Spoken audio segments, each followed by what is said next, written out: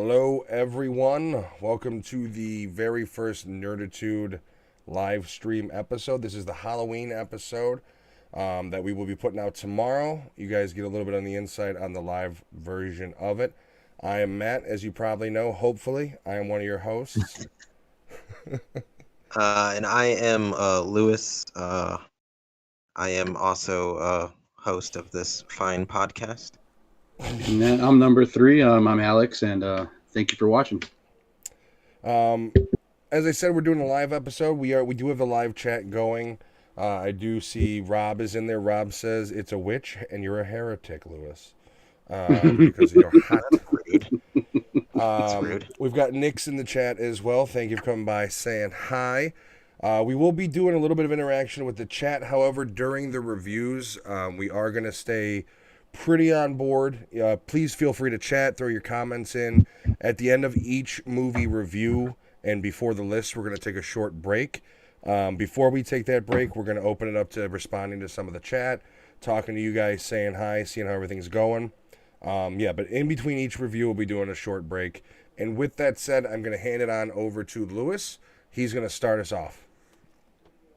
Yeah, so on that note, we'll see you guys next week. No, just kidding. Fair enough. So if you've been with us the whole month of October, we've been doing themes for each week. Normally on the Nerditude Movie Podcast, we do 2 movies a week. For the spooky month, we've been doing 3.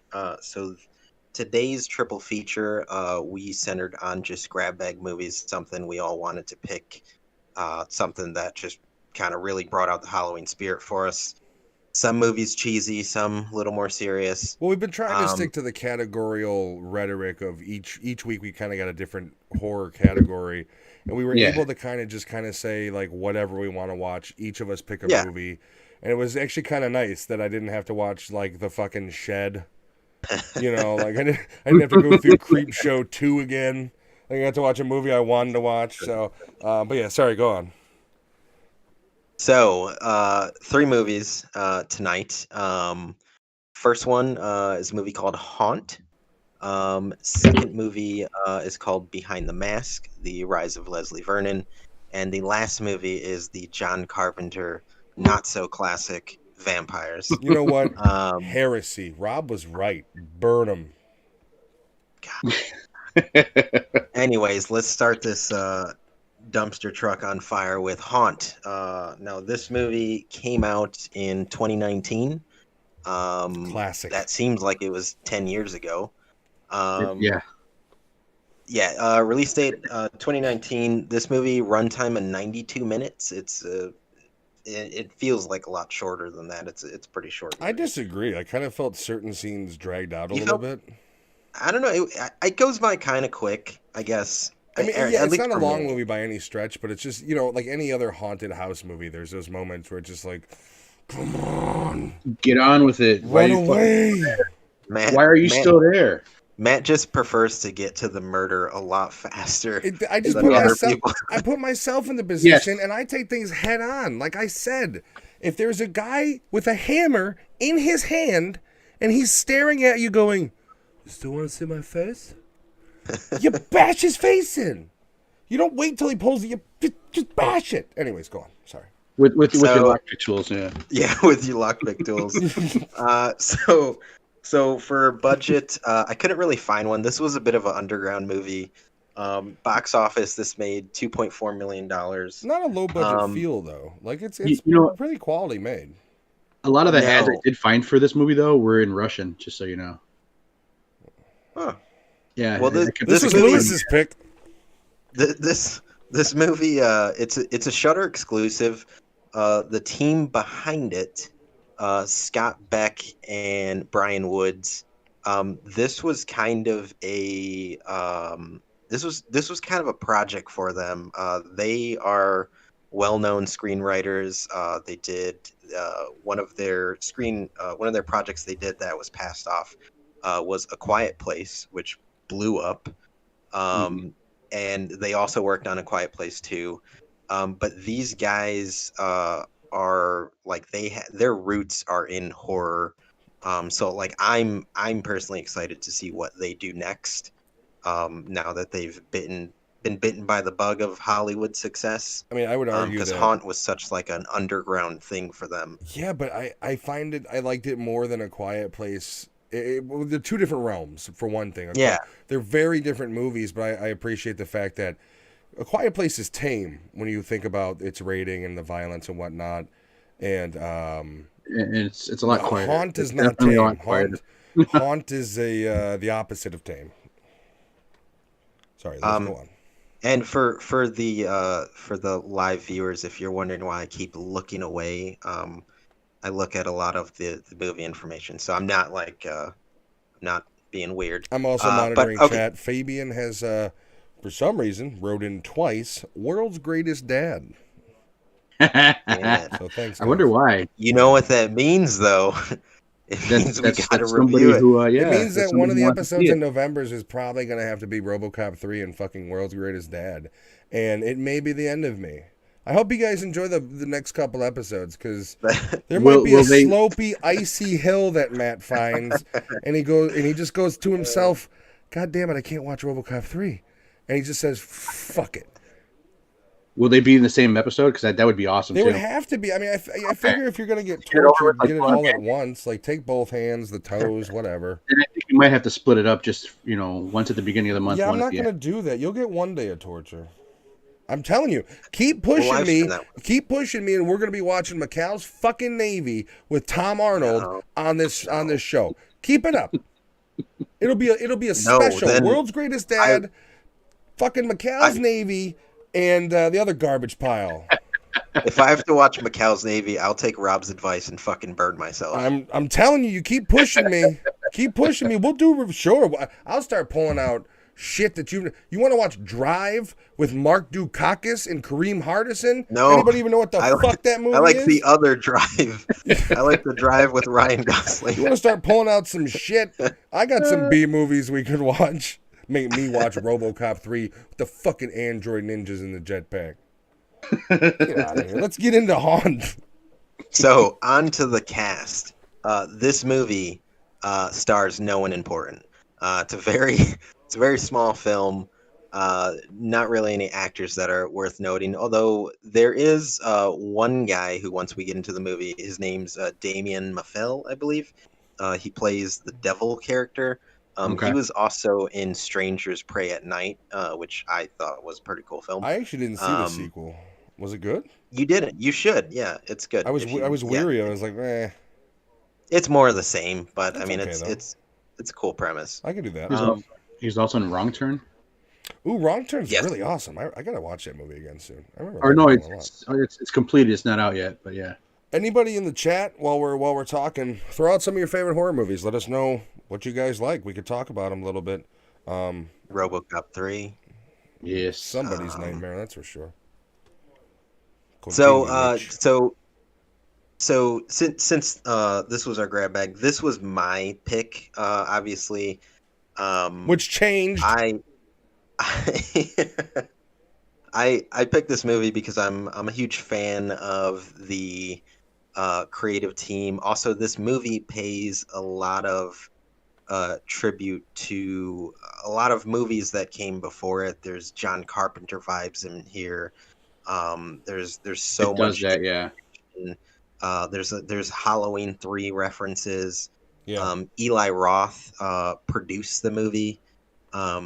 And Eli Roth is hit or miss, but he kind of pushed Brian Woods and Scott Beck to like make some of the graphic choices they made in the movie. I really like Green Inferno. Yeah, well, the thing about Eli Roth is he likes to do a lot of character development and then bring in the gore, which this movie kind of doesn't do that. But Well, I mean, and that's where I guess we're starting to kind of get into it, right? And that's where this movie's misleading, because for the first, I don't know, quarter, close to a third of the movie, it's very archetypal. It's very haunted house. This guy is this guy. This guy is this yeah, it guy. hits all those. It really, and I think it's done on purpose, where it's like, okay, we're gonna throw every horror movie trope at you for the haunted house genre. Yeah. Let's see where it goes from there. Yeah, yeah. I kind of I when you're watching it, you're kind of like, why the hell did he recommend this movie? And then it starts to go where it goes, and you're like, oh. Go on. Yeah, and this movie has a cool twist to it. Also, if you're new to this podcast, we're not critics. We don't know what the No. fuck we're talking about. We spoil the movie and we just like to have fun with it. So if you haven't seen these movies and you're just listening to us talk, watch the movies after and disagree with us. Make fun of us. Generally Let us speaking, know. when we spoil okay. things, we know that the spoiling really doesn't like these movies that we spoil. We generally will explicitly say, "Hey, this is really getting deep into it." Yeah. And a lot of Yeah. these movies that we review, it doesn't matter. I mean, in the long run, they're A lot of them are also very old too. So Yeah, we haven't really done too many brand. I mean, Haunt is one of the Project Power in the first episode is one of the newer ones we did. But we try to label that pretty well. With that said, this is gonna be full of spoilers. We go directly into them. We have the attention span of a squirrel that found a crack rock, so we're gonna go ahead and bounce in between parts of the movie. So it's I hope you guys enjoy it. And yeah, that's I kind hope of you our don't. method. Lewis is a witch. He doesn't want you to have fun. That's why he's here. He's a fun killer. And I guess Hope you enjoy it. I would say fucking- normally in radio he's the straight man, but he's just an asshole. Okay, so started off, Alex. I'm gonna ask you, what do you think of What's Haunt? I did enjoy it. Anything that makes my wife watch a movie with a pillow on her face and cover her ears. That you're because not putting it can't over sound. her face. No, I wasn't putting it over her face. No. But Sure. Go to sleep. Enjoy the movie. anything that makes her do that right away, I love it because then I get to have my fun too as I'm watching and I know something's gonna happen. Like just little predictions. I'll grab her leg real quick or something and make her jump if she screams at me. Fucking asshole, Alejandro, or some shit like that. I would get swiped at if I did that.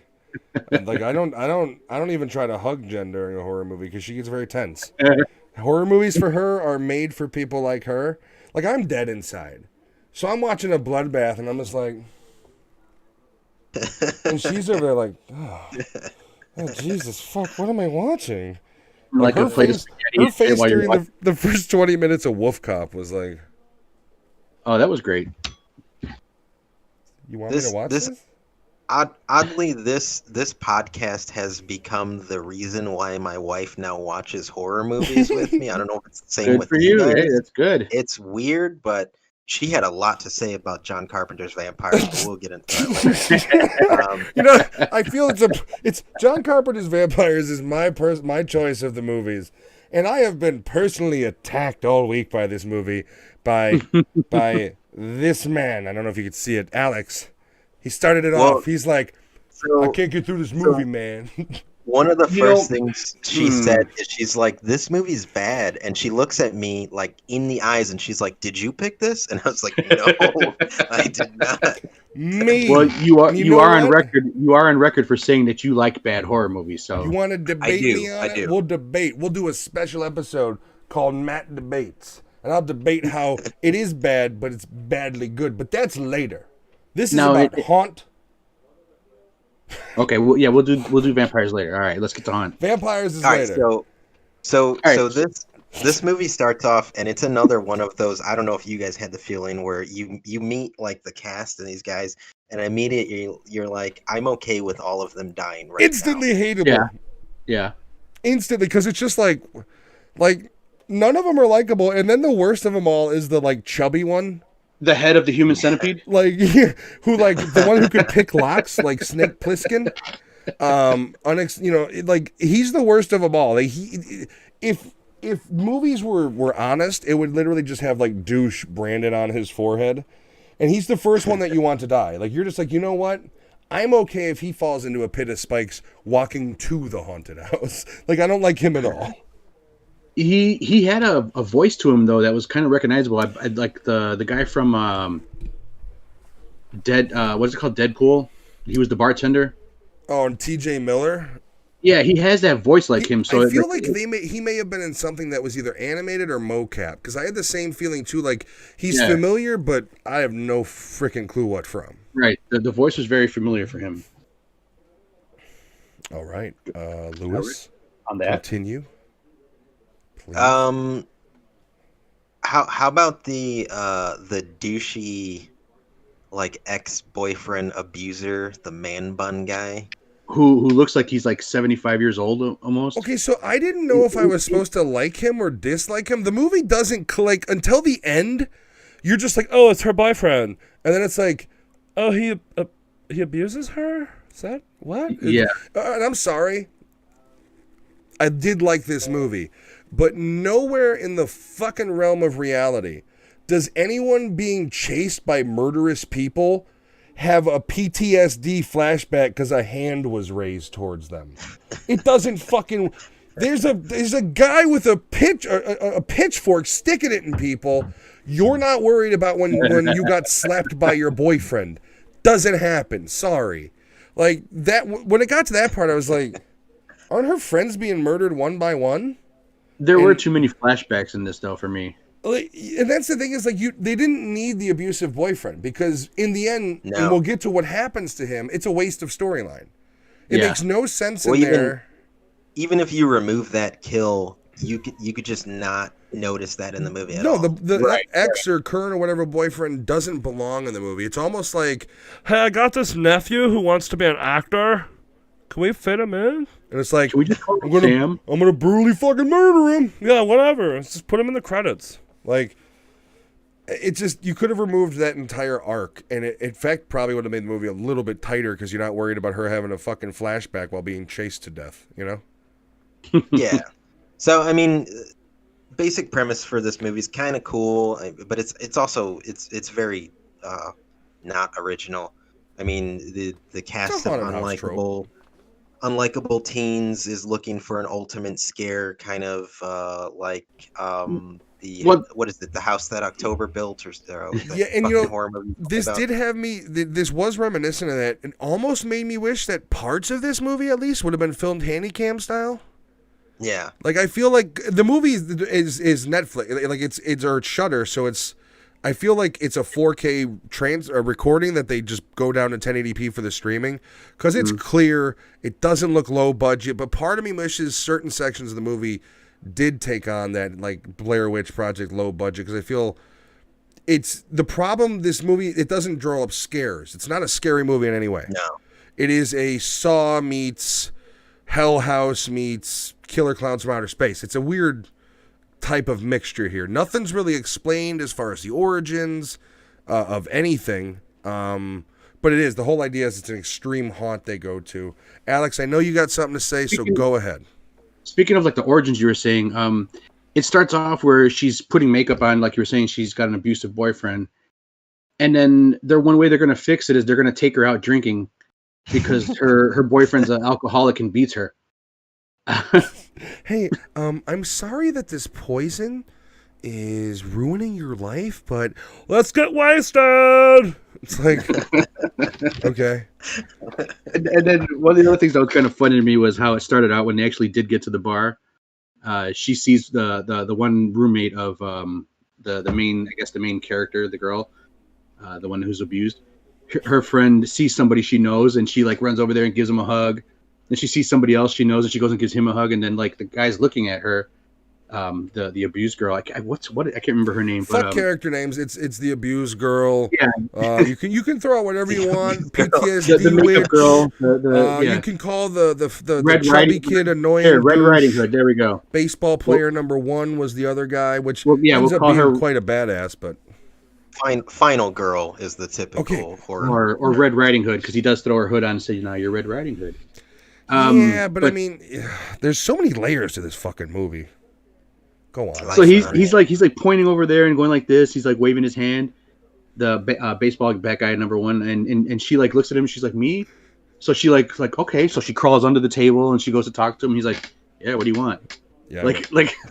Can you imagine? I feel like a fucking moron. But it's like some of the Friends episode. I just got sticky from crawling under a bar table. I know. There's gum in my hair.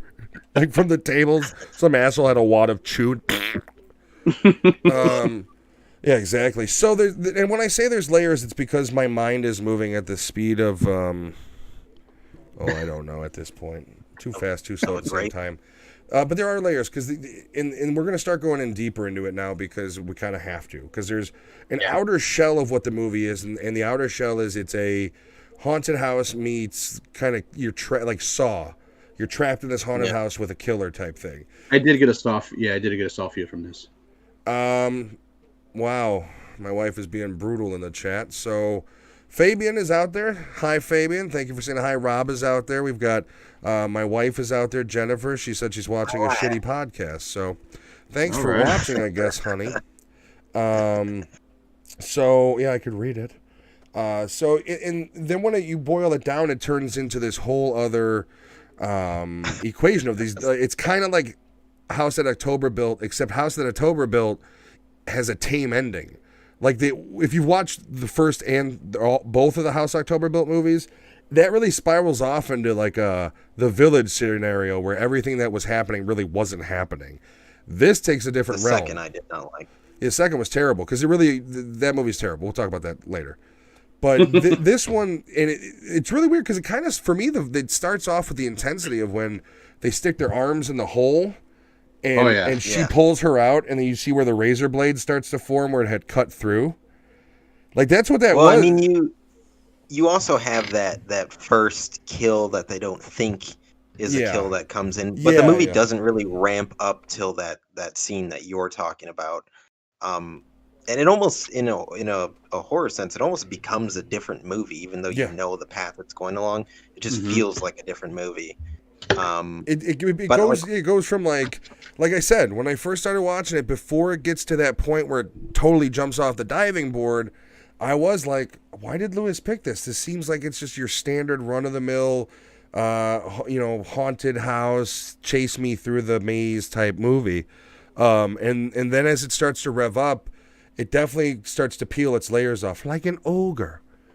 Ogres have layers. Oh boy! But Alex, before we get super deep, what'd you kind of think of how it kind of evolved? I was digging it. Like you said, it did give me that Saw feel. That first view of how everything was happening, it did kind of look like it was also still kind of like part of the show. Yeah. So you still weren't sure if this is a horror, like if these people are in trouble, or if this is part of the show. So I liked how it was keeping you in a little bit of suspense, but as a viewer, you already know what the hell's going to happen. So run me through that scene. So it shows up and there's a gate. Actually, no, it wasn't the gate. It's behind the glass. Yeah, it's behind the glass. Yeah, he's walking through, and he's walking. He's like, bam! He goes, "Oh, I found the wall." So that was like a funny part. The chubby, annoying dude. The head of the centipede runs into the glass, and so they're sitting there calling him the head of the centipede. Because in the bar, he gets pissed off and he slaps. Oh shit! Yeah. Okay. And he gets pissed off because the other two the other 2/3 of his costume didn't show up because they didn't want to be the ass of his costume. For some reason, I thought that was the human centipede reference, but I stand corrected. Well, it was a little bit. No, that's what we're doing off air. So you see on the other side of the wall somebody dragging a body bag out, and as they open up the body bag, you start hearing screams, and it's some girl. The witch. The witch is dragging her out. Yeah, the witch. Yeah, she's dragging out the body, and she looks at the person. The person leans up and starts screaming, "Help me! Somebody help me!" And all of a sudden, you see the witch grab a hot poker from something. She's blindfolded on the ground with her hands taped. Yeah. And then just reaches out and drives it in. And no, it wasn't even like that. She's slowly like into the cheek. Yeah. So she takes the hot poker and it starts going through the cheek, and then before you know it, it makes that swoosh sound, and then the smoke fills the room. So they make it seem like it's just part of the show, and immediately, if you've watched horror movies, you're like, well, that wasn't part of the show. That was real. I've seen this before. Yeah. But no, it's a brutal scene, and at that point, here's the thing. And before they go in, and I really love the opening shot when they first get to the haunted house, and they pull in, and there's like 3 cars just in this big parking lot, just 3 random that you could tell have been there for a little while, and You get Funny that thing is, feel. I didn't even notice any cars. I thought it was just them. No, I, dude, see I that- didn't catch that till my I didn't catch second it. time That's watching the thing this when you movie. watch it. There's like 3 of them in the parking lot where you're like, dead family, 1, 2, 3. Like as a horror film fan, I appreciated that. But for me, I'm sorry, I don't sign a waiver. No, Like you don't tell me I got to sign a waiver. Fuck haunted. For one thing, fuck haunted houses. Okay. Yeah. They don't need to exist. All they Stupid. are is anxiety-inducing boxes where I have to control myself from punching some makeup asshole. That's what a haunted house is. And if you tell me I got to sign a waiver because I could be injured in a haunted house, fuck you. I'm going to go home, eat a whole pumpkin pie to myself, and watch John Carpenter's Vampires 2. Okay? What? No. Dios de los Muertos. The fucking John Bon Jovi. No, but that's like the first sign, and I like how the movie points it out. There's even a character that's like, I'm not signing away my life, and then all of a sudden, 2 minutes later, it's like, all right, fuck it. Like that's how I like how it illustrates how stupid young people are too. It's just like, no, not gonna sign away my life, and it's like, but come on, you're right. Okay. Well, he also the fat guy has the line like, "Oh, she's not going to sign this. There's no way she'd give up her cell phone," which I kind of chuckled at. 'Cause yeah. It's like I have a Samsung Note 20. I'm not going to give it to some fuckface carny to put it in a tin box. This Right? is a Like, what if you just? $2,000 phone. I'd be On that worried about you note- scratching on that my note- shit. I did go see an early release of Exorcism of Emily Rose Sorry. with my wife, and they had us put our cell phones in a manila envelope, and they gave us a ticket. And my wife and I were looking at each other like, do we trust this? Should we just back out and fucking leave? Like, do we want to put our phones in this? Because and Exorcism of Emily Rose is produced by Eli Roth, which is funny. So it just ties it back to I this. mean, my thing is like, Eli Roth sucks, but I like his movies. he's, here's the thing. The problem with Eli Roth is like Hostel was like his first big thing, and Hostel to me was a letdown. Besides the blowtorch eyeball scene, it's it's oh, it's God, kind of like yeah. whatever. It's really just if you watch that movie nowadays, it doesn't have the impact it once had. And in my opinion, a movie like that is it was all hype. It was all marketing, and brilliant marketing. But with that said, it was a letdown of a horror movie. So we go further into the movie. Friends start kind of dropping one by one. They are, and it's kind of, and the reason why I think we all keep comparing it to Saw is there's several different avenues they take, and there's corridors and there's tunnels they got to go through. And Rooms the one of my favorites was the coffin, yeah. where they got to go with the through spiders. it's got a trap door where you enter the coffin and close the door, and the door opens up behind you. And the one poor girl, was that bats or rats they dumped on her? It was Spiders. Spiders. Yes, yeah, real spiders in the webs, by the way. See, if that happens, I may not have my cell phone, but I've got a goddamn lighter. I'm going to light this entire fucking place on fire. If you put me through real spider-infested cobwebs, I'm going to light the entire building on fire and drive away. There's only 3 cars in the lot.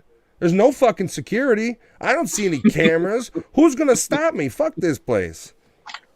That's like the Saw comparison it's kind of an odd conversation because this movie doesn't do a lot with the like quote unquote tricks that it has that are Saw inspired. If you think about it, Yeah. I believe the majority of the kills don't have anything to do with Traps, no. the traps. No, it's pretty straightforward when it gets into the actual like murders. It's just, it's you know how like the whole point of Saw is like how much are you gonna suffer. I never got the feeling in this movie they cared about suffering. It was like these dudes were just like full on Just like there to wipe pain. everything out. Like humanity needs to be done. Which was I found refreshing. Like it takes you back to kind of the old school horror movies where it's like, what's the motive? And it's just like there is no motive. They're there just is fucking none. doing it. They're weird, evil fucking people, and they're doing weird, evil shit. That's kind of like Hills Have Eyes type shit, but that's also inbred. So. Yeah, that was. I think The Hills Have Eyes initially was due to the Downwinders. Like nobody talks about that, but The Hills Have Eyes was a movie bred from the Downwinders, which were that group in the 50s that were making movies in the Nevada desert, not all that far from nuclear testing sites. And this is where people like John Wayne died of cancer because the Downwinders had the radioactivity that went into the atmosphere, came through the desert way. And that's what Hills Have Eyes was. It was inbred freaks that had radiation poisoning due to the bomb testing. This now this is where there's another kind of layer. They all wear masks throughout the whole movie, and one of my favorite characters is Mitch. I do love his. I love Mitch because as these people progress, they come across this one dude who they hopes to help them, and he's just another psychopath. So they come across Mitch, and you know what? I haven't even changed my my background here. I can point out Mitch real quick. I apologize, people. There we go. No, while you're loading that up, I do like the mask. They're all pretty iconic in this movie. Mm-hmm. My one complaint is that they don't like each character's mask doesn't get a lot of screen time. There you go. Mitch is well, if this is flipped, he's probably on your. He's probably left. over my. He's over my left shoulder, but he's the one that's all the other three are clowns. Mitch is the white face one that just looks like a puzzle piece that fell on the floor and the dog licked and it got wet and it doesn't fit in the fucking puzzle anymore. That's Mitch's mask. Description. So Mitch is my favorite because he comes off as like when he enters, it's kind of like, whoa, what's going on here, guys? And they're like, you're trying to fucking kill us. And he's just, no, we don't. What are you talking about? Nah, bro. It's not supposed to happen. And they're like, well, what's your name? And he's like, Mitch. Well, no, how it starts out is like, oh, somebody's hurt? Why didn't you say something? Yeah. And he's like all concerned. Get us the fuck out of here. And he's like, whoever the actor was is awesome because he's literally like, I have keys. Like, he's like their best friend for a little bit. Now, the kind of weird twist in this movie is they all start to remove their masks for the most part, one by one.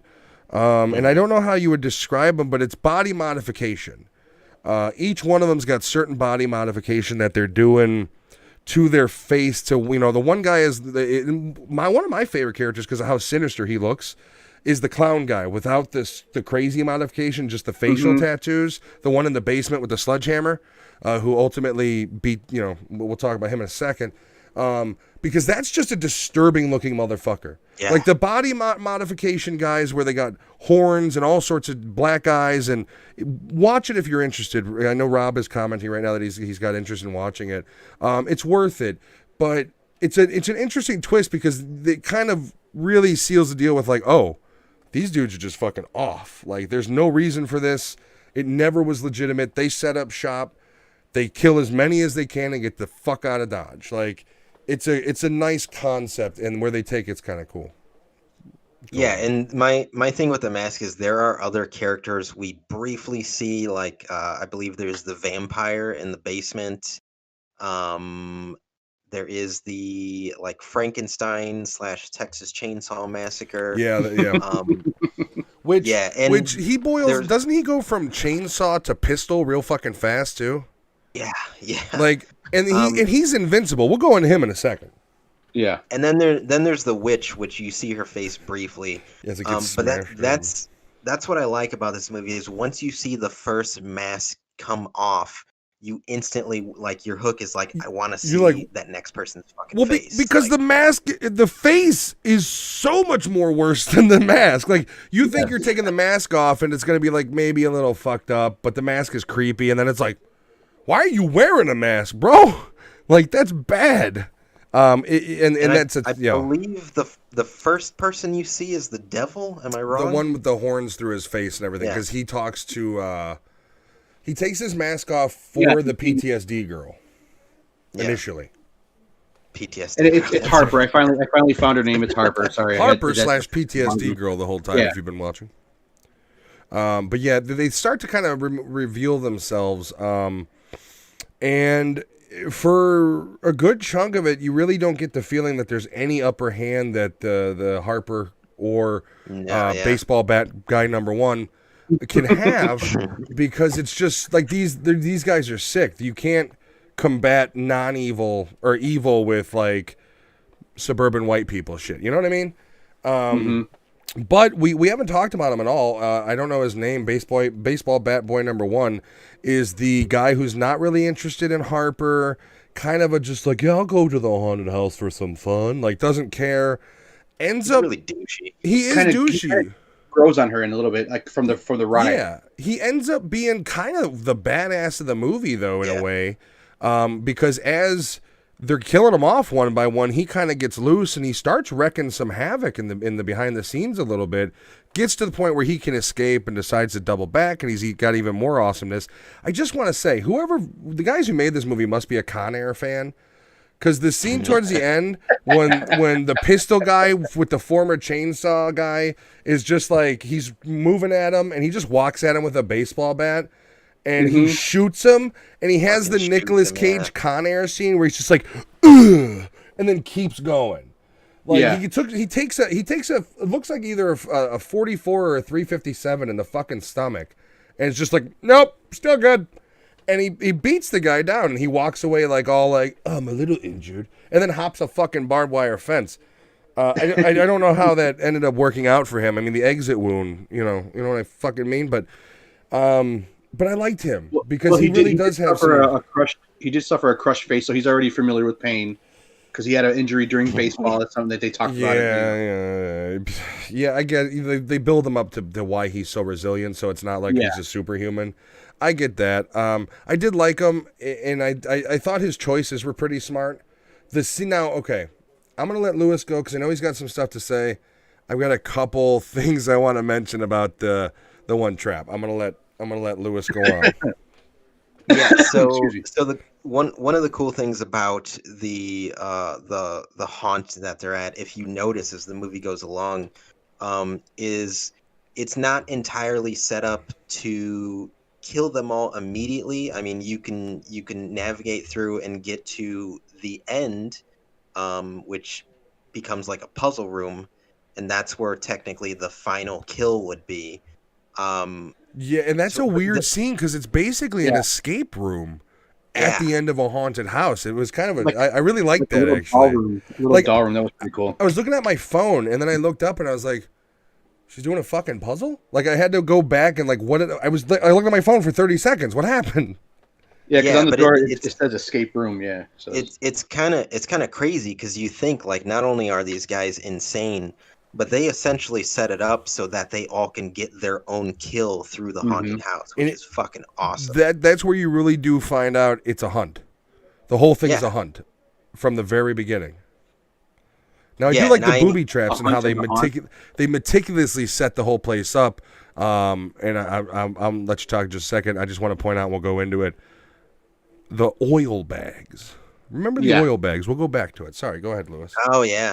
Yeah. And the walls, yeah. So, one of the bizarre scenes is when Harper goes through the room that has the knives and the vampire. One thing that always kills me, it doesn't kill me, but it's just like, come on. In horror movies where someone suffers a wound or a cut that is a little too bizarre. Like she falls and gets her hand stuck on what looks like a fucking rat trap, and ends up they get debilitated. Off. Yeah, and you could see the muscle on her hands, and for the rest of the movie, it's like I'm fine. Yeah, and I'm satisfied. My meter has been filled. Anything from here is gravy. Like not only that, before that, she steps on a bunch of nails that are in the ground. Oh, that happens several times in the movie. On her hand. That's what puts her on her. It happens several times, and I love it. I love the Home Alone fucking traps, bro. Like when she walks backwards into it, and like I just immediately thought of the time I stepped on a thumbtack, and I was like, "Owie!" and I pulled it out, and she steps on fucking nails, and she's still running. Like, give PTSD girl some credit. She's tough. She's a tough gal, but apparently, raising your hand at her will trigger her. The thing with the hands, though, is like I love shitty horror movies, but when you have like big hits on a character trying to make it out of a desperate situation like that, to me they have to count. Like so that whole scene where you see it ripping off her hands, like I get it, it's for the shock factor, but then she's fucking like just Running Man out of there. And it is unfortunate because that room that they're in is fucking cool, and they end up doing nothing with it. There's like all kinds of like on the exit of the door. There's the knife set up. Yeah. We lost your mic. Whoops. This is one of those movies where I would love to see a sequel. so I could see what the next iteration of the warehouse would be. You know Yeah. what I mean? Like, Yeah. in my opinion, it would have. Like, I know you will let you guys know what happens to everybody. Don't worry. But I know it would have to be basically like a completely different crew and everything. But like, I think it would be really neat to see how everything else is done. I think a different environment than rural America. Like, you do it in a city skyscraper. You know what I'm saying? Like, there's some things they could do with a sequel that I would love to personally watch. Scraper, you're going all like Fast and Furious sequel on this. Well, we're going to the moon by number 8. I was reading some of the chats. It's funny. Yeah, some I of the guess chat. my 8-year-old's in here too. Oh, no. So some of the chat we've got Fabian's letting us know there's a haunted house that makes you sign a waiver and you can win $20,000 if you make it through, but no one ever makes it through. You know what I say to that? Click clack, get the fuck out of my way. I ain't signing a waiver. I'm not going to some haunted house for $20,000. Like, if I'm going to a house for $20,000, it better be a real fucking haunted house with ghouls and goblins coming out of walls. Because if it's anything that looks like a human body, I am blowing a fucking hole through it. Does not work that way. Sorry, Murica. Gary McPherson. Lewis, I knew you were a nerd. Laugh out loud. Emmy, is it me or am I getting interested in these in a way? !/Rose. That's actually my 8-year-old. Perfect content for your 8-year-old to be watching. Don't forget to read off some Twitter. You asked about favorite movies earlier. Wait, we've got tweets coming in, or what are you talking about? I'm sorry. Did I say Twitter? I apologize. Twitch. There I go again. Am I just confusing not seeing the Twitch names. at all? No, I'm seeing So Twitch. So we've we got Rob. Yeah, we got Rob. He threw out their Event Horizon, which was actually Oh, that's a great tied film. for my pick. It was either going to be The Wonderful Vampires or Event Horizon. And the 4K came out after we had already made our list, so that's why you didn't. Yeah. It literally do came out the Tuesday after we made the list, and I was this close to do, but I didn't want to do it to the guys. I'm familiar with swears and gores, says Rose. Let's see. So Rob does ask what everybody's drinking. I've got agua. I think Lewis is drinking water. In a I've cool got goblet. water. in this I'm cool drinking some cup. Filipino beer called San Miguel and some whiskey. And Alex is drinking food poisoning. So I'm drinking Larceny and some Filipino beer called Alex is drinking the huge. yeah, don't drink the water if it's brown, or drink it down if it's brown. If it's black, send it back. Don't put ice in your drink. Yeah. So let's get let's kind of move on to the ending of Haunt. So it progresses through. You start to see more and more faces, and I compare it to Saw so much because of the traps. And one of my favorite trap, and it's the trap that leads directly out of the escape room. And here's the thing. Here's the thing. That was pretty fucking cool. As a horror movie lover, I'm sitting there and I hear the song and I was like, "Get away from the fucking door." Mm-hmm. And I'm like, "Get away from the fucking door!" And I'm watching this. I'm like, "She's not gonna move from the door." I was like, "Get away!" And there's a song that's playing, and it's like the merry-go-round song. Yeah, Pop Goes the Weasel. And it's getting towards the end, and I'm like, "She's not moving away from the fucking door." And then, sure enough, boom, shotgun blast, right? Before that, she had to go under the bed and she had to do one of those little. The So Jack in the Box. told you right there. That should have told you right there when you hear that same song playing. Get the fuck away. Something's gonna come through the door. Once again, I don't care if I am on the streets at night, in a children's rec room, my bathroom. If I hear Pop Goes the Weasel at any point at nighttime, I start swinging. I just close my eyes and start swinging for the fences because something bad's gonna happen. So when I saw that scene, like you see the devil guy's death coming from a mile away. Yeah. But immediately, because I know Matt in my head, I was like, how many bullets can that shotgun actually hold? I mean, the problem, it was a pump. So as long as the mechanism was working correctly, depending on the model, you're looking anywhere from 8 to 12, more than likely 8 to 10, realistically. Okay. Because I think it fired off 4 times, I think. Yeah, they definitely didn't have it loaded full bore, or it was, something only has so much capacity. It just wasn't reloaded. It just wasn't reloaded. Yeah, and you never know. And so basically the way the scene kind of plays out is she's being chased by one of the guys who's about to get her, and the shotgun now is out of ammo, so that's no longer a danger.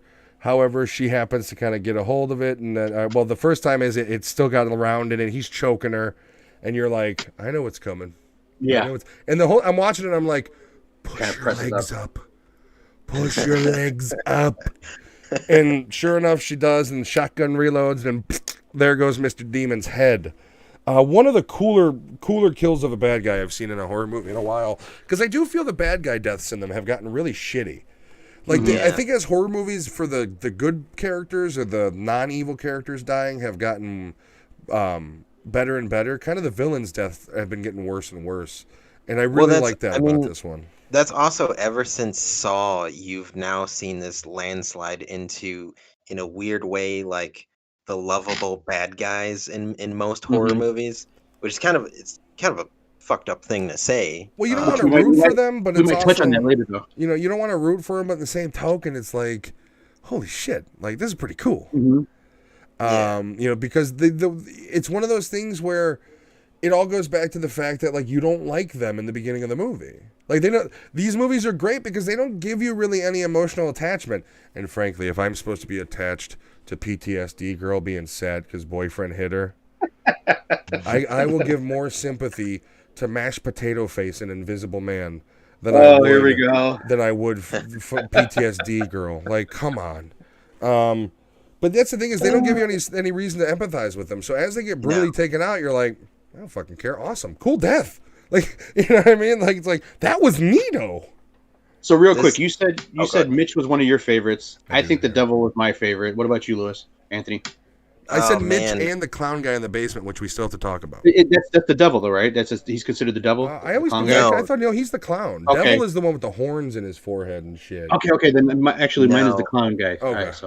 I think as far as the face reveals and the mask prop itself, Mitch well and done. the witch, who we don't get too much of the witch's screen time, but that mask and also her face it's pretty much reveal like twice. kill, Yeah. Yeah. Well, you just kind of see her when she does because she's the one who does the poker. poker. And then the witch is, is pancakes. I do like I said, I do love the breaking of conventions in this movie because every convention in the movie says, uh-oh, PTSD girl's out in the open, witch is gonna get her, and then the witch starts running her mouth, and baseball bat boy comes out of fucking nowhere, drops her ass, and then Lewis, you want to explain to me how the witch meets her untimely end? Since you have the hat. Yeah, well, she is stuck between a stairway or a ladderway and an exit, and basically just gets flapjacked repeatedly. And it's pretty gruesome because when you see her face, like you see it's gross, and then it starts to get even more mangled with every whack. Well, the crazy part is like her mask breaks, but then it looks Yeah. like her face is breaking in the same way the mask did as it gets smashed. Because like the whole thing is, like I said, body modification. So they've all got different ways their face has been distorted. And they take that heavy gate, the heavy door, and they pancake her face in between, and it's just one of those scenes where it's like, that's the point where you're now rooting for the good guys. Like for me, when they did that, and I'm like, baseball bat boy's got it going on. This dude's awesome. Fuck it, and she's cool too. She's killing it. I'm rooting for these guys now. So that's a Can great. you imagine though working the Taco Bell drive-thru at 1 a.m. and they roll up in like their mom's Subaru Forester, not wearing the mask, and you're just like, "Here's your Crunchwrap Supreme, my man. I will see you." No, another they show up day." in a little gremlin. A fucking.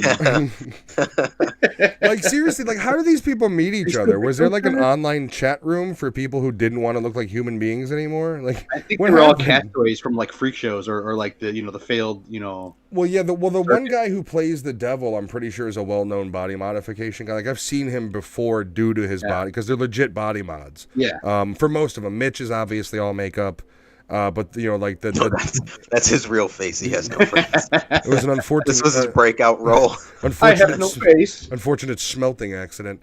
But and then so there's a couple characters we haven't touched upon yet, and the first one I want to mention is. And the reason why this movie kind of fucks with you is it's kind of cool because you have Mitch who plays possum, where it's like, whoa, we're friendly. Yeah. And then you have a legitimate guy who comes into play who is legitimately not a murderer. He's been kind of duped into doing this shit, and he wants out just as bad as they do. And horror movie convention says, what happens to this guy almost immediately? Well, Is he does. Is he the zombie mask guy? He doesn't have. He's the only one who takes I off can't their mask remember. and is normal looking. Yeah. Well, he did say that if I did get my first kill, I'd get my face. Yeah, and So he's just like, I didn't want to kill. It says right there that they all alter their faces after they get their first kill. So it's very much like a prison gang. Yeah. You know, where it's like this is But you do I- your first kill and we'll tat you, and that's the way they really kind of look. I think the way the writers approached each character was it's an initiation. Each place we go, you get your kill, you're in. If not, you probably don't survive it like everybody else. It was the guy in the basement when Harper was running through that trap. It's the vampire guy. He's the one he's new. Yeah. And he was trying to get his first kill for initiation. Yeah, he doesn't have any body mods or anything on him, and he basically says, "Fuck it, I'm out. Let's get out of here." And what happens gets to shot. him? Yep. And he comes to his untimely demise because he's trying to find the gun, which he knows is in this chest. And he's searching and searching and searching, and Chainsaw guy has it. yep, Out of he gets fucking nowhere. popped in the head for revealing the secrets of what they're doing. Yeah. Right So between the eyes. that was nice. I like how they did that, where they're just like, no, we are gonna give you somebody who can help, and then take him away. The only thing is, so give it these to you. guys, as a haunted house, that's their like contingency plan is one gun in a box. Yeah, Well, Granted, they're all crazy. let's get to the contingency plan. Okay, that's not the contingency plan. The contingency Oh plan yeah, that's is you burn that's step one. Well, the motherfucker down. Matt, you did address earlier that you wanted to talk about Sam, the alcoholic boyfriend, though. Okay, We've now already passed his scenario, so we've gone through about how it's a useless storyline, and this is how useless it is. I can sum it up for you, right? They don't have their cell phones. Apparently, he's been waiting around underneath a street lamp, waiting to beat the shit out of her. I guess I don't know, but he's just standing by his pickup truck, and he's getting angry because she's not responding to his sext messages. And finally, one of them, the baseball bat boy number one, gets a hold of the phones, and he sends the GPS tag to the boyfriend or ex-boyfriend, who abuser, So, like, whatever last he is, message or whatever. Yeah, domestic It's a little violence creepy. advocate. But yeah, and like I said, what the fuck is wrong with rural America, where like date nights start with fucking pitch black under a street lamp standing next to your pickup truck? Like, that's how you meet up with people. You don't meet at the local fucking lit up diner or her house. It's in the middle of nowhere under the only street lamp for fucking miles. Like, so 18 miles away. and that's the other thing is I didn't really process the whole abuser thing. Like, I knew it was there, but it was such an underhanded, stupid, I was just like, oh, whatever, and ignored it. And now that you think about it, it's like his facial expressions are like, you don't know if he's worried or he just wants to beat the shit out of her for not texting him back. Yeah, Either one. Well, it was this movie's way of like we gotta throw in something that's like a little relatable. So they chose abuse. And Well, it's like but the it's movie didn't need it. yeah. the kill wasn't neat, and so he makes it there, obviously. And of course, you can't get a hold of the girl that you want to beat up later on tonight. You get a GPS tag from her friend, but no actual message, and you're like, I'll beat his ass too, I guess. I don't know. So you take your pickup truck all the way over there, and then you come across this creepy fucking warehouse where there's just shit hanging over here. There's a creepy dude in the back room. Once again, my logic is far different from movie logic. My logic goes, Fuck it, I'll just keep walking. I'm gonna get my gun. That's my logic. Or You're not gonna yell hello hello? all the way down the hallway. are you playing a game with me, brother? Why aren't you responding? So at the very beginning of the movie, they show one of them setting a trap with a tight string. The bing, Yeah. he plucks the spring, and that's where this comes into play. And I know you guys are the same as me. If you walk into the front of a steam hot pipe, you don't walk in front of it. No, If it's freshly sizzling, you don't walk in. It's an open fucking death ray. Anyway, yeah, there's something going on there that I'm not going to do. yeah, like this is like I'm like for one thing, if I'm in a creepy warehouse, I'm there with a weapon. I don't care if it's a gun, a knife, a heavy dildo. I'm running in there with a weapon. I'm looking. There's I toolboxes picture- everywhere. I picture that's you going to Sam's Club with a weapon, just all the time. It's a felony to have my weapon with a mask, ma'am. I can't wear my mask. But and that's the thing is like it's also there's like toolboxes everywhere. Like grab a fucking wrench. Something like you don't have something in your car, like you're an abuser. You don't have a weapon. Like, come on. Yeah, how come he didn't have anything in that pickup? That usually there's like some shit back there. Like He didn't this, bring his abuser backpack. yeah. Where's your Bear Grylls abuser pack, dick? So he's just wandering through and then he starts shouting, and then we get Clown Face, which is one of my favorites, simply because he's like. To me, it's like the dude was like a father, and he just abandoned his family. He got tired of life and went on an alcoholic binge, and then became Clown Man. He's what would have happened to that guy in The Principal from Trick or Treat if he wouldn't have ran into the wolf. The wolf. Yeah, I can see that. It would have been him. Yeah, and the nice thing about this movie is they all kind of basically they give you an image of like what modern day like Gacy's Ed Gaines would be. And that's the truth. This movie basically celebrates the idea of like, if we had crazy serial killers, it wouldn't be assholes, trying to get caught. It'd be people like this who are in it for the thrill. So that death scene's awesome. Lewis, I'm talking a lot. One of you guys want to describe the death scene? I feel like I'm trampling over everything. Go ahead, Lewis. You got this one. Yeah, so this one, I believe, when he steps on the string, there's a nail trap that ends up hitting him. Am I correct? No, so what it does, it shoots out a fucking bolt. Yeah. It's not a screw. It's a bolt. A screw bolt. It's just a little bit bigger. When it shoots through your fucking throat, it's a big deal. It wasn't a circle. It was a hexagon. Yeah, I know. So, as we talked about the steaming hot pipe, he trips the wire and immediately it shoots a bolt, goes through the back of his neck, and it's poking out the front of his throat. And that's like the least of his worries, because then we got Mr. Sledgehammer coming by. Well, doesn't he also like remove it himself and look at it? And that is a rough scene. And that is one of those scenes where I'm like, like I'd probably be doing the same thing, honestly, just out of sheer panic. But to watch it in the movie, it's like, oh, don't pull it out. You shouldn't. Oh, you pulled it out. You're gonna die. You're gonna die. You've got a leak. You can't plug, my friend. Get a tampon. You're gonna die. And then Mr. Clown Guy comes and plays. There was very killer clowns from outer space to me in that scene, where like he could just do it, and then he kind of looks at it like, and he switches his angle to play mini golf with the guy's head. Yeah. So there is another kill in this movie that I liked better than this kill, and it's a bit of a cheat, and it's Mitch's death, or no, not Mitch's death. I'm sorry. Chubby lockpick guy. Evan, that's the character's name. I cannot fucking stand off-screen kills in horror movies. I think it's so cheap. And this is an off-screen kill. Evan makes his way outside, and it's the scene where Mitch says, "Do you want to see my face?" Which is the creepiest scene in the whole movie, because the whole thing is we didn't talk about it. They get into this argument with him when he's trying to portray that he's friendly, and this annoyed me because they're like, "What's your full name?" And it's like, if I was just another survivor in this fucking house and I met you, I wouldn't give you my full name. You think exactly. The goddamn serial killer is going to give you their full name?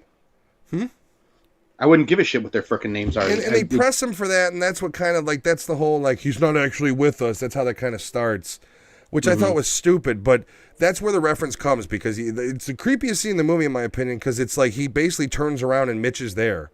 And at this point, you're still supposed to be thinking, like, Mitch is dirty, but you're still, the movie under the guise, he's not a killer. You see a little glimmer of a hammer too in his hand. Yeah, he's got the hammer in his hand. He's just like, you still want to see my face? Like Mitch's soft tone is the best part of that character. Yeah, because it shouldn't be that way. Like that, his face is arguably the most horrifying of all of them. But he's the most kindest as far as spoken, most spoken kind. I have keys. We can get out. Whoa, no, you're not supposed to get hurt. Safety's a big concern. Yeah, and throughout you believe him, and that's why I think the best acted character. They're all great though. Like there's not I wouldn't say there's a shitty performance in the movie. I mean, they do what they're supposed to do. Yeah, and his kill, Evan's kill is. I remember when I first saw the movie, and it cuts back to him being on the floor, or Mitch standing above him. You're just like, this sucks. Yeah. Then it immediately hard cuts to the hammer the pincher side of the hammer just kind of ripping the top. Being Oh inserted no! into his mouth, yeah. Okay, so I watched that, and you know why that scene was the way, because it does go to that like hyper fast. You know why Yeah. why they did it that way, right? Wow. It's stop motion. I can't remember. Oh, I can't okay. remember the movie. It does look weird when you. Well, yeah, because when it's you almost see like it. a sped up. Like, why did they fast forward? Yeah. I can't remember the name of the movie, but there's a movie with the opening scene is a woman being beaten to death with a baseball bat from like a camcorder laying on the floor, and she's laying on the floor, and the scene is somebody's hitting her, and it looks very ultra real. The damage Does it star modeling. baseball bat guy from this movie. No, but and Different that's guy? how I know this because the way they filmed that was stop motion, and when I watched it and I saw how they had spent, I was like, okay. The way I think they filmed it was they filmed it all in stop motion, where they, because like Lewis said, he pops the. It's kind of a cool scene because he slowly puts the hammer in the mouth too. It's not like a Yeah, and then it immediately starts. yeah, it's like a slow gets underneath the teeth, and then let's peel this fruit roll up back, and chubby boy's face gets a little different. But yeah, little. when I watched it, I was like, oh, okay, they must have filmed it in stop motion, and that would explain the hyper kind of speed in it because they want to they want to show the graphic of it. But yeah, I thought that was I forgot about how they finished that off. Yeah, you're right, that is pretty badass. And that's also I think the first time you actually see Mitch's face. Yeah. After it he's is. killed him, and they pan up to, and he's got the mask off. That's actually in one of the trailers for the movie when we watched it. That's a horror. I'm glad I didn't watch a trailer. Horrible decision to put that No, in there. you don't see them ripping the whole thing out. You just see them inserting the hammerhead. Oh, I thought you were saying Mitch's face. Or not they the hammerhead, showed. but the back of the hammer into his mouth, and then it stops right there. That's. Now I was like, oh shit! I knew it was coming, but even for me, I was like, Jesus, okay. Yeah, it's like All right. during that scene, I was like, I could taste the metal in my mouth. Ugh. That's gross. Yeah, I can't stand anything now to do that with you say teeth that, and that's bad. eyeballs. It's just teeth and eyeballs when you start fucking with those in movies. It's like, oh man. Like I could take fingernails, peeling off walls, toes, get whatever. Teeth and eyeballs. I don't know. Not my favorite. Neil's getting stuck in the woodwork. All right, so let's get to the end of this movie because the end is actually quite satisfying. Yeah, let's talk about the oil that bat guy Oh, okay. So notices. the nice thing that this movie does is it does give a pretense for what's going on because you can see him putting the oil and everything in the beginning of the movie, but they have these big balls of oil, and that's why earlier in this review I had talked about how the last resort is burn it all to the fucking ground. And so basically, Clown Guy, who just fresh from murdering abuser, he's like, well, this has gone bad. We're going to close up shop. It's after Halloween now, whatever. And he lights the, excuse me, the room on fire. And it's these just big bags of oil. And it's like, you know what's going to happen. I just wish they would have used them. They didn't use them except for No. that end scene, which was frustrating because It it's a did saw look like trap. it was blood hanging there, though. It just Well, no, because they even mentioned they touch it at one point. They're like, "This Yeah, is the guy's oil." like, Yeah. that's oil. when it touches, yeah. Like, why do you have that scene and you're not going to light somebody on fire? Like, for me as a horror movie fan, like you have a whole room full of oil. Like he could have burned the place down with a match and some lighter fluid too, but he made a whole fucking room full of oil. I thought that was underused and stupid. I thought killing somebody off in that room would have made the most sense. Like for me, you have it to where the bags drop. And when they fall on you, it completely takes over the body, like it's like a giant condom type thing that stretches, and then poof, the whole body's But inflamed. For me, I didn't see that them igniting the warehouse or the building as a contingency plan. Like in my head, I'm like, these people do it. That was They always burn the it plan. down, they move, and they start again every year. They're like which murderous is carnies. it's kind of cool if you think about it. Yeah, I mean, and that's why I say besides the sequels. too. You can do sequels internationally, different. Like I Yeah. said, can you imagine this movie in a skyscraper where the element of Keep isolation going is Fast gone? and Furious. No. I don't. Well, I mean, but the idea being is you got to eliminate. Like this one was great because you're isolated. It's in a rural town. There's nobody there. Eliminate that element from the movie and get real fucking creative. Is all I'm Yeah. saying. You do it in a Multiple city floors. where it's supposed to be an escape room that tunnels lead to every. You know what I mean? Like eliminate the isolation. You're gonna make a much more creative fucking kills and everything. Only because you're gonna have to, because you can't rely Yeah. upon atmosphere as much. The only thing is, once we get to the very end, the like after the climax of this movie, I have a lot of fucking problems with it. Well, it goes okay. So let's just go into the What were ending. your I'm going to let Lewis start with the ending. You kind of go over what you want to go. Then we'll go Alex, and then I'll go because I don't want to trample any toes on this. Yeah, so I mean, you get to the end of the movie. The clown guy sets the attraction on fire. Harper and Nathan actually survive. There's a scene where they're taken to the hospital. It's the pacing is kind of super quick once you get to that scene. Well, they try to do a trope that Event Horizon does, if you're familiar with it, where it's the dream sequence of evil, where it's I'm safe. Oh, I'm not safe. Oh, I'm asleep. You know, like, or I'm awake now. Yeah. Which I thought was very much like, you don't need it. This movie's better than it. It was because if they didn't have the ultimate ending, then you can have that scene. But because you've got another 5 minutes of footage that really takes things in a different direction, not needed. You don't need it's a waste of a scene.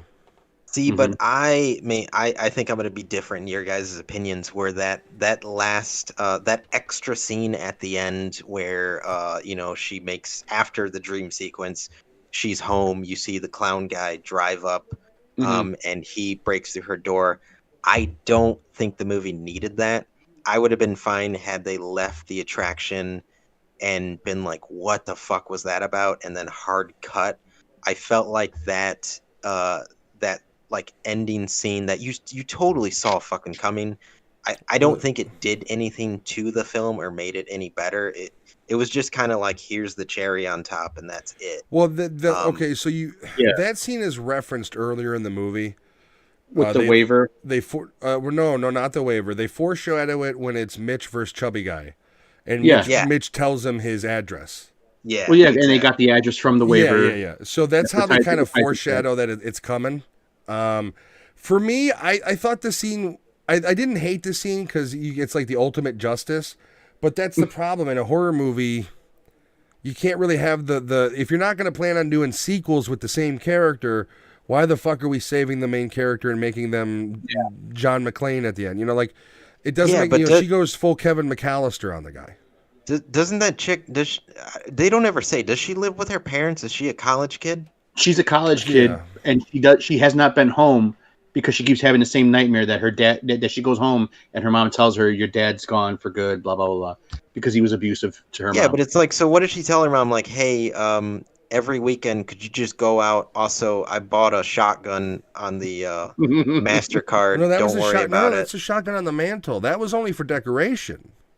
I think that was her father's. Yeah, you gotta remember that. That wasn't the family defense weapon. That was a grandpa's old bird shooting gun. Because they never said that the dad's gone. They never said, they say that the mom is with the dad, and she references that she has the dream where the dad's gone for good. But how many people has she accidentally killed when someone's knocked on the door like a Jehovah's Witness and she fucking just unloads one? My other question was did you ask one of the demonic clowns who their supplier of super glue and spikes and shit was? Yeah, exactly. How did you somehow get the exact setup they were using in your home?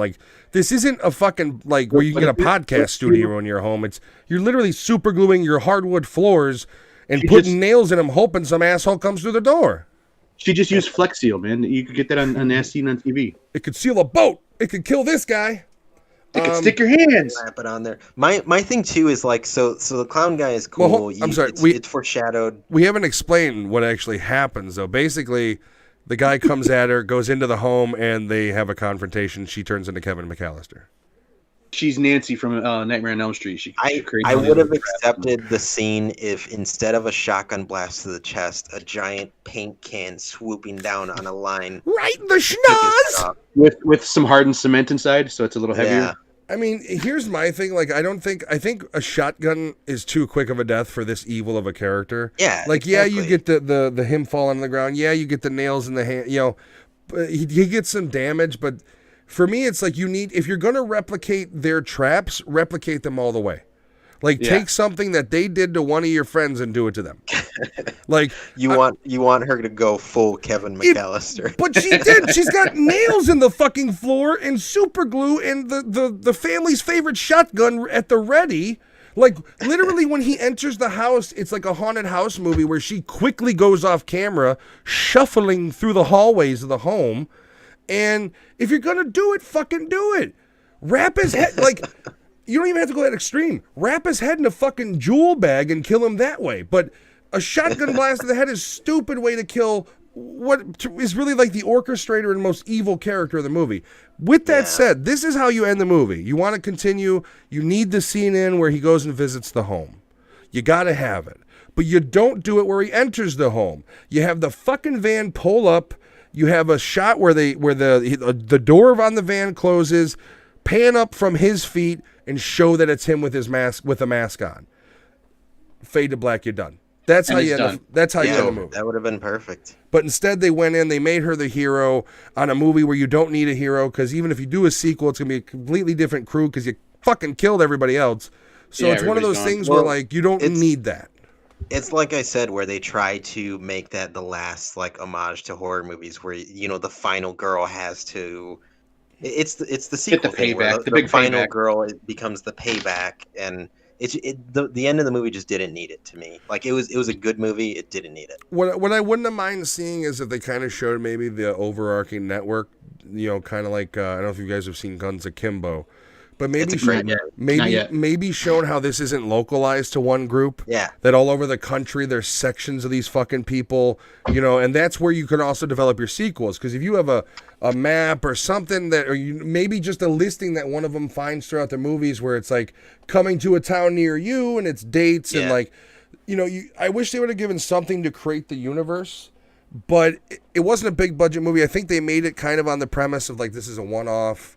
We're not looking for it to go in the sequel territory, but there's total potential for it. I mean, you can make this a franchise like you do anything else. Yeah, and this is one of like I with horror movies, I don't often think that a movie needs a sequel. This is a film where I think they could take it in cool directions. They still can. Well, you could build the universe. I mean, you could either go from you're doing the same kind of an expanded version of this one for the sequel, or you do it from where rather than doing a warehouse, they pick a family or a group or a frat house and they invade their home. You know what I mean? Yeah. Like you do it to where you get as many people into one building, a big building as you can.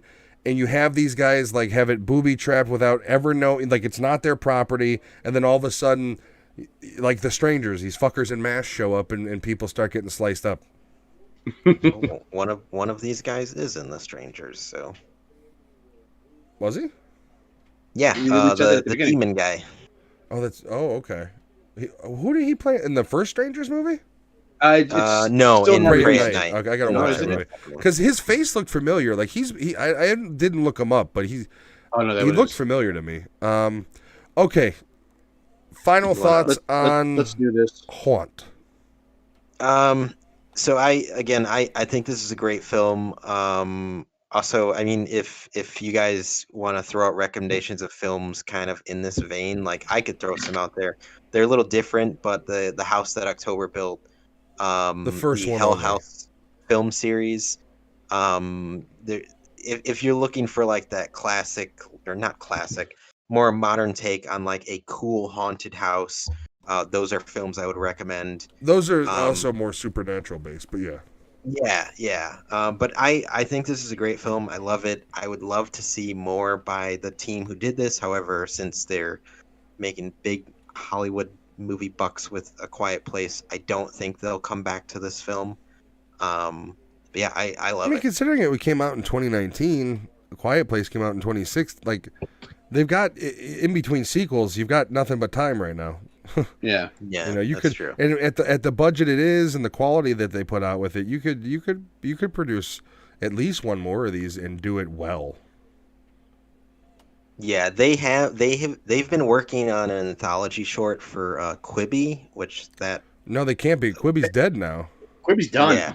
No, it's not out yet. So I'm assuming everything with Quibi is going to be licensed. It's going to go to Netflix. Netflix is going to go to it like fucking Storage Wars, and they're just going to be like, "I'll take Quibi and the tennis racket set in the back."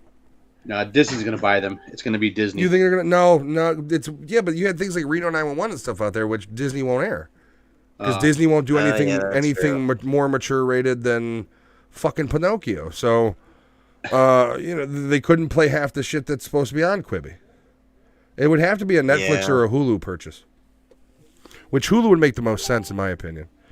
All right, so we've wrapped up everything. We're going to do our reviews now. Anybody who does watch the show, listen to the show, however you do, you're entertaining. You know that we do our rating scale on a 1 to 5 Chicago dogs. So I'm going to go ahead and start. I'm going to give this movie, I give it a solid 3.5 Chicago dogs. And what that means is I take half of my wife's hot dog plus my own. So 3.5.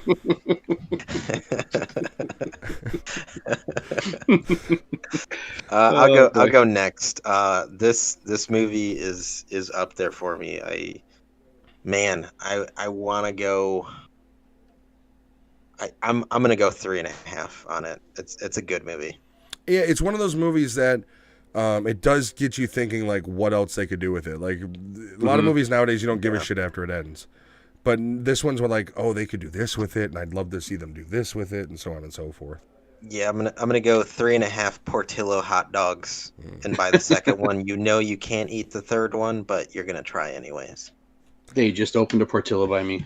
Ooh, I'm on the south side. There's every bad food place you could eat.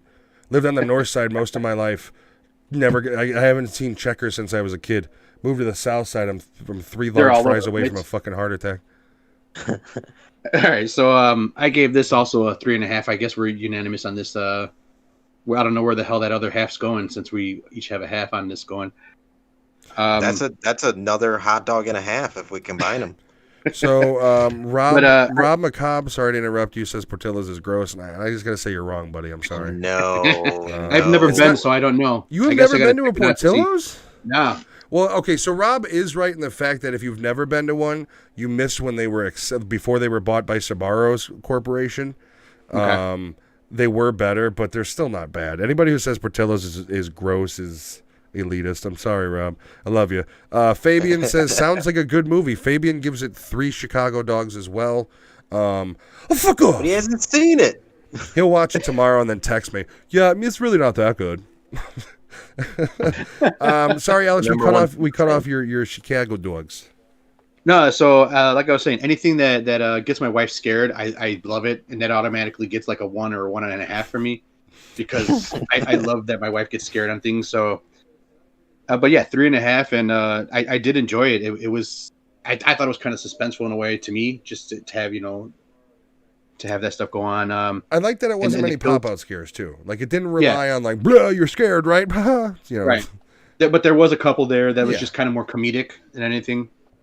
That we didn't talk about, but yeah. There's also those kind of scenes where it's like they know that what their story is ludicrous, so they expect you to kind of be like, "The fuck," you know what I mean? Yeah. Like, all right, yeah, 3.5 for that one. So we're all agreed. Agreed. 3.5 stars. That's I think that's the second time in 6 episodes or 7 episodes. What that's was actually the first movie that we agreed on. We it was like a couple weeks ago. I think we all gave we gave something like a 3 or something. Is that the missing episode? I don't know. Might be. It might be the lost. So episode. look. So since we're gonna bring it up like assholes, there was an episode that we had recorded that for some reason my audio was not tracked into it properly for most some reason. Yeah. Anthology, correct? Some reason. Yeah. So what's going to end up happening with that is that's going to get released sometime in the next month or so, and it's going to be one to watch and listen to. It's not going to be it'll be different at a later date. Yeah. Yeah, so look out for that one. I want to be titled The Lost Episode. But yeah, so there was a flub up by me. Anyways, fuckers.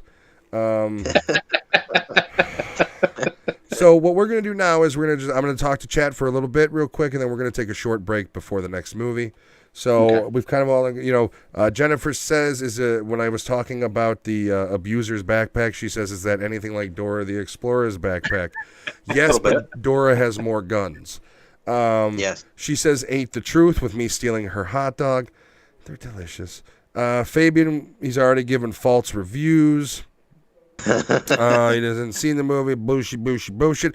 Rob has asked us and now told us He asked us first, are we, Yeah. do we have any plans to write a horror movie? And the second thing he said was we should write a horror movie. I I would think on my love to aspect, write a horror movie. the answer is we'd love to. It's just who the fuck would read it?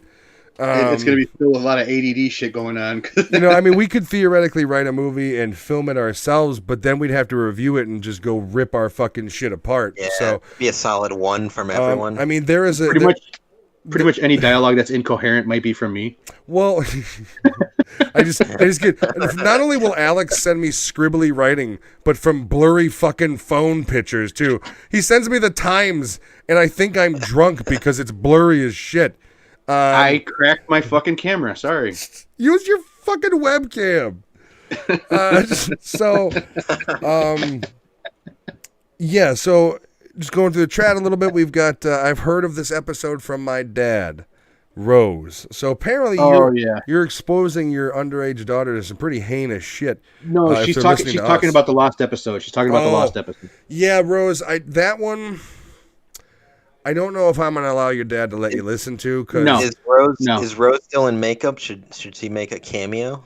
She is. That's up to her. Because that episode's going to be me ripping myself apart a lot, and it's going to be a lot of language. It's probably going to be recorded at 3 a.m. So it's going to be angry, tired, and probably sweaty. So we'll give it a second. If anybody's got anything to say in the chat while we are live, you want to ask any questions right now, we could talk to you real quick. And then as soon as everybody's kind of set, if we don't have any questions, we are going to take a short break. We're old. Okay, we need bathroom breaks. And yeah, that's that. So let's see. Let me just go through the chat real quick. Make sure I've kind of covered everybody. Which I will say, if you are watching live, or even if you're not watching live and you're watching this while it's on Spotify or after the fact, YouTubes. thank you. Yes, honestly, thank you very much. this show started off as Matt's idea. No. we I got to stop you. This show started off as Alex and I one day, I think, just tired of not talking to friends. I got a text message, and it was, "Hey, are you busy?" I was like, "The fuck else am I doing? It's 1 a.m." And we had a conversation that went about 5 hours, and the idea kind of spawned of like, wouldn't it be cool if we could do a podcast? And then we talked about trying to get Lewis involved, and initially the idea was just, let's go out there and pick topics and run our mouth about random shit. And then we all kind of went about our love of movies and then also horror movies, and that's kind of how we got here. So this was very much... Then I tried to back out of it, and then I got really trashed in the first episode, and that's what started that. If you guys I had... had my nerves going. So and then like in between all this, or even before all this, probably for a couple weeks, Matt and I grew up together. And then I mean, Alex, I remember life hot life dog fucking table box. happened. And Matt and I have always had like a real appreciation for movies, and we started talking out of the blue a while back again, and our text, instead of like talking to each other, it was like, "Hey dude, have you seen this movie? Yeah, have you seen this movie?" Just recommending Yeah, have shit you off seen of this Shudder. movie? Like we could be going through the lists, and instead we're just like, "Hey, this one's on Shudder. Check it out yet?" It's like 7 times. And then Matt messaged me and mentioned the idea of a podcast, and the first thing that popped up in my head was like, a podcast? We can do a podcast? Like, are you fucking serious? It's amazing what you do with a couple microphones and a webcam. Yeah, and if you've listened to our first couple episodes, they are rough. The first one is I went back at it, looking at it, uploading it to Facebook. It's rough. It's got some rough edges, that's for sure. But I mean, at the end of the day, we're just 3 dudes who just like talking about movies. And like I say all the time, we're not critics. No. I can't stand critics. We just like talking about movies. Here's the thing is I think it's only fair for people who do love movies to like, and this happens in the video game realm as well, and I hate it. The idea that like, if as a consumer of a product, you should shut up and just take it. The Last of Us 2 came out, and there was a big issue because people said it was politically charged, but there's a lot of people who played it, bought it, beat it, and said, no, this is what I didn't like about it. And we as a society right now have a problem with silencing people. And I think one of the big things is it doesn't, like, we're going to get into it later on. Vampires is one of my favorites. It's not beloved by everybody.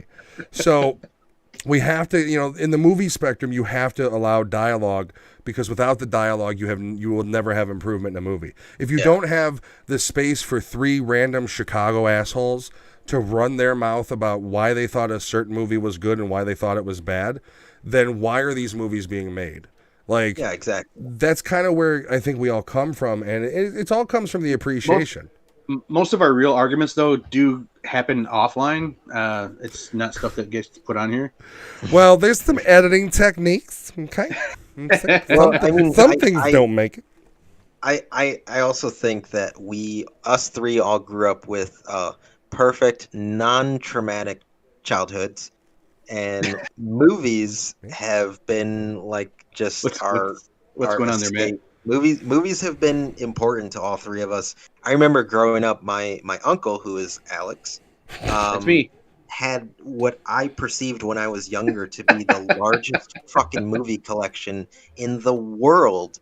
And there were times where, he would let us go up there and pick a movie, and we'd sit there for like 15 minutes because there were so many damn movies. I remember, and I think we've talked about it before. Alex got the HD DVD copy of Blade Runner, right? And I come over, and I remember laying on the floor watching it, and the next thing I remember is like, "Yo, wake up, get out!" Like, we gotta go home. You fell asleep. But I mean, it goes That back happened to, a lot. I mean, Alex and I would hang out. Lewis and I have been really good friends since childhood. I've known obviously their entire family. They're like a second family to me. But the days of like going to watch WWE pay-per-views at Alex's house, and I mean, hell, Alex, we used to do backyard wrestling together. Yeah. So there's a lot of history between us. So if it feels like we're friends, it's because we're friends. Fabian's a dick, by the way. He just said, "How's your chest, Lewis?" Laugh out loud. That's a story for another day. Deep PTSD. Now I'm PTSD, Yeah. girl. God damn it. That guy's got a chainsaw, but don't raise your fucking hand at me. But yeah, so that's kind of how we all kind of came around to doing it, and we're having a lot of. I hope it's coming off that we're having a lot of fun. We do appreciate the support. We're really thrilled with the Facebook page kind of getting the attention it's getting. We thank everybody who likes it, spreads it like HIV. Thank you for being there for us. We're gonna keep pumping. We're gonna keep doing weekly episodes. We're gonna take this. November is gonna be back to the 2-movie format. That'll be our taking a break, and But then Christmas. for December we're right back with the 3 movies an episode. What? I didn't agree with that. Well then you're gone. Oh, no. Bye. Okay, I remember. Never mind. No, we're doing Christmas. The Holy Christ Mass, and we're enjoying it. So. Please, get your friends involved. We're, in December we'll be doing probably another live stream to end off that month as well. We haven't talked about it, but I'm just gonna throw it out there. This is really our test run. We've never done a live stream. Let us know how you're liking it. Let us know if it's enjoyable. By the way, happy Halloween. Or if you want to see more of these, is it Halloween yet? Yeah. Yeah, officially happy Halloween. So, I ran into a bit of an issue today at the Sam's Club. You see, I went to Sam's Club, and this is the first year I'm passing out candy since my mom passed, and I figure with COVID and everything going on, the kids are you're really getting fucking hammered with this. So I'm gonna pass out candy. We're gonna have it set up so it's safe and everything, and I go to Sam's Club and I have this it's like a 300 piece, $16 whatever, right? And I see these brownies, and these brownies are basically like fucking heroin for me. I look at them like, don't touch them, but I bought them anyways because they were pretty and delicious looking. I haven't tried one yet. Anyways, I'm talking to the guy that's working there because I run my mouth all the time, and he goes, "Yo, man, turn around." And turn around, and they have literally a bag that's double the size of the bag that's in my hand for $5. 465 pieces for $5. Now, I am on a no sugar thing, right? I bought 3 fucking bags. I've got 1,200 pieces of fucking candy in my house right now. But have you opened any of the bags yet? On the way home. You have, yeah. It was in the fucking passenger seat next to me, and I was like, "Ooh, a Twizzlers!" And I just Did you use your lighter to like seal the bag? No. Well, I didn't tell Jen I bought 3 bags. I just sent her a picture. I was like, "Look at this big bag. It was only $5. It's such a deal." And then I went to pick her up from work, and I was like, "I didn't tell you about this, but I've got 3 of those bags." And she's like, "Fuck." Because I'm Oh, addicted to God. sweets. That's my problem. But It doesn't count if I eat them in the car. right over here, like the kids are going like, and the nice thing is though, like you're normally like, you each get a piece, you little bastard. I can, they can take as much fucking candy as they want. It's like you got 3 hours on a Saturday because they give the kids a limit. I'll sit out there. We're gonna do a fire and we're gonna hang out and come to just fucking take whatever you want. Like I got enough. I don't need the fucking candy. I'm gonna give some to my wife's daycare she manages. Donate some. Just whip handfuls of it at homeless people. Whatever. You're doing a fire in the front lawn? No, so we have a driveway From and the a other side gate. of his gate, yeah. So we're gonna sit on one Oh. side of the gate with the fire in our chairs, and the other side we're gonna have a table with the candy on it. And I'll have my gun in case any kids wants to take more than a couple pieces. I Jesus don't Christ. know. Not on my block is what I'm saying.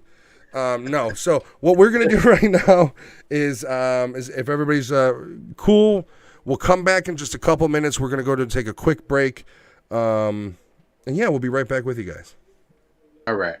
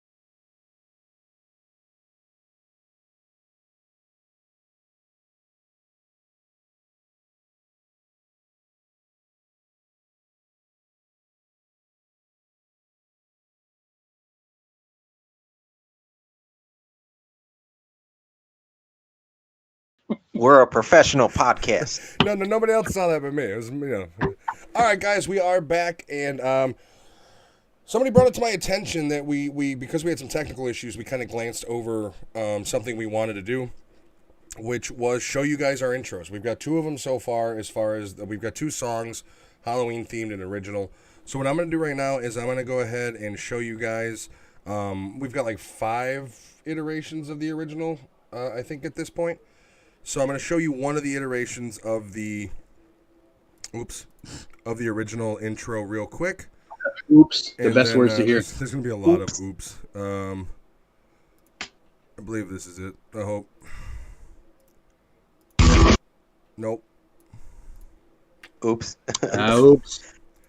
Yeah, now the way they make you, it's a little. That was actually going to be the original name of the podcast. Oops. Yeah, right. Might as well be. Oh boy, it's not being nice to me. I don't know why it's doing this. All right.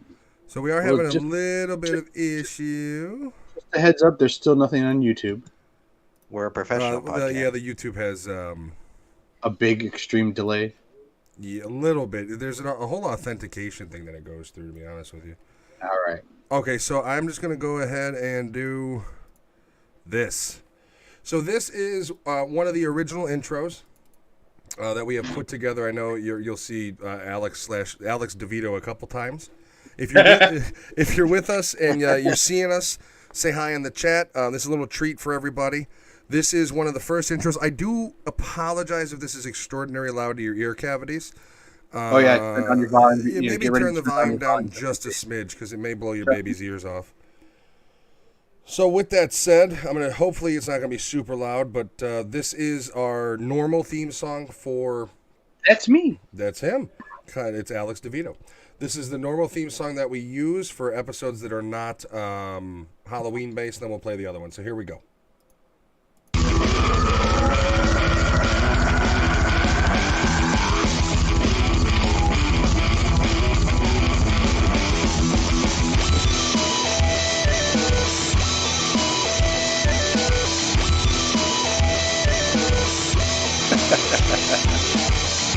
The terrorist one. So there is a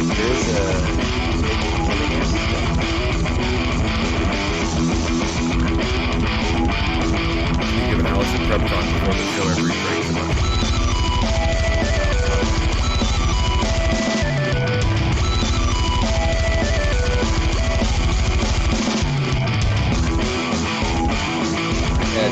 Yeah, chance for your question. Yes, they can still hear us.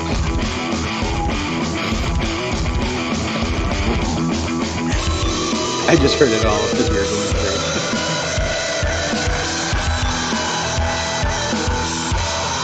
And help coming with me. No, I like the Danny DeVitos who was in the Always Sunny in Philadelphia. Oh no, Uh, that's scary. yeah, me is Conan. So that is the normal theme song that is for the show that we've created. We've also got. I love the True Lies one with where his eyes just and it's you. I love it. It's all nightmare fuel. It really fucking is, man. Okay, 1 second. Jesus. Let's pull up the Halloween one, shall we? Jesus All is right, not here we a go. child. You'll find no God here, boy. All right. Which one's one of my Halloween intros? I think this is one. So this is one of the Halloween ones we did, and it's got our Halloween creepy theme song in there as well. We're gonna switch on over to that. I like right that one. now. All right, so this is the second form of our theme songs that we have, as well as one of, I think there's like 3 or 4 variants at this point for the Halloween one.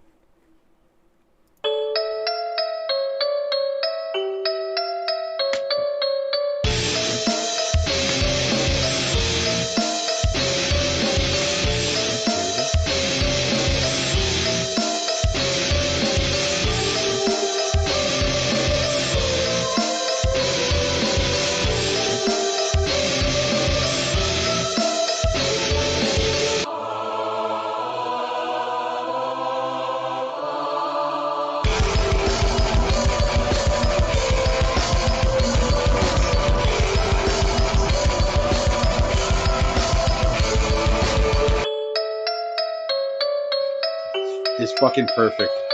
It's I love the fact that we got Near Dark in there, and I never remember talking about that at all in our episode. That was one of your favorites. it's a good It movie. is, but I don't remember talking about it. I think it's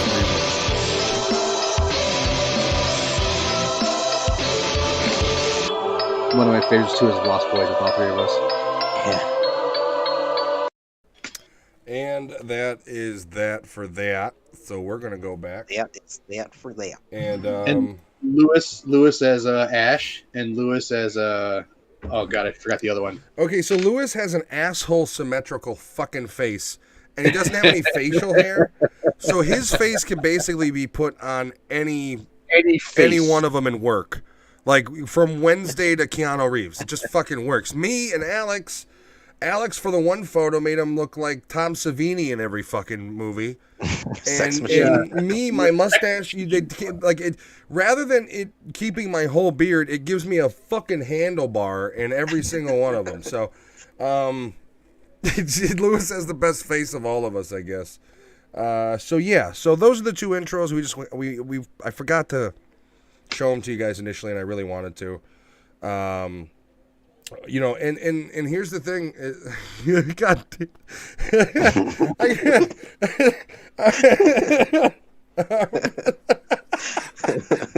I completely forgot about it. What the fuck? Just punch my monitor. Excuse me. That was awesome. Good job, Rose. Everybody give Rose a hand. If you're in the chat, give Rose a hand for the cameo. That was awesome. That was my daughter. And if you're only watching on Spotify, If you're only watching this it's on late. Spotify, It's late. If you're only listening on Spotify, how dare you? Check out our YouTube. you know, here's the thing: the Spotify is great. You know, I hate listening to myself, but I've been forcing myself to listen to the episodes. I think they're pretty funny. But if you can, if you have the time, watch the YouTube. I put There's effort definitely into more it. content involved in there. You know, we try to give a kind of a visual element to the show as well in the YouTube. It's more than, you know, just watching our stupid faces. I try to do some fun stuff. So, especially the October episodes. My personal, I think, favorite episode we've done is the Texas Chainsaw remake. Mine too. I love that episode. You know, please check that out. But yeah, so we're gonna jump right in, and like I told everybody when I told them we were doing this live, we'll do it live. I told them it's gonna go late. We're gonna go late. It's Friday night. Yeah. It's Halloween Eve. There's a fucking pandemic. What else are you doing?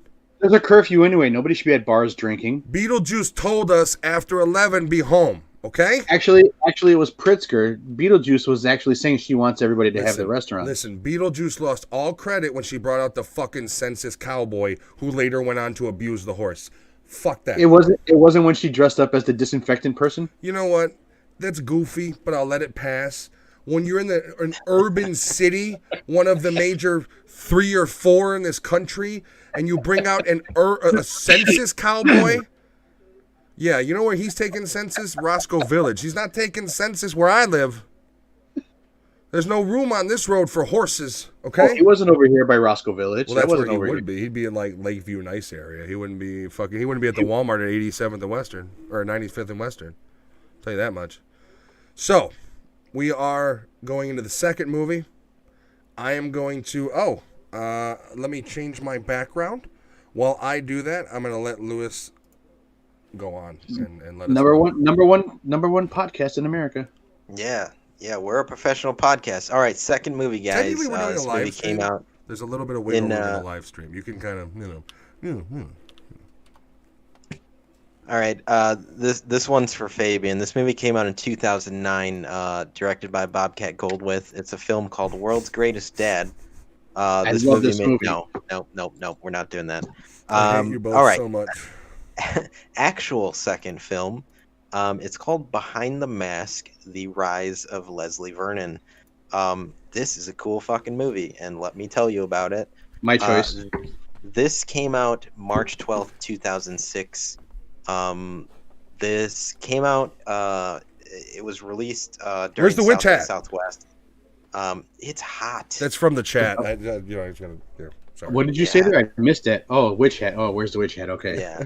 I just complained that it's You hot, threw but me then off I when you put on a screamed. hoodie, Yeah. so it makes no Yeah. sense. I'm so You know what? sweaty, but I'm cold. Yeah. You might be dying. God damn it. There's Rob. definitely like an All right. infection or something. That was actually Fabian. Fabian. Oh, fuck you, man. Yeah. I mean, we love all of our listeners. Yes, here please at continue to watch us. Anyways, back to this film. Came out in 2006. This was released during South by Southwest. This was another kind of like underground word of mouth film. And because it was, I could not find a budget.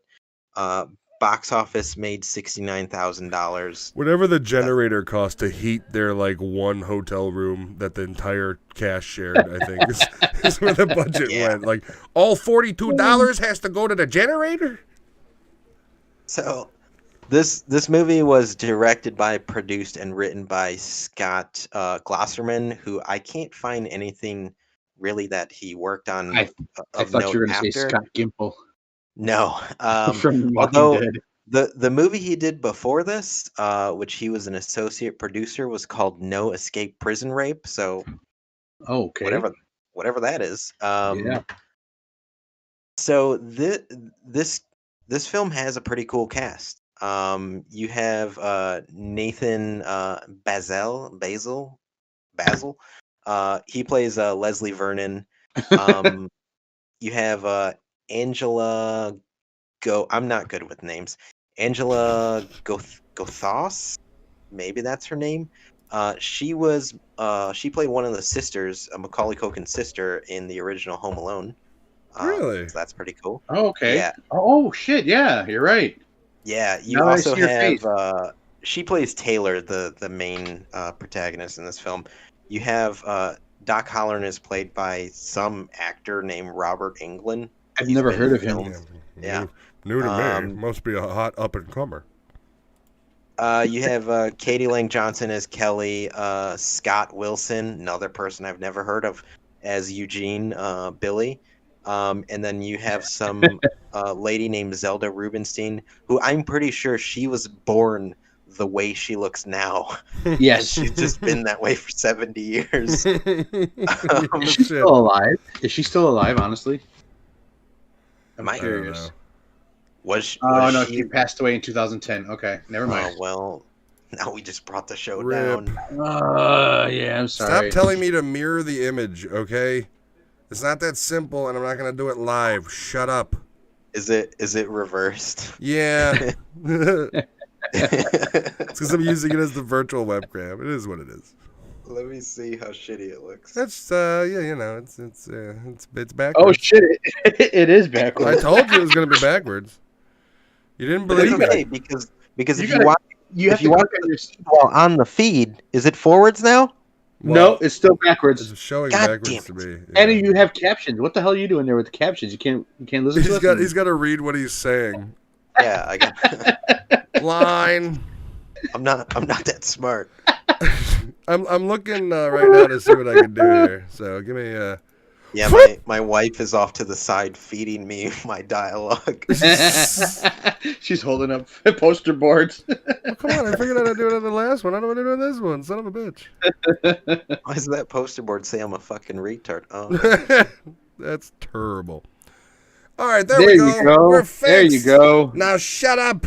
Let me see Did how it work? it shows Did it up in a second on. This but is now live it's everywhere. reversed to me, and I don't. now like you're that. great. This is live what? everywhere. We're international. We're in the global market. International. All right, Lewis. Continue. Thank you, Alex.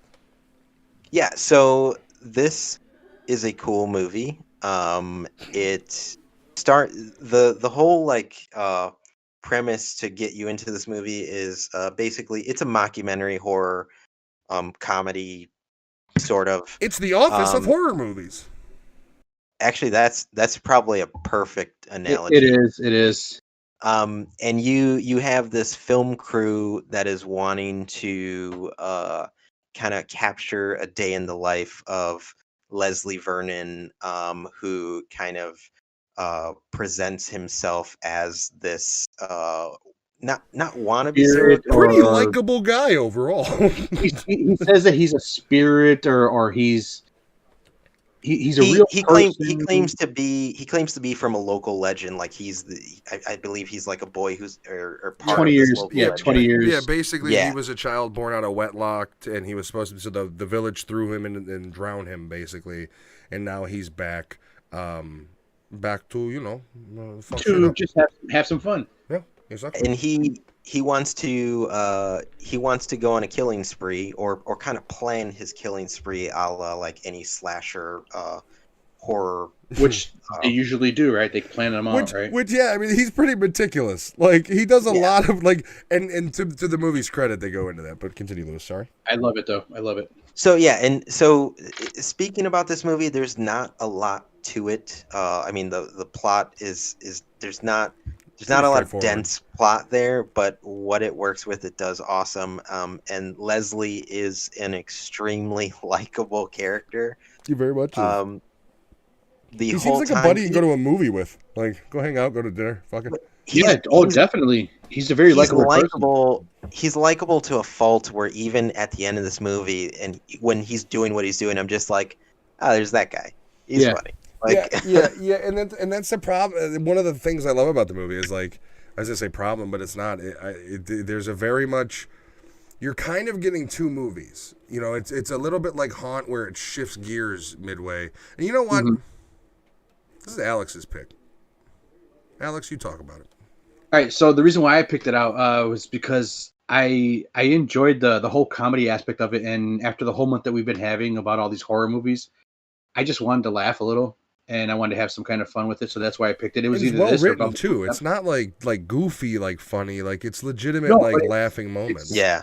and it's also very smart. You know, Yeah. it follows a little. You know, if there's any kind of rules to movies, there's a rule to it. You know, and I liked it, and they touched on three major horror films, and they did talk about other ones too. But they talked about Nightmare on Elm Street. They talked about Jason Voorhees, and they talked about Halloween. Well, why do Well, they no, talk about him? they talk about it because in this film's canon, all of that is real. Yes, That's what I was saying. So they talk about it, and they reference all that Totally stuff, awesome and they premise. make you see like, well, this is what's happening, you know, in the world, like, you know, what's going on with this.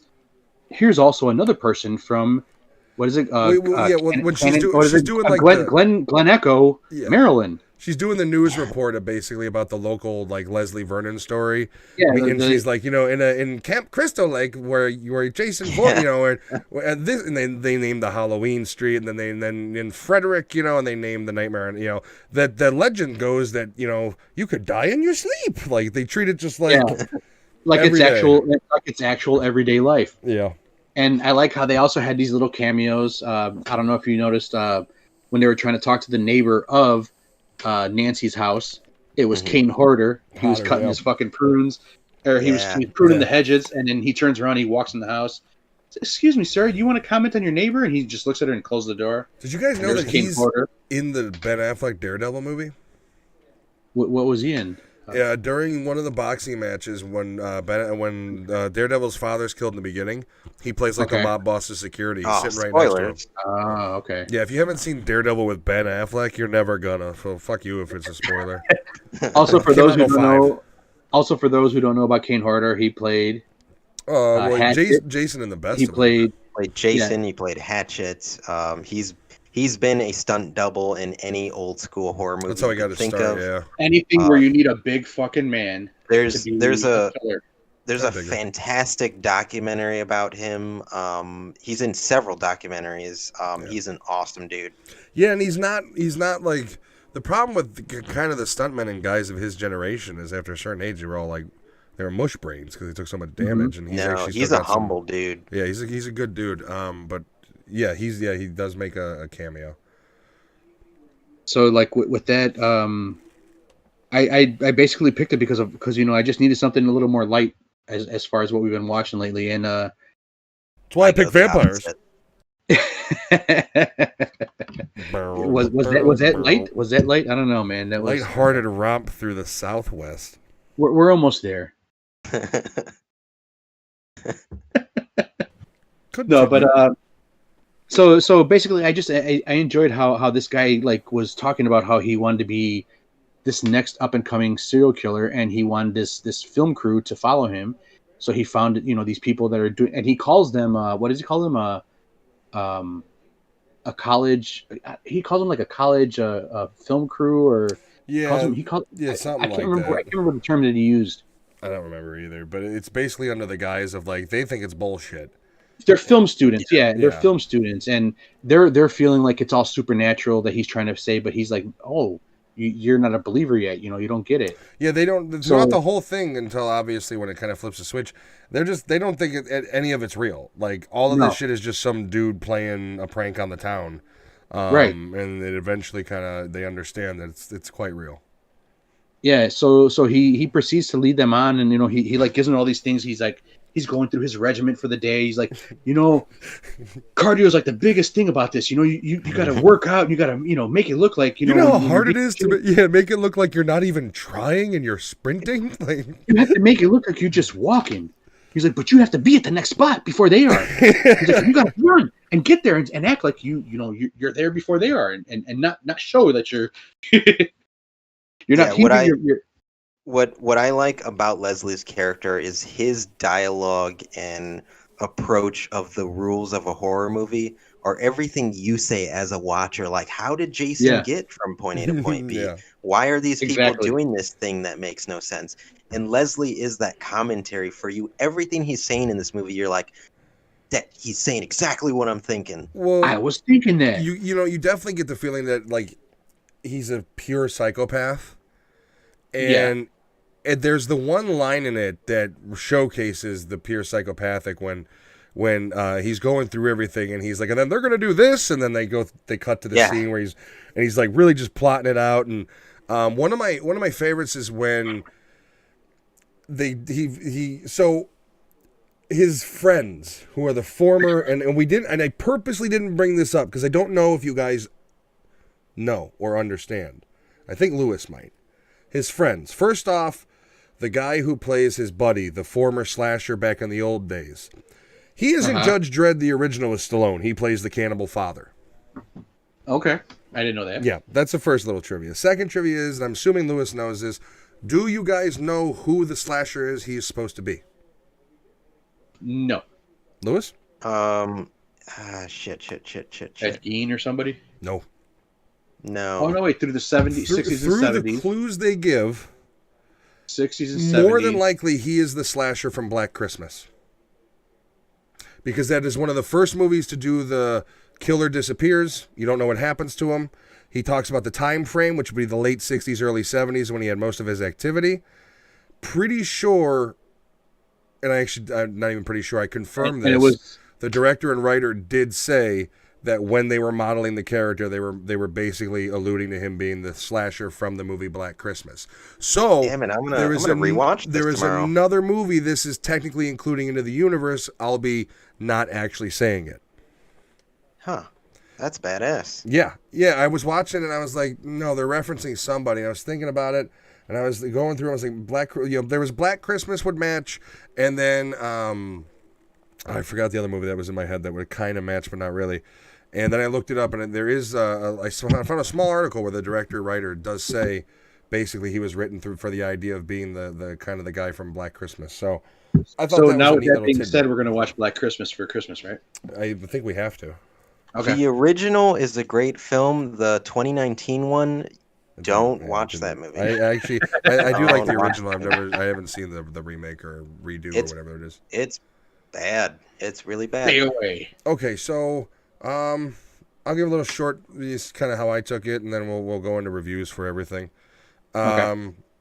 So I love the movie. I loved it when this was one of those movies that as a Blockbuster employee and shopper, you fucking find on the favorites, and you're like, the hell is this movie? And you Well, take it that's home hidden and down. The cover alone Yeah. intrigued you, yeah, and then you can't judge a book by a cover, but I mean it's enough to pull you in. That's why. but you know, it intrigued. Yeah. and that's one of the dumbest things. Also, here's the thing: you can't judge a book by a cover. Why does it have a cover? Maybe you can, right? So, But yeah, That's gonna be the quote on your tombstone when Yeah. you're dead. Why does it have a cover? and then my tombstone won't have a face either. It'll just be like crumbly. So it's I like how it's designed where it is, in my opinion, it's like The Office meets a horror movie where it's mockumentary style, it's humorous, the characters are believable, the acting's not shit, and in all rights the acting should be No, shit. great. It's actually really well done. You've got cameos, you've got Robert Englund in there playing basically the doctor. Dr. Loomis, Exactly. essentially. He's basically Doctor, and they even go into that idea of like he's the Ahab. I got an Yeah. Ahab, and the idea, the idea that they have, they explain what the Ahab is, and it's very tongue in cheek. There's continuous breakage of, I guess you would consider the fourth wall, but not, it's not fourth wall because it's under the guise, but there's very much behind, where Behind the Mask, it's a great title for the movie because the idea is you're watching this psychopath go from an idea of a legend to how he's going to commit these brutal murders. And there's one line in the movie that I think really accentuates the fact that this guy's just fucking insane, is he tells her, he's like, I'd have been here either way. He's like, with or without the legend, I'd be doing this. And that's the guy telling you, that's at that point where it starts to shift, where it goes from, oh, this movie's got some funny in it.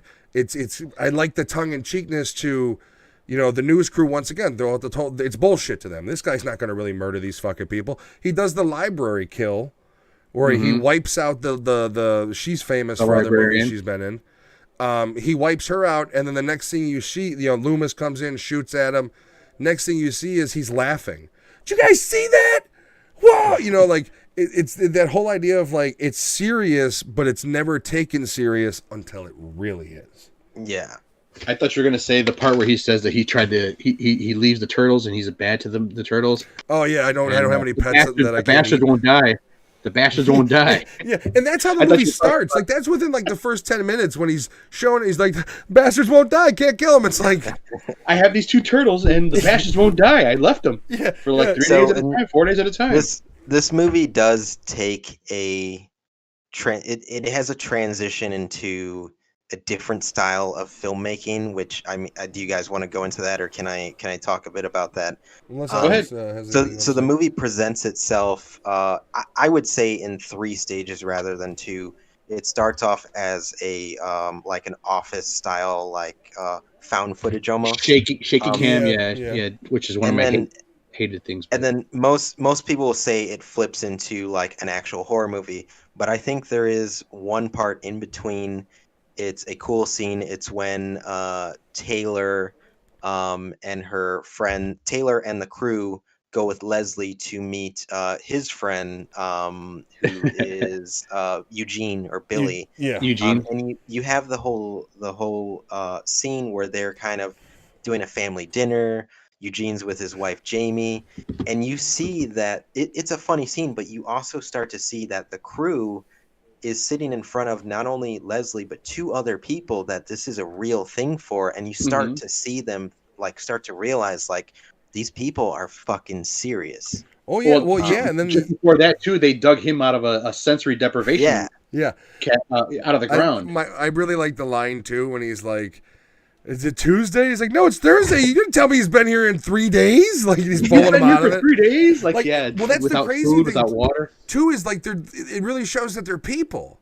Like the fact that it's a normal, you're going over to your friend and his wife's house for dinner, plus the fact that they're casually discussing how he wiped out dozens in the 60s. Yeah. Casually discussing on how he did things back then, and you went through quick and violent and you got as many as you could.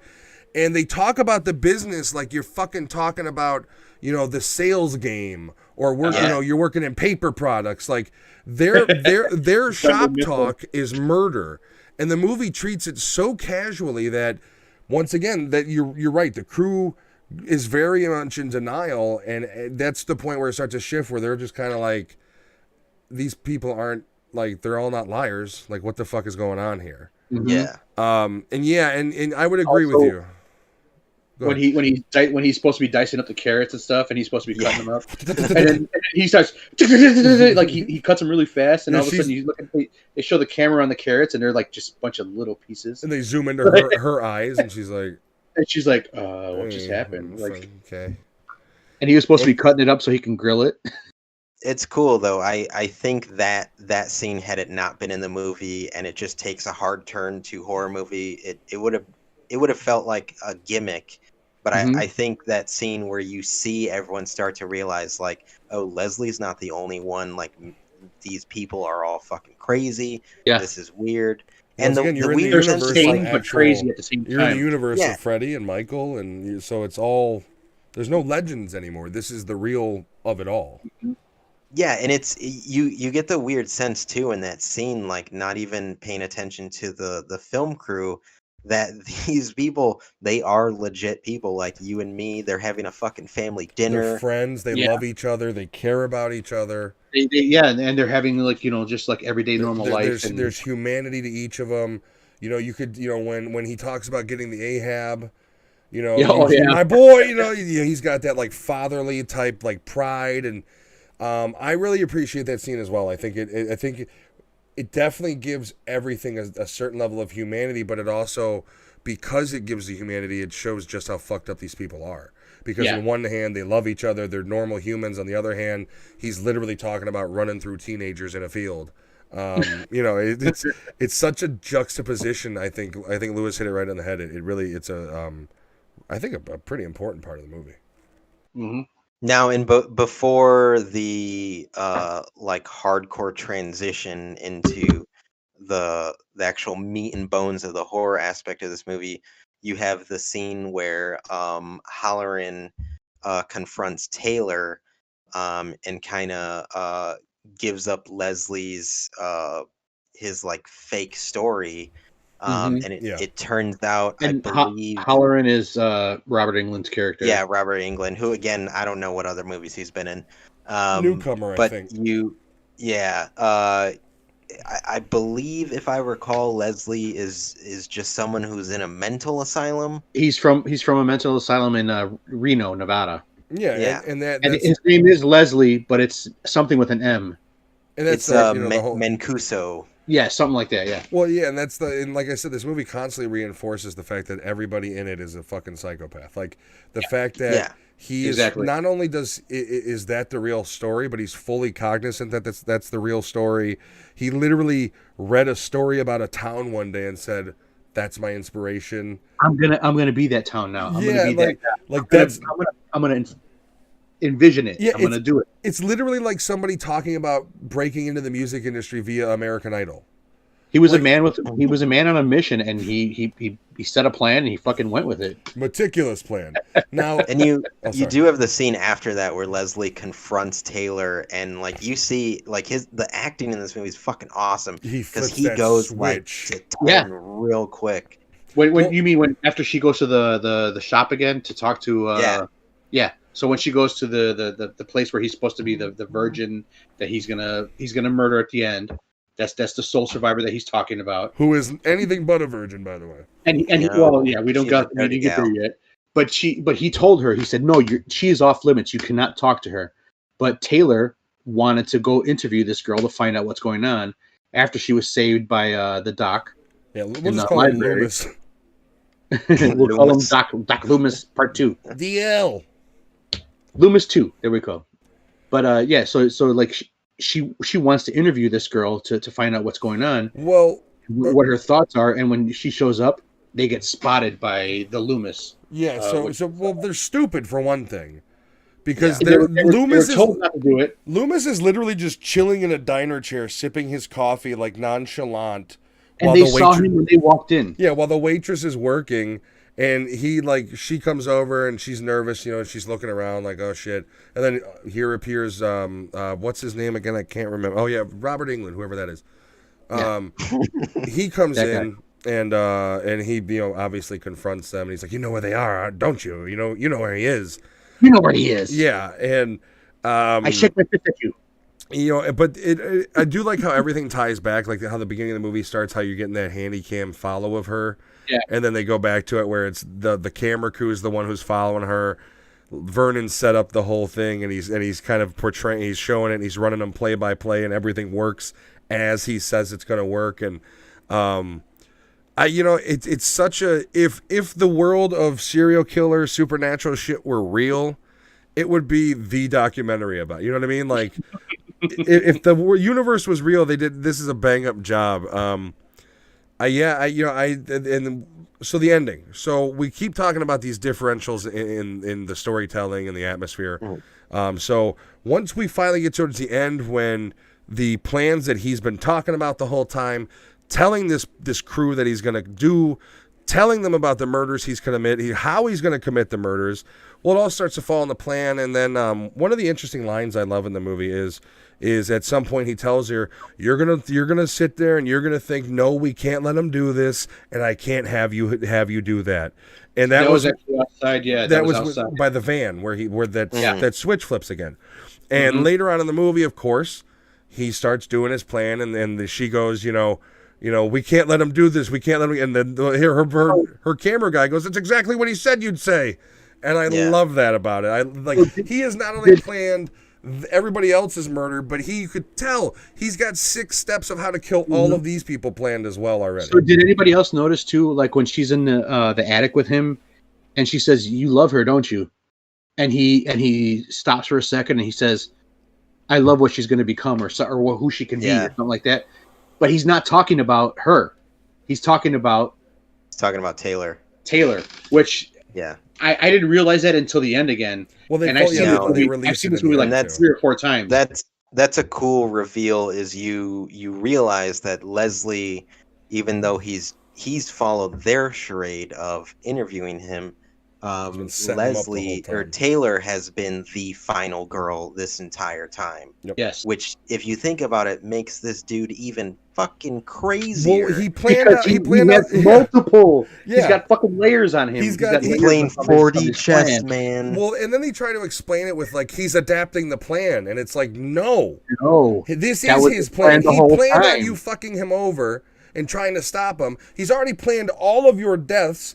So, because throughout the movie they show you the versions that he's going to do as he plans them. But they don't show you the crew's versions. And it's such a mind fuck when you realize that this guy has kind of gone 3 layers deep of how many people and how he's going to... It's quite a production. And from a writing perspective of the movie, it's quite ingenious. It was really fucking good. It was really good. It's the Back to the Future of horror movies. It was plotted out pretty fucking well. Oh, shit, I didn't think of it that way. He wasn't doing weird stuff with his mom, though. And he didn't have his name on his underwear. When your mom's the shoe. Come on. Yeah, the shoe. The shoe in the 80s. But she was only in the one, right? She was only in one. No, the shoe is in all 3. Isn't she? Oh, no, she was only in one, wasn't she? The shoe was the girlfriend? No. The shoe was the mom or the girlfriend in 1. No, the shoe was the girlfriend in 2 and 3. Okay, so the first one was not her. Okay, so all right. So how many times did you see the shoe? What's the name of who played his mother in that? I can't remember her name. Who's Marty McFly's mom? Chat. Who the fuck is Marty McFly's mom? What's her character? What the actress's name? The shoe? No, it's not the shoe. The shoe is the girlfriend in the 2 and 3. But his mom is another known actress. I can't remember her fucking name. Lauren Baines. No, god damn it, that's the character's name. Oh no, it's yeah. No, not Jennifer Parker. God damn it. Leah Thompson. Leah Thompson, yes. From Howard the Duck. Okay. When your mom is Leah Thompson in the 80s, kiss your mom. Just go for it. Never get that opportunity again. Yeah, Rob just hit us back a little late, but thank you, Rob, with the Leah Thompson. So, Rob, there you go. And yeah, the movie it's a weird movie in that it tells you what it's gonna do throughout the whole movie. It tells you how it's gonna end, tells you the plan, and then somehow when it comes to it, you're still like, holy shit! Like there's still by the end of it, you're like, wow, okay. And then there's a delay, mind you. Raymond, how's it going? Raymond's in the chat, guys. Which one? Malicious. Yeah, Malicious and Teg. What's up, Ray? So I'm gonna let you guys go on because I want to talk about the end scene, the very end. So anything you guys want to say? All right. One thing I want to say is Leslie Vernon's character resembles a Will Ferrell character through every fucking movie. Though, does that not hit you like that or no? I got Dexter vibes, man. Dexter, really? Yeah, slender, good shape, psychopathic. He's like, I don't know what year his performance from the beginning. Like he comes out, and he says, "Hey, I have a card trick I want to show you. I can do this card trick. He's like, do you have a deck of cards? And she's like, no. And he's Yeah, like, do you have a deck of I cards? found And she's that like, funny. why the fuck would I have a deck of cards? Yeah. He's like, well, check your pocket. And then he checks his pocket, and he has this reveal of like a Will Ferrell character, like, I told you, man. I got you. Like, you know what I mean? I get what could you're say saying, but I a didn't get it. mix I don't know. between both. I would Okay. say because A little bit of Neil he's- Patrick he's- Harris too. he's cunning and smart, but also like you Goofy could tell like bastard. this guy's so out there that he kind of seems like an idiot. Well, he doesn't even know or how comes off crazy as he an is. idiot. Like he does. Well, that's the other thing is he's so crazy. He's self-aware of his craziness. Yeah. Yeah, that's why he works, because he's just nutbag and he knows it. He knows where he came from. He knows why Loomis is following him. And he's just going on. That's what it's basically like you decided to go to college, and then get a career. Same thing he's doing. He doesn't see any difference in it. It's really a weird reality they spin for the guy. I do appreciate that you have a lot of horror movies that kind of set like every horror movie sets its own rules, and then as the viewer you watch and you learn those rules as you go along. But a lot of horror movies make the mistake of breaking their own fucking rules, like Right. Vampires, which I will go into on the next review. But this That's gonna be movie has fun with it because it literally tells you the horror trope movie rules, and you would think it'd be gives you the stupid to steps. then show you it, but it does it anyways with such charm that you scratch your head like, oh yeah, totally. Well, it's all that And idea just of it- beat by beat. It's the realistic human behavior. So like the way this movie presents like the dumb teenage girl doing this, the dumb jock doing this that's human behavior. That's how I know what they're gonna do, because they're dumb kids, and this is what dumb kids do. Yeah. Which- That's why I love this movie. It's literally its own commentary, which is awesome. Yeah. Well, it really, I love that. Like every piece of dialogue that is the behind the scenes of his becoming is a psychological profile, and I love it. Mm-hmm. And it also shows you how the one way that they show how he shows it's going to happen, and then the way that it changes later, it's completely fucking different about how these characters were supposed to be perceived as. Yeah. hmm Like, you know, you got your virgin who's going to be the one that saves the world, Yeah, virgin. the world or whatever. And he describes the apple orchard, where when you run through the apple orchard, it's going to turn into mush or goo or whatever.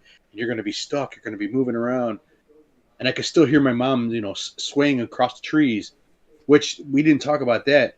I guess his mother was actually, well, according to the Leslie, legend's mother. yeah, Leslie, yeah, according to the Leslie legend, his mom was actually murdered by somebody's uncle and was hung, or it might have been by him, or some shit like that, and that's why he was thrown off the river or off the, No, off but the it- water. no. She had a kid with someone who was already married. She had no business Which was sleeping him. with. He was Leslie though. He was the kid. Well, that's the story he's assuming. Yeah. Yeah. Yeah. It also goes into deeper like horror movie like psychology, in that, you know, Yeah. a lot of the term of the final girl. You have a lot of horror movies that the final girl is typically a virgin. The killer is a male. It's usually like there's like underlining like sexual tension in these Mhm. old school horror movies, and this movie, like, weirdly, even though it's hilarious, brings it up, and you kind of think about it and you're like, you know, I never thought to process these movies that way. And even though the movie's a comedy, like, it really like gets into like the psychology and just the behind the scenes like thought process of these killers. And Yeah. because every If 80s it were movie, really it's like going on, how they slasher, would There's virgin something, yeah. girl, like, yeah, so it's cool. Like, this movie does a lot that it almost doesn't intend to do. Like, that's why this movie to me is such a cult classic. Yeah. be. Yeah, I mean, it is one of those things where it's an interesting take on it, because when you really think about the movie, it's violent. It's got some nudity in it, but it's the nudity that. It's So, very little. Like your typical horror movie, the nudity Yeah. isn't necessarily goofy. Side boob. It's designed to get some woman with giant tits, some dude with 17 abs, get them naked so they can be fucking ripped apart. And it's a lot shorter than all that, though. It's a lot shorter than what they normally would show. Also, the nude scene is treated as a goofy fucking like she's no virgin.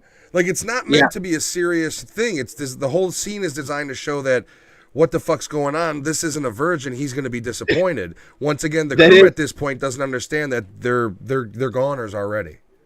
That is one of my favorite things about the whole thing is when she goes, what? I can't get my, what did she say? I can't get my rocks off or some shit like that. She says something to the effect.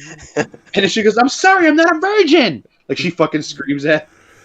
And and so it's the Kelly character, yeah. Now, Alex, I want you to run me through the end of the movie, but I want to talk about the end scene because, and I'll go into it. But tell me how Leslie Vernon's story comes to a close before credits. Okay, so they get to the whole wrap up where they get to the point where he says, I've got this planned out. This is what's going to happen. And Taylor goes, no, this is not how it's going to happen. She's like, we've already heard him say how he's gonna kill everybody, but now that we've changed everything, it's gonna be different. And then the one guy, I guess his name is Doug, he goes, I love you. He tells Taylor, I love you. and she's like, okay, because like she's trying to escape, and it's just the two of them and Leslie somewhere, but there's still the version of Doc that's gonna show up. So all of a sudden she's like, what? And she looks up, and then she sees Doc pop up, and she's like, and there's Doc. Like he's already acknowledged that he's a step ahead, and this is what's going to happen. And she's saying now that Doc's here, I got to run. So she like finds her way to move, and then which is smart on her part because she knows how Doc's going to get it and get the fuck out of there while he's getting done. Yeah. Yeah. So Doug gets slammed against the wall. At the time, we don't know, but I guess he's knocked out, or he's dead. Maybe he's a little sissy boy that can't take a hit. Can't take a punch, pussy. He can't take a hit, and he got slammed against the wall. But Doc gets killed, and Taylor jumps out the one slide, which is a repeated view throughout the movie. That the slide is one of the things for Kelly or whatnot. So she finds her way to the whole thing where she finds the axe, which is pre-cut, and she forgets about that, I guess. I mean, she was told about it, that it was pre-cut. Yeah. So unless she gets a lucky hit, she's not going to hurt him. Well, it's almost like by him telling them exactly what was going to happen, they just didn't believe it was going to happen. It was like, no, okay, we'll see. Exactly. And there was an ignorance to the crew.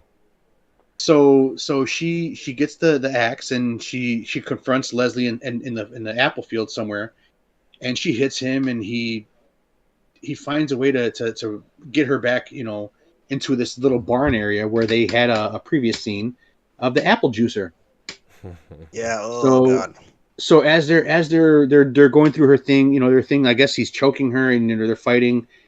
She finds a way to finagle his is that little scythe? Is that what you call it? That little hand scythe? Yeah, it's like a sickle almost. Sickle. Hand sickle or hand scythe. You gotta remember one of his themes is like Scarecrow almost. So he's he's got this little hand thing that he flips around. It's a little hand sickle scythe. So she gets that. Sickle scythe. So she gets that, and she drives it into him somehow. And he like fucking flails up. And she puts him inside the apple juicer somehow. This guy's he's been pretty fucking training with his cardio and stuff. I don't know how that's happened, but I think when you get sliced with the 10-inch a little sickle scythe may do some damage, which is a nice blade. It might leave a mark. So she gets him in there, and she starts squeezing the vise really fast and gets his head in there. And as the vise starts tightening, he looks up at her, and he's like, I knew you were the one. That was like, holy shit. Yeah. Like, I didn't see that coming, that little word. Yeah, when the reveal comes, when it explains that she's the virgin, she's the main attraction. Which, we didn't get to that. Earlier in the house, she did reveal that she was a virgin, which Yeah. But you brought me to the end, sorry. No. I mean, there's only, here's the thing is I don't want to talk about the movie so much that anybody who would watch is just like, well, what's the fucking point now? Like, I want to give it a good synopsis. If you hear us talking about it, sorry, I talked over you. No, go ahead. Sorry. Go ahead. I was just blabbering. No, but even though we're talking about it, we actually went through this movie pretty quick, and we didn't really spoil it because we actually liked it, and That's one of the things I've noticed about us when we do talk about movies that we really like. We don't spoil a lot of the fucking movie. Hey man, you want to talk about The Shed? I'll give you a minute by minute detail of that piece of shit. I will tweet the director minute by minute. Everything I'll fucking transcript the entire movie. I hate that movie so much. Well, for me, I mean, hopefully the viewers share a similar viewpoint of mine. I've never cared about spoilers. Like I view I movies do. as like Honestly, I do. But- I don't, because for movies and books for me are an experience. Someone can tell me that Iron Man dies. Sorry. And What? for me, it's like I want to see the experience. I want that cinematic experience. So I don't care about spoilers. Yeah. But also, if you're listening to this show, you probably just want us to hear us bicker about movies. They're looking But for yeah. movies that we hate. Like they hate episodes. People, if you like the show, they hate episodes like this. They're just like, God damn it, why do they like these movies? Like I want to. Would Shed Part 2? You got Invisible Man sequel coming out? Something? Don't worry, Can guys. Next can- movie we do, it's gonna be a fucking battle. Can you guys and the viewers hear my cats in the living room? I My- actually can't either. My wife put up a ball pit for my son. Not one, but two. Nice. And both of the fucking cats are playing in it, and I just see balls flying across the living room. That's actually got to be kind of So, creepy, that's like at fun. night too, where it's just like you're sitting there one night and fucking red ball flies by you. Like, come on, come down. No, cats are one of my least favorite pets ever in the world. I love them. But Matt, I know do they you wanna, taste good in Szechuan sauce. Matt, do you want to share the scene that comes after Leslie's death? Yeah, and the reason why I find this, I truly find this scene to be one of the most important scenes in the movie, because they try to tell you it's a supernatural story. They break that fourth wall and say, no, it's bullshit. He's a psycho. Yeah. Now Exactly. not only does he get thrown into he gets put into the vice, but he also gets burned because they burn burn it down. Yeah. I didn't get So- to that part where he got his head Yeah. squashed in the ice. And the one thing they kind of do nice is, and I think they do it on purpose, because your typical horror movie, when they get the villain in their grasps, they don't go all the way. And so as he's telling her, I knew you were the one, she kind of like, huh, and then like does one last crank to really fucking squeeze the juice out.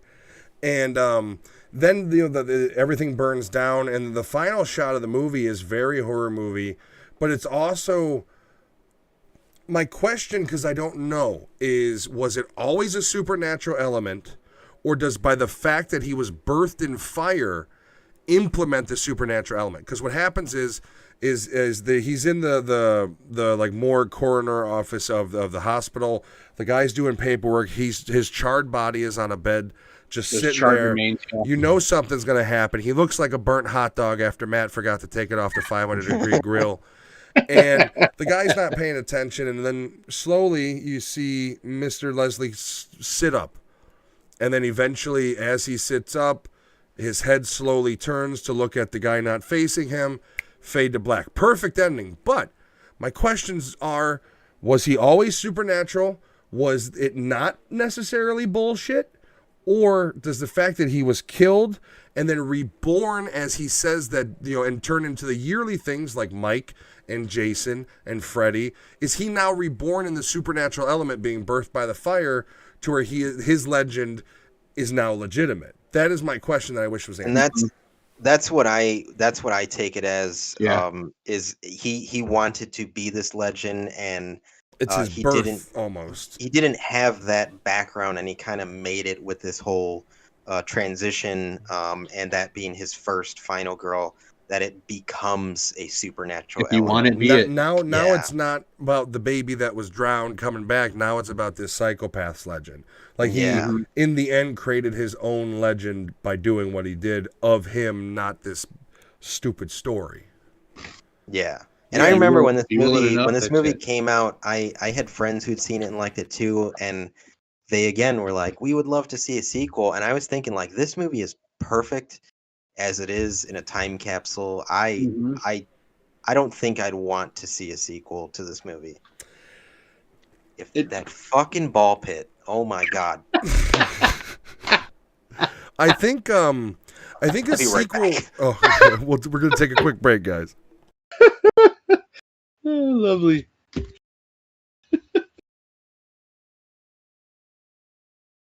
I can't stop laughing. Holy shit. There's 200 of those. How many of those did your mom buy? All of them. All right, we're gonna come back. I'm putting this back to live. I had us in a break real quick. Oh, I gotta piss. Okay. All right. Well, no, just hold on. We're almost done with the movie. You Oh, should have God, kept this in. Jesus, Ugh, we I are. know shit. We are old, aren't we? Yes. So let's wrap it up. So, the movie ends in a supernatural way. Any wrap up thoughts before we go into the review or the hot dog review, Alex? I'm going to give you the first run at the Chicago dogs. For me, this Behind the Mask, I'm gonna give it a 4. 4 hot dogs, man, because the whole comedy thing got me going from the beginning, and the fact that it was like shot as far as a documentary, I like that. I like that shit, and it was something new when I first watched it. It was something new that came out to me, and when I watched it again and I started picking up on some of the details, it was even better. So yeah, I'm gonna go with 4 fucking hot dogs, and I wish I would have watched hot dogs. 4 fucking hot dogs. I wish I would have watched it with my wife because I wanted to watch this with her because I think she would have enjoyed it. You know, I But forgot how good it was, and I kind of approached Jen with like, I don't know if you're gonna dig it. It's a horror comedy, and we didn't have a whole lot of time together this week, so we didn't have a whole lot. We got through vampires, but this is a movie I think I'm gonna try to introduce to Jen because I do think she would like it, especially if she understands that it's kind of like The Office meets a horror movie. I don't think I explained it properly to her the first time. The whole time she's gonna be like, "Where's Dwight? When does he show up?" Oh, can you imagine Dwight in this movie though? Like the farm they're on being the Shroot Beets. Dude, what a crossover that would be. Yeah, the beet press, it's all red and everything. You think it's blood, but it's just beet juice. Lewis, how many of these hot dogs you giving, eh? have a hot dog, man. tastes real good. This Yum yum yum. It's actually a song. All right, go ahead. I hope so. Fuck. This movie to me is, I think it is like this movie is for people who appreciate horror movies. I think if you aren't a horror movie buff, you could take this movie as it is and it's great. But if you got to be a fan of the old school slasher supernatural type flicks. Like if you're a fan of the franchises, you'll definitely appreciate what this movie does for the writing of it. Yeah, and I guess my analogy is like you get those people that are like, yeah, I love horror movies, and then like I want to say like you fucking know nothing about it. Hey, I've seen The Conjuring. It scared the dickens out of me. I didn't like Bloodhouse Manor though.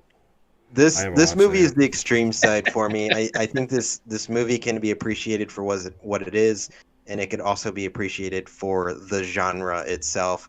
So because of that, I am giving this 5 hot dogs. I won't give it 5. All right, I'm done. You hardly do stuff like that, though. I don't give 5s, man. If it's I think I gave Hollow Man a 5, and that's because it tickled my nostalgia bone. No, are you sure it wasn't Invisible Man? Before we recorded earlier, you said Invisible Man was like a 4.5. Yeah, I remember that. In case you want to know my true feelings on the Invisible Man, go ahead and listen or watch that episode. Don't watch it with your kids, or the episode with the shed for that matter. All right, I'm gonna agree with Alex. I'm gonna give it a 4. I really do enjoy it. It is one of those movies that is a demonstration of what you can do with a low budget and smart writing. I think that's Lewis went under the table for a second. I think that's the thing that really differentiates it from other kind of low budget movies because it's a low budget. Yeah. It obviously is low budget. Mm-hmm. It's just really intelligently written. You could tell the guy who wrote the movie like sat down and was like, How you doing? I think he's trying to swat away balls as the cats attack him. I know. The cats are like launching them at him now. Little do we know it's just like demonic Ronald McDonald in the corner jacking it, throwing balls at him. No, I give it 4 out of 5. I really enjoy this. I enjoyed it when I first saw it. I don't know if I am 100% correct on this. I have a feeling. What year did this movie come out? This was 2006. Yep. I have a feeling I may have watched this with Raymond, who was in the chat earlier. Hellacious. When we had the Blockbuster Movie Pass before I worked at Blockbuster, and we would You still literally there? we would rent a movie and watch it, and then go back and rent another movie and watch it. But I'm pretty sure this might be one I watched with Raymond, but that was the last time I watched it, which is years ago. Wow. And yeah, I haven't seen it in a long time. It was always been one of those movies in the back of my mind, like it's a good one. You know, it's a good one. But you know, when you get to this age, you don't have the time. Your wife doesn't love horror movies. You kind of. I was going to say your wife doesn't love you anymore. Well, that's. I mean, 11 years in, you know, that's just part of it. That's taken forever. That's the standard. I love you, ish. But you know, I love you. The dogs are more important, but I love you. Oh, wow. But yeah, so we're gonna wrap up Behind the Mask. Any final thoughts? We've got a 5 out of 5 for Lewis, which is fairly rare. I don't think you've given more than a couple 5 out of 5s. No, there hasn't been a 5. I don't think there's been a 5 out of 5. I think I might have given Hollow Man one because I love that movie. But yeah, we're gonna go into with. You guys ain't seen nothing yet. Oh, there you go. It's like RoboCop. Great look for you. Keep it there. So we're gonna be doing my pick next, which is vampires. I should have done the RoboCop episode like Jen's this. comment, it depends on the day, Lewis. I love it. So I just want to point out that's real time not love for my wife. Like I'm joking about it. She's in chat like, you fucking piece of shit, you. She's on her cell phone, you motherfucker. So, just wait till he gets off that podcast. Just wait till he goes on break. I was gonna let him sleep in tomorrow. Not anymore. So let's go through a little bit of the chat. We finished. We wrapped up a little bit with Behind the Mask. We move on to our next one soon. What do we got here? I've got chat from when we were on break. My wife talking about making candy bags for the children. We have run out of razor blades, by the way. All right, cool. That sucks. I know. I usually keep a couple hundred or so. The treat bags. Fabian called us old. We were taking a smoke break. Man. Danny DeVitos. We've got your daughter Rose. I'm the marionette. Yeah, that was when she did her little cameo. We've got awesome job Rose. Fabian said she looked like the ghost girl from The Ring. Where is the witch? Yeah, I get it. Is it live on YouTube? We are live everywhere. Your face can see it. Oh yeah, that was Rose also asking. As bad as RoboCop 3: The Shed is what I'm assuming you're asking. No. That's debatable. Yeah, I don't think it is, to be honest with you. We've got. Oh wait, we got a new one. Yep. Well, hold on. We've got Rob coming in. He let us know Leah Thompson. Yes, there is a delay, but I'm still going to point it out. Why? Because I'm an asshole. Emmy, into the pit. Go into the pit. Fight those cats. Reclaim your home. Still Rose, by the way. What's that? They're all still Rose. Anything comes from Emmy is Rose. I'll keep singing into the pit. My wife basically telling my co-host that depending on what day it is, depends on if she loves me. I have a recommendation for when it comes out. The FNAF movie. Alex, you're going to have to translate. Five Nights at Freddy. FNAF is Five Nights at Freddy. You're gonna have to buy that girl a next gen console because the Five Nights at Freddy game coming up. Oh no, we have it on PC. We have it on PC. No. They have a new one coming out. When the Five Nights at Freddy movie comes out, we should review it and have a little segment where Rose can give her review on it. I'm down with that. Nice. If Rose is willing to put her big girl pants on and give a review, we'll do that. She's of course going to be in character. I'm okay with that. She does. Let's hope she doesn't have her daddy's shyness. She doesn't. I'm in character. Dude, the way the shadowing was for a second, you look like a Karate Kid like wanna because it just looked like a fucking bandana. Oh God, shut up. Well, I'm just saying, man. All right, so anybody in the chat right now have any questions? We're gonna go to break here in a second. Say hi. Any questions for us? Let us know. And what we'll do is when we come back from the break, we'll answer them for you. And we will be right back with you guys. Just a couple minutes. Like I said, we're old. See you guys in a few. Thank you.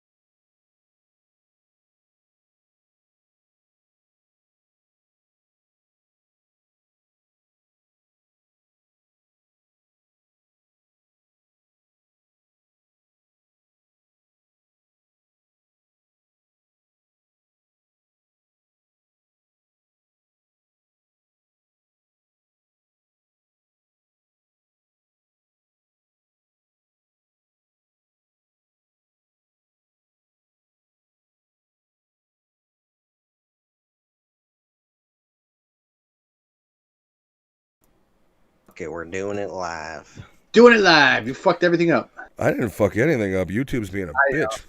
Hi, guys. I'm going to intro this one. Welcome back. We're back.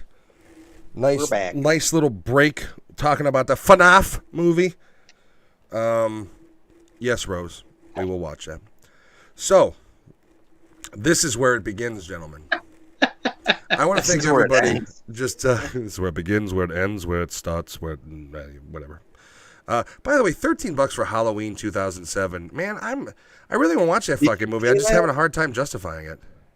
It's not worth $13. Like, there's a YouTube copy, but it's like really shitty audio, and I'm kind of a cinephile, so it's hard to bring myself to watch it. But anyways, 13 $13.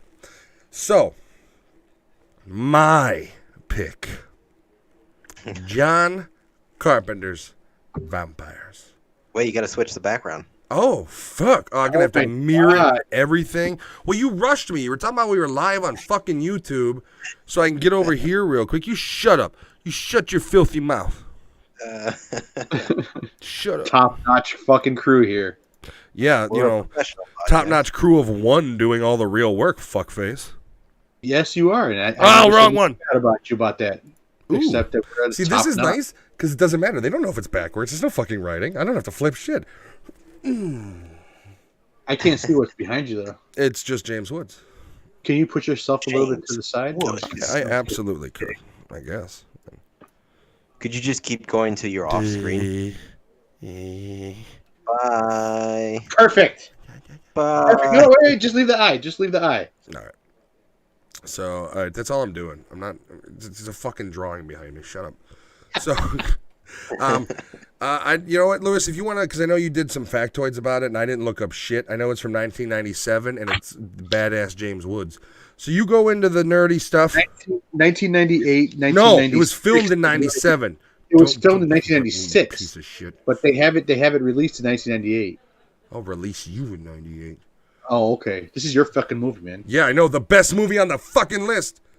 All That right. you can't even get your facts straight about. I don't need facts. All right. It's awesome. All right, ladies. Hey, I think we all agreed that we weren't going to do our own individual facts, okay? Not only that, but it's not like I've been sitting at a fucking spa for 2 days, okay? Okay, I haven't had a fun couple days. So, you go on, Lewis. Let's hear some factoids about one of the greatest movie on this list. It's not my fault. I'm not sabotaging my computer hardware. It's kind of a show staple that we all get real grumpy during the third movie. It's always during the third movie. Now, yeah, they're just going to use that as an excuse to hate on the lovely John Or Carpenter's the list. Vampires. Or Yeah, the So- the list is going to be a cluster. So this third movie is John Carpenter's Vampires. John Carpenter, obviously, horror staple. I mean, you have Halloween. You're gonna put the music in there, aren't you? You fucking know I am. Oh, Going in jeez. like 4 different spots in this episode. So this movie came out in 1998. Every time vampires is mentioned. Runtime of 108 minutes. Too Release long. date was October 30th, 1998. Had a budget of 20 million. Box office. This movie made money. It's However, a bigger budget than it was a bigger budget than you would assume it had. It's They kind of a only, big they budget. only for back doubled then. though. the, Like 20 this, million's a lot for. I mean, I know it's John Carpenter, but I didn't realize it was that much. Yeah. this movie made money overseas. It more than tripled Yeah. its budget. The Japanese love a good vampire hunter. But domestic, this movie fucking failed. It made 20.3 million. And you got to realize, like, this was John Carpenter's attempt at a commercialized horror film. I mean, he got James Woods. You had one of the 7 Baldwin sisters in the Uh-huh. movie. Billy Yeah. Baldwin. Her name was This one- Daniela, right? Yeah, Or this Denise. Was it Denise No, or no, Daniela? it's not Danielle. Daniel Baldwin's the Christian guy. He's the one that spouts about Jesus all the time. This is Billy Baldwin, I believe. Or Yeah, William, if you will. they're Legion. They're all the fucking same. But anyways- wasn't it South Park that blew them all up, or was it Simpsons? I can't remember. I think it might have been South Park. Yeah, South Park when they blow up the Baldwin mansion. No, this was Daniel Baldwin. Oh, Daniel. Okay, I do want to say this. He's not related to the Baldwins at all. But anybody's a Firefly Serenity fan, Alex is literally dressed. His Halloween costume one of is the Daniel Baldwins. Baldwin's character, but he's not one of the Baldwins. He's somebody named Baldwin, but who's way cooler. Anyways, go on, Lewis. I know. So this movie was John Carpenter's attempt at a commercialized, like, bigger budget. Like they wanted this to be a big hit. It was published by Sony. And this movie for its time kind of fell flat. And once we get into talking about it, it feels like it. I don't know. It should have came 10 years earlier, maybe. Yeah, it would have been 80s. 10 years Well, earlier. It they would have been a actually- fucking smash hit. 10 years They- earlier, it would have at the minimum had like near dark status, where it's a cult classic, which it kind of is. Now- But Yeah. Now They got Cheryl Lee, which she was a big actress at the time. you though. know, so the wife and I just watched Tombstone, and I recognize her. I'm like, I think that's the Kurt Russell's wife, and I was like, I think that's the woman from Vampires. Sure enough, it is. I when we watched Vampires, and I was like, I pointed it out to her, and she, of course, is. Oh, okay. She's the one that drank a lot of the absinthe and all that other shit, right? Yeah, she was a drug addict. But Yeah. yeah, I tell you, this is my wife's level of enthusiasm when I share factoids. It literally goes like this: me, and her. Oh, okay, fucking nerd. Like, I swear to God, she looks into her phone and is already texting her sister. This fucking So nerd. she puts a mute on your voice every time you talk. Is that what you're saying? Yeah. Awesome. Am I muted? Well, when you said something, it muted. No, so I thought that's what you were saying. That once again, that might be Discord. So shut up about it. I thought that you were saying what she does to you. No, I mean, in her mind, I think I'm always muted. I mean, she's already written in the chat that it depends on what day it is, depending on how much she loves me. So that's cat's out of the bag. 11 years down the fucking drain. I'm just pointing out the obvious then. Oh, we got to cut Yoshi in half. Anyways, Jesus Christ. Okay, we'll each so get a half. so this movie spawned two sequels that are both very bad. One of them stars John Bon Jovi. Oh. It's bad. Awesome, Bon Jovi. Shot but through then- the heart with a goddamn steak. Sorry. Didn't he write like half the fucking soundtrack for that movie? I don't think John Carpenter had anything to do with it, so I mean, who the fuck knows? No, Maybe. I- No. So he produced the second film, so he technically had his hands in the pot. He just threw his money in there. He had nothing to do with the Here's third my film. name. This franchise isn't a John Carpenter thing. It's actually based off a novel Which I want to called read now. Vampire S dollar sign. Dollar sign. Yeah. And the premise of the novel is even like it's a little like more machismo than the Los fucking Muertos movie, is not- because Rob the says Los company, Muertos is awesome. It's not awesome. the Pretty company in the movie is called Vampire Inc. I'm sorry. Rob said you hold your tongue. Los Muertos was awesome. Yeah, I just had to so point is From that out. Dusk Till Dawn 3. Sure, go on. So Thank you, Rob. there's a twist in the book that doesn't happen in the movie. The main character gets turned into a vampire, but there's also a sequel. There's no reason to read like that book. the book gets weird because there's a sequel that's not really a sequel that has the same main character but in space. It's really weird. Wow. Uh, Okay. Anyways, back to the movie. I'm lost on what the hell you just said. All right, go ahead. It gets weird. It's a whole rabbit hole that I went down in YouTube and Wikipedia. Lewis ended but from a man- vampire movie to in fucking space somehow.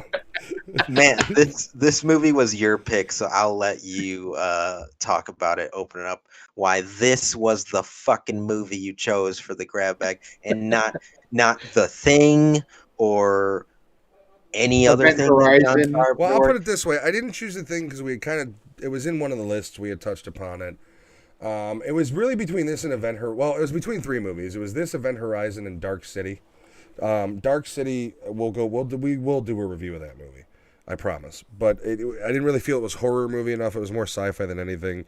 Event Horizon, it was if Event Horizon would have released a week earlier on 4K, I'd be doing fucking Event Horizon. I put it that way. But I chose Vampires because it's a movie I love. I watched it as a kid, and I remember going to the. I don't remember if we went to the Davis or if we went to a legit movie theater. But I saw this. I'm pretty sure in the theater with my dad. And I've loved this movie since I was a kid. The intro is both cheesy and it's so. It literally starts out where they're all and the vans that they have are like basically converted meat wagons. that they turned into vampire You only see two crew. people though. What's that? You only see two people at the beginning. Well, driving, but Yeah, and You they're don't see- yeah. so they're driving this like heavy duty, looks like an armored truck type car. When you say meat wagon, that's the only reason why I say Yeah, that. Is and- when you say meat wagon, and you so only they- see two people. You're in the call my Southwest. car It's the it's desert everywhere, and they pull in and they open the doors, and then the whole crew of the vampire hunters come out. Dude, And- the open. Oh no, they drug it out for like about 2.5 minutes. Oh, yeah, before well, I they, mean- they gave the nod. John Carpenter does it, and it's like he's dragging it out. Stanley Kubrick does a 5-minute uphill fucking drive scene, and everybody jerks off to it. Get the fuck out of here. Anyways, In what movie was that? The Shining, the entire beginning of The Shining is like 4 you know minutes what? of fucking The only driving. thing I liked about the driving was that it was a nice scenery. I didn't give a shit about the story about But that. It was like I leading said, up to that, because this is dry desert, it's that's what I think. but you got fucking him sitting there looking out into the sun, and he's burning daylight by sitting there looking at the fucking scenery. Yeah, but And then then he he looks over to checks the his side and he goes- watch. And then he gives him And that's the nod, other thing go. is you want to talk about the time. James Woods has the power check of his watch. He doesn't go, "Oh, I got 6 hours." He goes and then looks at his. That's how he checks his watch every fuck. And then later on in the movie, when he injures his shoulder, he does the check of his watch. He still throws his fucking fist. I don't get it. But anyways, he checks his watch. So they come across a house. They have It's a like bad time about time is not a fucking, I don't know. Well, throughout the movie, it's a theme of James Woods like looks at his watch and he's like, "We got 6 hours of daylight, Montoya. Come on." So basically, they come across an abandoned home and they talk about how it's a vampire's nest. Amongst the crew is pretty cool people. You got the guy who played Bobby in Sons of Anarchy as one of the vampire slayers. You've got fucking Shang Tsung Boone with Jr., a butch cut is one of the vampire slayers. Yeah. So they go into the house, and one of the reasons I like this movie is it's not like I love Blade, but Blade is an equal force to an opposite reaction. This movie is literally like, let's send these fucking ruffians into this house with machine guns and stakes and hope they take him out. Now they're organized. They have a whole system where he hits them with his crossbow. They get dragged into the sunlight. They burst into flames. It's quite a cool effect. I can't tell that story. It's quite a cool effect. I was gonna tell us, I can't tell it on especially a live broadcast. Because as they get pulled out of the house, your normal vampire movies is, depending on what you watch, is they turn into itty bitty flames or dust particles, or if you watch 30 Days a Night, they end up turning into Corona and going through the air. So this is a little different. They literally burst into like red hot flame. It's like the stuntman was like, "What are we doing today, boss?" And John Carpenter's like, "I'm gonna stick some fucking road flares to you and set them off as we drag you across the ground. How's that sound?" And that's You're gonna catch on fire before you make it into the sunlight. yeah. Well, there is that one where they happen a lot of times. Yeah, A lot well, of yeah, times. in the doorway when it's just like if they start bursting, but the idea being they're they were so. catching on fire before they got in there. Yeah. Well, some of that I think was intentional, only with the idea of that was with the masters, but we're getting ahead. So, they introduced the whole gang, and then they're looking for a master, and they don't find the master, and it's odd for you to find a nest without a master. They talk about it. They go back to the motel room, and this is something that I want to talk about because I think it's a little deeper than it's on the surface. Are you going to talk about Anthony number 1 who opens the first door? I will. Hold on. Okay. So the next scene is they clear the nest, but James Woods is bothered because they didn't get this master. So they're at the motel, and it's all sorts of debauchery. And I think this is a very important point, and it's underlooked. You look at this as drunk assholes have with hookers and booze and coke and Rock everything, stars. like rock stars. star life, yeah. Yeah. And what I don't think is interpreted by this is John Carpenter saying these are supposed to be holy men. Yeah. These are supposed to be men of the cloth, or not of cloth, but of God, destroying these demon creatures on behalf of the church, right? And the way I look at it is the reason why Valak, who is the name of the main protagonist, the main villain, he shows up at the motel. Karate Kid 2, right? He's the master who Karate Kid 2. What? 3. Is he? Yes. Okay. He's the main villain that trains for Karate Kid 3. Then don't ask me that. I don't fucking ever see that movie. Hilary Swank sucks. How do you know what that's what she's in? Because she's on the cover art. Ah, gotcha. So, my whole point is, even the priest is involved in the debaucherous behavior, the ungodlike behavior. Oh, And yeah. I think that, in my opinion, is why Valak is able to walk in and wipe them all out. It's a cool scene, and to what you were talking about, it goes directly into Bobby from Sons of Anarchy.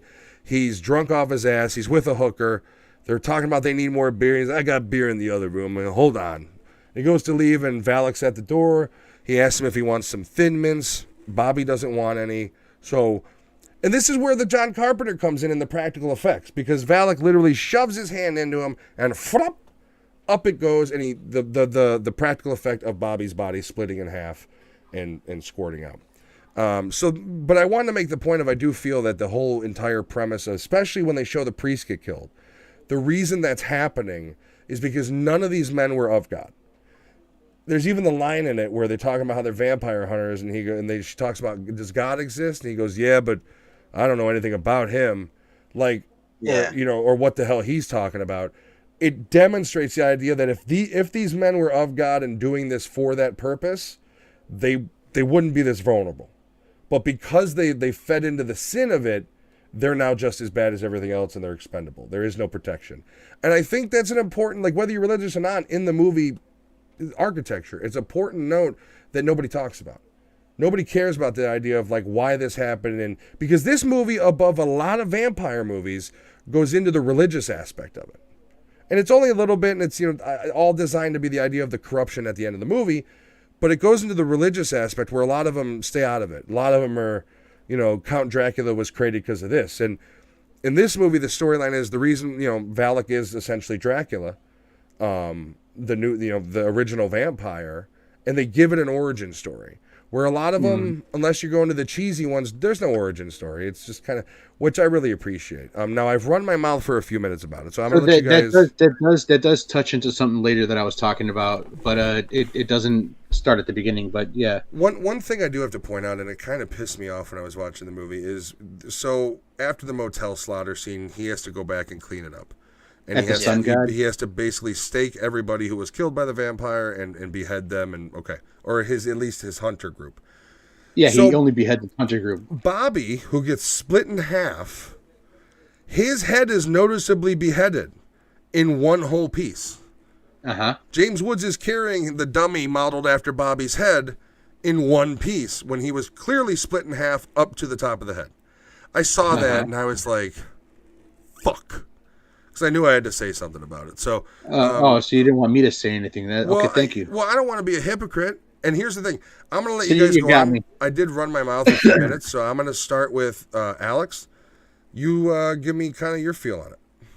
So my thing was about all of them being like rock stars sitting in a hotel, getting their hookers and everything. And when they all died and everything, all that happened, he came back to clean up the mess, and he starts only lopping off the heads of his guys, and he takes them all, and then he leaves everybody else there, and he just like drives stakes in everybody else.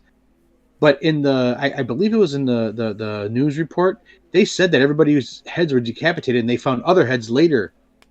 So, I mean, maybe I don't know, there could either be deleted scenes or they just didn't film him doing it to everybody Yeah, else. but they clearly show when he's dumping the gasoline in the hotel. Yeah, people have heads.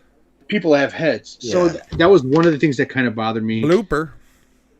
Yeah, I mean, it's not a big thing, but it's just one of those things that got to me. But the other thing was, they had these stars. They weren't really stars, but they had all these people that were known actors and in other things before, and they used them in such shitty ways. What's his name? Bobby from Sons of Anarchy. He was terrible in this fucking movie. I don't know if you noticed that when they We walked didn't have into the much first of a chance. Like, he had the drunk scene, and then I think he had, like, where he lights a cigarette in the beginning. He fucking had a cigarette in his mouth, and he's in the his fucking clove that he smokes, that black clove. He's in the house in New Mexico, and he's trying to fucking do something, and he's trying to put the shotgun away to do something else. Like the whole mobility of him. You don't and get everything. the feeling that they were a tight professional team. Yeah, so Like, that that's threw me- what I said. Like, they're suited up, but they're just kind of ruffians that they sent out to go hunt these things. Yeah, but they're supposed to be like these professionals and shit, and just like that little bit of that. But once I got past all that, it did start to tie into a little bit more of a tighter story as it went on. But then there was still story parts that just made it harder and harder for me to keep interest. And that's what I was trying to tell you. I made it like through the first 50 minutes of the movie where things kept happening and I just couldn't stay interested in it. So Like I had what? to pause and I had to take a break from it. Like what? And no, it was just like how it was how the progression of the story was and how the people were.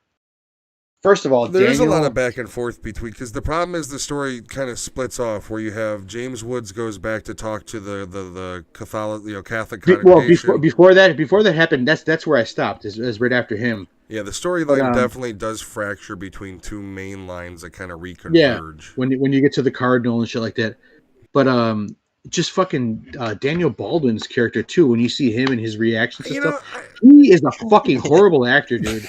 He is a horrible. okay, fucking hold actor. on. I'm gonna okay. His facial expressions. Tell me his facial expressions did not fucking make you think. All right, so What the fuck is going on through his head? this isn't necessarily his fault. It's the fault of the writer.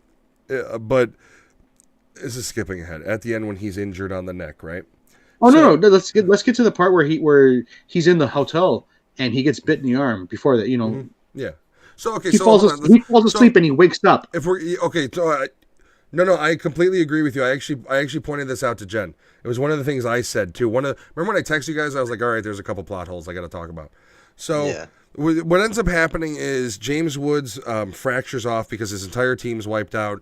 He's burnt. He blows up the motel, which is a badass walkaway scene because you can see it's a real explosion, and it's just and you see like the camera shakes, so it's not. But you see him wince a little, like God damn, that was more than I thought it was going to be. But he never breaks Doesn't really face. happen in real life, yeah. Like yeah. he literally Yeah, he literally Mick Jagger walks away from a fucking explosion, a real one that they're filming, and still is Yeah. like, he probably can't hear a fucking thing. So he's like, did anybody yell He's got cut? earplugs in. So the storyline splinters to where James Woods goes to talk to the cardinal and figure out what to do next, and he sends Mr. Baldwin to the hotel with this young Katrina, lady. or some shit like She that. was a hooker. She's bitten by Valak, and because before they fully turn, Valak and her share like a psychokinetic connection where Yes. he can see what she's seeing and she can kind of see what he's seeing. So Billy Baldwin or Daniel Baldwin is with the hooker in the hotel, and James Woods is sent on over and fractured. But before we get to that, I'm gonna have Lewis's take on the kind of the beginning of the movie. All right, so you guys said a lot of things that are going to tie into my answer. So Sorry. no. I'm glad you said it because this movie, the pacing is odd. There are scenes that are drawn out, and then the rest of the scenes are like we're on fast forward. Well, there were some scenes where you're like, this should be shorter, and then the end, especially, you were like, what the fuck? Why is it already over? So, and there's a reason for that. So when John Carpenter took this film, going back to what I said, this was going to be like a big commercial film. The budget for this movie was going to be 60 million or over. And at the very last minute, the studio was like, no, we're going to give you 20 mil. Oh, So shit. that's why Nice. this movie, there are certain scenes in this movie where like, this is fucking cool. And there are other scenes where they're like, what the fuck? Like, this is not. Wait, I could have had This 2.5 hours of this Yeah, movie? Damn. This is not the makeup work I would I think thought there from was John 2.5 Carpenter. Yeah, I mean, I do No. like the first vampire he kills with I thought that was pretty cool. The stake to the forehead, and how the fucking guy pulls it out. Yeah. Yeah, there was some really cool practical effects, but I will agree, by the end of the movie, it's basically just kind of like run of the mill. Yeah, the budget was cut like fucking by 75%. Two-thirds, What The screenplay was changed at the very last minute. So you watch the movie and you know it's a John Carpenter movie, but you get the feeling like I almost expected more from him. Yeah, but I mean, you're but also it's talking still a about good movie. You also see the makeup effects change. yeah. throughout the movie. There's less of them. Like in the beginning of the movie, the vampires are like you can Well- tell they're heavy prosthetics and the heavy makeup, and by the end of it, it's like they put dirt on that one's face. Yeah, when you see what's his name at the end, Daniel Baldwin, his fucking neck wound, it's so fucking noticeable that it's fucking Okay, it's, so it's- okay, So Well, and so let's so not another talk thing because I have a is couple the points about that. So let's the- let Lewis continue. the MPAA had a lot of problems with this movie, which is why you probably don't see as much gore or as good I'd love an prosthetics unrated as cut. you would. Yeah, If it this existed, this but I movie, don't. like the more I learned about this movie, it really was in a rock and a hard place because they wanted to go all out. The studio kind of fucked them over, and then they were basically like, "We have to work with what we have," and that's why this movie feels weird at points It's because like unbalanced for sure. yeah, it Yeah. goes like even the score of this movie goes from like kind of good to fucking awful. Well, you could tell where John Exactly, Carpenter exactly. was had the influence and where he didn't. Yeah, Like that beginning intro is John Carpenter. Whether people that's a John Carpenter piece. That's signature. Yeah, it definitely. It's almost like part of the way through because of all the bullshit. He was kind of like, "Fuck it, let's just finish this movie." Like Yeah. they do get that feeling because by the end of the movie, there's a lot of buildup, and then it does feel kind of rushed to get everything done at the end. So yeah, I'll agree. There's some definite balance issues with this movie. I believe I read something about where John Carpenter and James Woods. This was the only time that James Woods actually worked well with a director. Really? only Where time. everybody else that James Woods has actually worked with, it's how he's always been Well, he difficult. probably I don't just know. sat around and smoked cigars on set when he. I don't know if that's what happened. Like I think that this was something I was reading. I got to look it up again. But There's a quote John Carpenter has that I found that I really like, and it's about the vampires and the take he was doing on it. And the quote goes, "My vampires are savage creatures. There isn't a second of brooding loneliness in their existence. They're too busy just ripping and tearing humans apart." I love Which that. Perfectly. Yeah, because sums I mean up and you know the in my opinion, and I know because Alex loves vampire movies and he loves the '80s vampire movies. Vampire. Yeah. So I do love the fact that, and this is why when you text me you were having a hard time getting into it, and I was watching it again. No, I understand. Hold on, I understand what you were saying now, but like I'm watching it, and I was like, how the fuck can he not like this? Because in the opening 10 minutes, one of the scenes that stands out to me is when they're in that first house and the girl vampire jumps on them, and then you got the guy vampires going wild. And they all unload, and you literally just have this wall of like machine gun and pistol fire unloading into this vampire, and it's still going. He puts a stake through its fucking forehead, and it looks at him and rips it out, and is still going. And the dialogue by James Woods, and this is why I love him in this movie, and this is why I don't think anybody else's voice would work. This in part this is funny. movie. Yeah, go ahead. Whereas this happens several times as he's killing these things up close in person, he's literally screaming, "Die, motherfucker, die, die!" And he's like stabbing him with a stake, and then he It even smells worse. Yeah, he's fucker stinks too. You know, like I don't know if anybody else should have been in this role, but I think it's like the perfect casting because James Woods really didn't do shit like this, and he still really hasn't done much of this at all in his career. And it's just so out of place for him. And he looked, like I said, he's like a cross between Mick Jagger and the Fonz. So it's like, it's just weird, kind of cool that it's like, this guy's like 50. Why do I like him? You know what I mean? Why is he cool? If it wasn't campy, then it would be okay.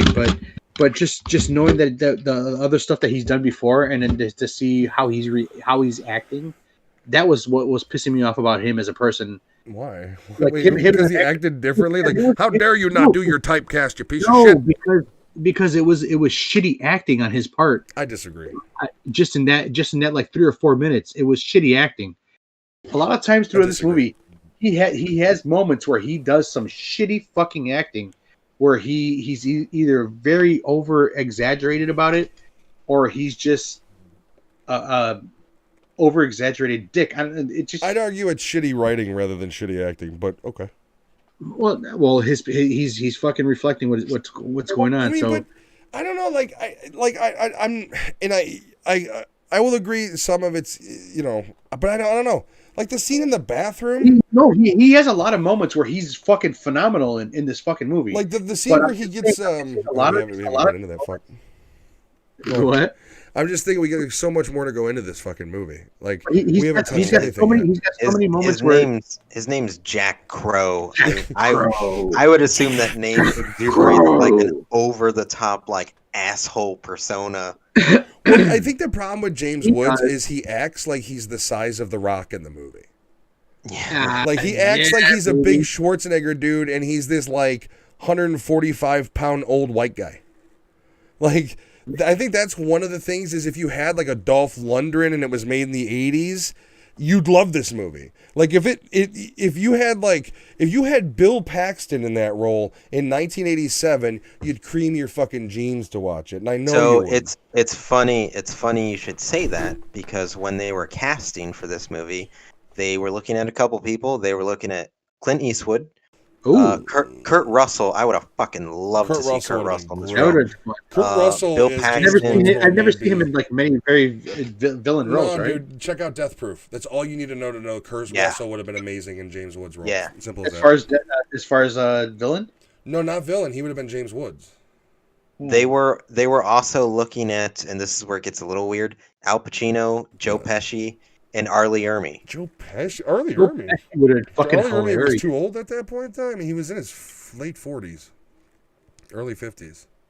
But I mean, James Woods was in his early 40s too. So I don't know how Arlie Ermy would have worked in that one because Arlie Ermy was never like he wasn't fat, but he was kind of a thick dude. Like I don't know, the profile would have been weird. Like you can't get those like Avengers shot in the beginning. Like literally, they line up like the fucking Power Rangers in the beginning of the movie, and to the theme song. Like that's the thing is I don't know the imagery. Like you had to, I guess you had to have just this average looking team. So Arlie Ermy may have worked, but I feel he might have aged out by that point, to be honest.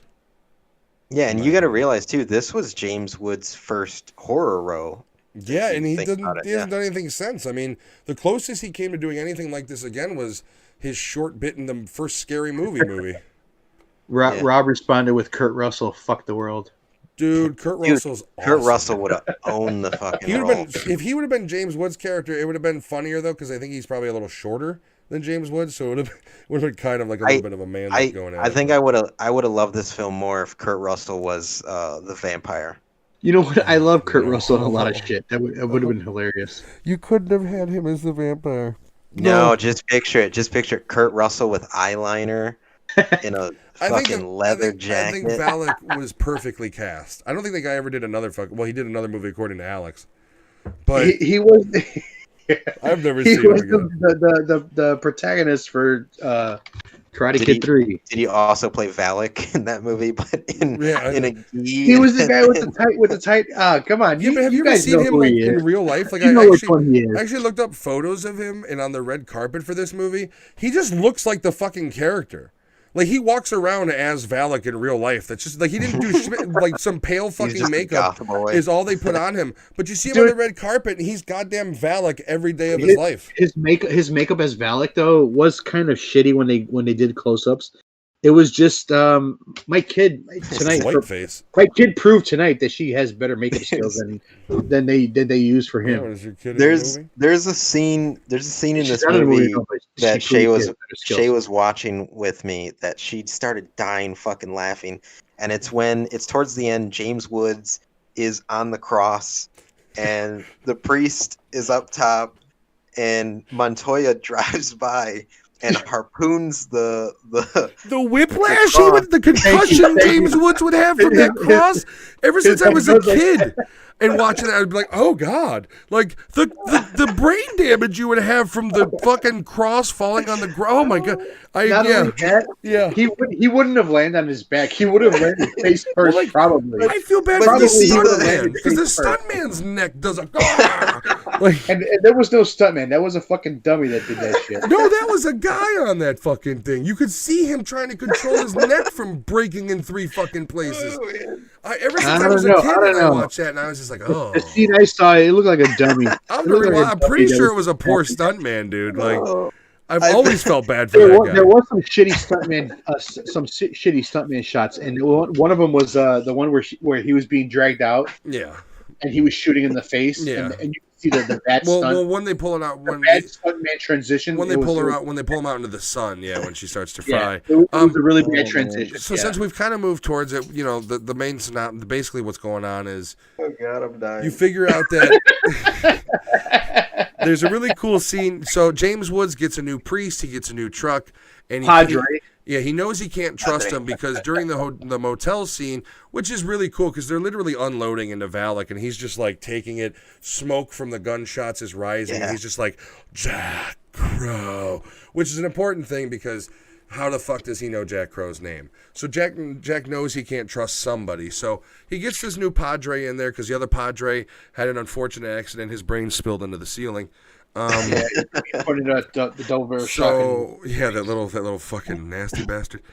So Been he holding has a it new there. priest, and they get to the hotel in Monterey, and they meet up with Daniel Baldwin, and he takes him into the bathroom, and this is where you get the origin of how Jack became Jack, and so basically he tells him like, look, you're gonna tell me what the fuck's going on, or I'm gonna start cutting on you, and the Padre's just like, no, you won't. You're a good man. And Doesn't so, he shove the towel in his face? yeah, too? so he shoves a towel in his mouth and he slices open his hand, and he puts the towel in his hand. And he tells him the story of he doesn't like secrets, and one day his father kept a secret. He was bitten by a vampire, and by the 5th day he had turned and he attacked his mother. And then he turned and he attacked me, and he goes, "I've killed my own father, Padre. I've got no problems killing you." And it goes, kind of this like you understand that. He's not a man of God. This is a guy who is on a completely different wavelength in this world. And he also has that little recollection when he's driving with Adam when he knocks him outside of the car. He says, "Did I get when he starts beating his ass?" He says, "Did you are you the one that did?" But no, he tells him, "Are you the one that snitched on me? Or are you the one that turned on me? Or are you the one that gave me up?" And then later on, he says, "Did I give you wood, mahogany, or whatever?" Well, yeah, there's a little joke because he pulls over roadside and he beats the shit out of the priest a little. But The Padre. he glances at the cross, and he makes a face. Well, yeah, because the whole thing is there's this. He's having his little. Well, okay, so we got to backtrack a little because we've skipped over what you're even talking about. So there's a scene earlier on when he recruits the Padre, he talks to the Cardinal. They show a photo of Valak, and James Woods identifies him. It was to use whatever. It doesn't matter. It's terminology. Shut up. And It's your movie. I know it's my movie, so shut the fuck up. And and so he recruits him, and there's hiding him, and James Woods knows this. So basically, he's just trying to find out really who Valak is and what the fuck do they know and what is going on. So the Padre at this point, because James Woods basically is thrusting a blade towards his stomach area. Mm-hmm. He tells him that Valak was a traitor to the religion. He preached against it. So they did basically an unholy ritual on him that lasted days, and they fucked up. And they killed his body but kept the spirit alive, thus creating the very first vampire. So Valak is essentially Dracula. So the whole concept is he's certain, and there's a really smart scene in it where Padre is riding with James Woods and he shows him the map, and he's like, "Look at it. These wavelengths, circular patterns." And Padre's like, "What is it?" And he's like, "They're searching for something." So the whole thing is this cross that was used in the initial ceremony that created Valak can now be used essentially to make him become a daywalker. So that's the whole thing is they're trying to stop him from becoming daywalker, and essentially that corrupts the entire world because he'd be invincible at that point. Sunlight, there's a really nice scene I like in the truck as well, where he's, vampires aren't dressing up and doing foo-foo this, you want to throw garlic at them, they'll bend you over and take you uptown with the, and he tells him basically like the sunlight turns them into crispy critters, garlic and crosses don't do shit. You want to kill them, you drive a stake through their fucking heart. And I appreciate that about it because there's, that's I'm sorry, but that's a 1 second. That's a pre-strike on like this. They saw where the vampire movies were going. Like vampire movies went from 1980s awesome violence to fucking Twilight, and they saw it coming. They called it out before it even happened. And I like I like what you like about this movie in the sense that vampire movies are done to death, and the balls that this movie has to come up with such a cool premise as to why Valak essentially became a vampire. It's such a cool take on the mythology. It's ironic, an ironic take on the mythology that that religion essentially created this being. Well, it's another one of Catholicism's dark secrets, and I love that idea about it. Yeah. So let's see. Which So, after I finished movie, I did like that too. So that's something that wait, popped up. like I said, I'm not a big religious guy, but I do appreciate the fact that they've tied it into something where Yeah. your traditional vampire story doesn't tie in anything besides this creature was created or came up of this. There's not like a But it ties into multiple areas where it's Yeah. yeah. Yeah, it's a pretty and I like that as kind of cheesy and campy as it is. There's some ideas in this movie that you didn't see before, and you frankly really haven't seen anymore. Exactly. Which Right. is which is And so- and you watch it nowadays, and I as much as I do like the movie, I have to be objective, and it is at times it's horribly cheesy. At times the dialogue is straight bad, but there are there's certain things that it translates well that it doesn't have any reason to, like, or not any reason, but any rightful place being able to, being as campy and kind of as it is things like the relationship between, as much as you don't like his acting, they convey the relationship between Daniel Baldwin and James Woods really well. That they're old friends, they love each other, and there's that one line that I've always found cheesy. They're the ultimate fucking cop duo. Well, and there's that line where when he's they're separating ways. He goes, "Don't take too fucking long." I get worried. Like those little things I do appreciate. I do like that in this movie. They touch upon it a couple times, and they don't explain it the whole way. But that this crew, they have a code that they abide by. Yeah, and there's only a couple lines where it's like, the code. Like, you never bury a team, by yourself. But it's only two people that say the code, by the way. It's only Daniel Baldwin, and it's only James Woods that say it. But nobody else has speaking lines. Yeah. But you notice they're also the two that were in the least amount of debauchery in the motel, and then the two that make it towards the end. James Woods didn't commit anything. Well, that's where Daniel Baldwin's character also says that he believes in God, but he doesn't know what God believes in them or some shit like that. And I know you don't like his acting.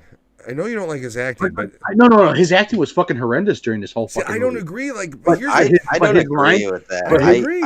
Seriously, his acting when he was fucking waking up, he was sleeping every fucking time. You're literally harping on one fucking scene. Say another scene. I dare you say another scene. It was through a pivotal part. Say a fucking that's writing. It was the part where he fucking turned into a vampire. He didn't fall asleep as a fucking actor. His character fell asleep in the movie, asshole. It's not acting. It's writing. It's how he portrayed himself when he fucking woke up. Tired? Okay, so you're literally harping on. But here's my point, though. You don't like his acting, but by the end of the movie, I feel bad for the guy. When I do. Yeah, he can't be that bad of a fucking actor if you care for him. But he still was doing bad acting during that whole thing. I disagree. I think you don't like the writing and less about the actor. I can still care about the actor, but fucking still think he was a fucking bad actor. See, I disagree. If you're not acting well enough, you're not going to be invested in him. I find the scenes after their crew gets murdered of two minds because you got to realize like Montoya and Jack were essentially like the leaders of this crew. Montoya they kind of play him as like the second manager and assistant to the regional manager. Yeah, and I mean he was also bad out there. You could say that Montoya's reaction to like everyone getting killed, like he's just like off kilter in the hotel scene the whole time. Well, he's also rather absent from the hotel scene until he comes in to swoop up Jack. Like, where the fuck was he?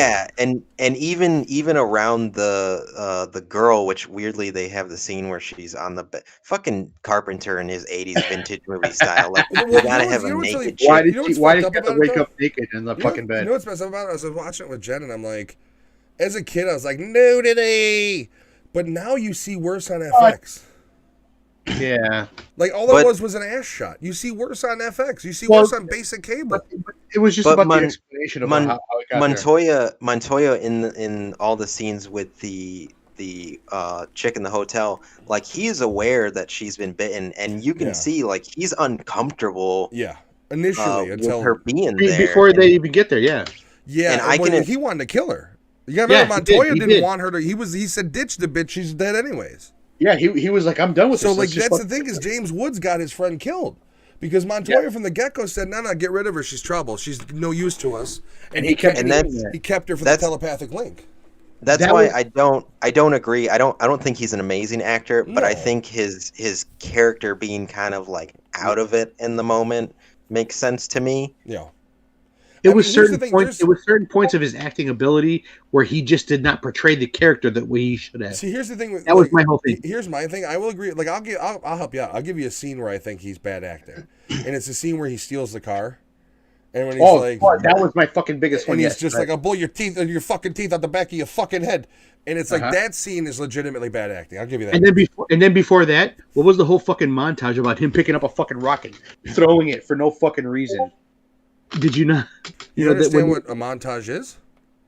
when they're walking back after they had the car crash and the music's playing, they're fucking walking in slow I motion. will ask again. Do you understand what a montage is? And then he picks up the fucking rock and he looks at it and he goes, I mean, I guess if you have been attacked by a master vampire and crash your truck resulting in a rollover, you'd probably be a little pissed off and looking to just throw a rock too, maybe. I don't know. I mean, once again, that's writing. That's not the fucking acting. In the script, it says pick up the fucking rock and throw it. That's not acting. okay. Let's put it back to this. Duh. Why did they feel that was the right course for him to fucking pick up the rock Ask the and throw it? goddamn writers. Because it Don't was blame so Billy fucking Baldwin. stupid. It's not It was his so fault. fucking stupid. You can't say Even it's for him- bad acting, though. That's like saying Whatever, if you whatever. read a All right, line. you're fucking beating a dead horse here on that part right there, because I honestly don't believe that you can justify that in any fucking way. Even if it's written in the script.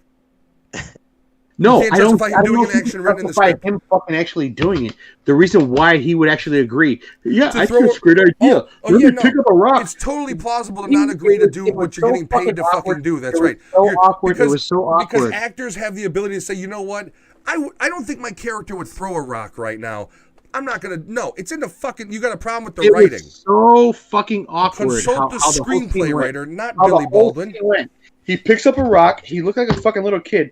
You do realize your complaints on Billy Baldwin have broken down to he woke up That's stupid not Billy. It's and he Daniel, threw by the and he way. It's threw a Daniel. rock.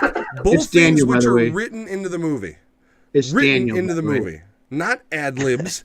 He didn't fall asleep as an actor and go, "Oh fuck, I'm filming a movie." No, it He's was still a written in bad the fucking script. actor. Whatever. He's still a bad actor. Once again, I highly disagree, and I don't think your proof is He valid.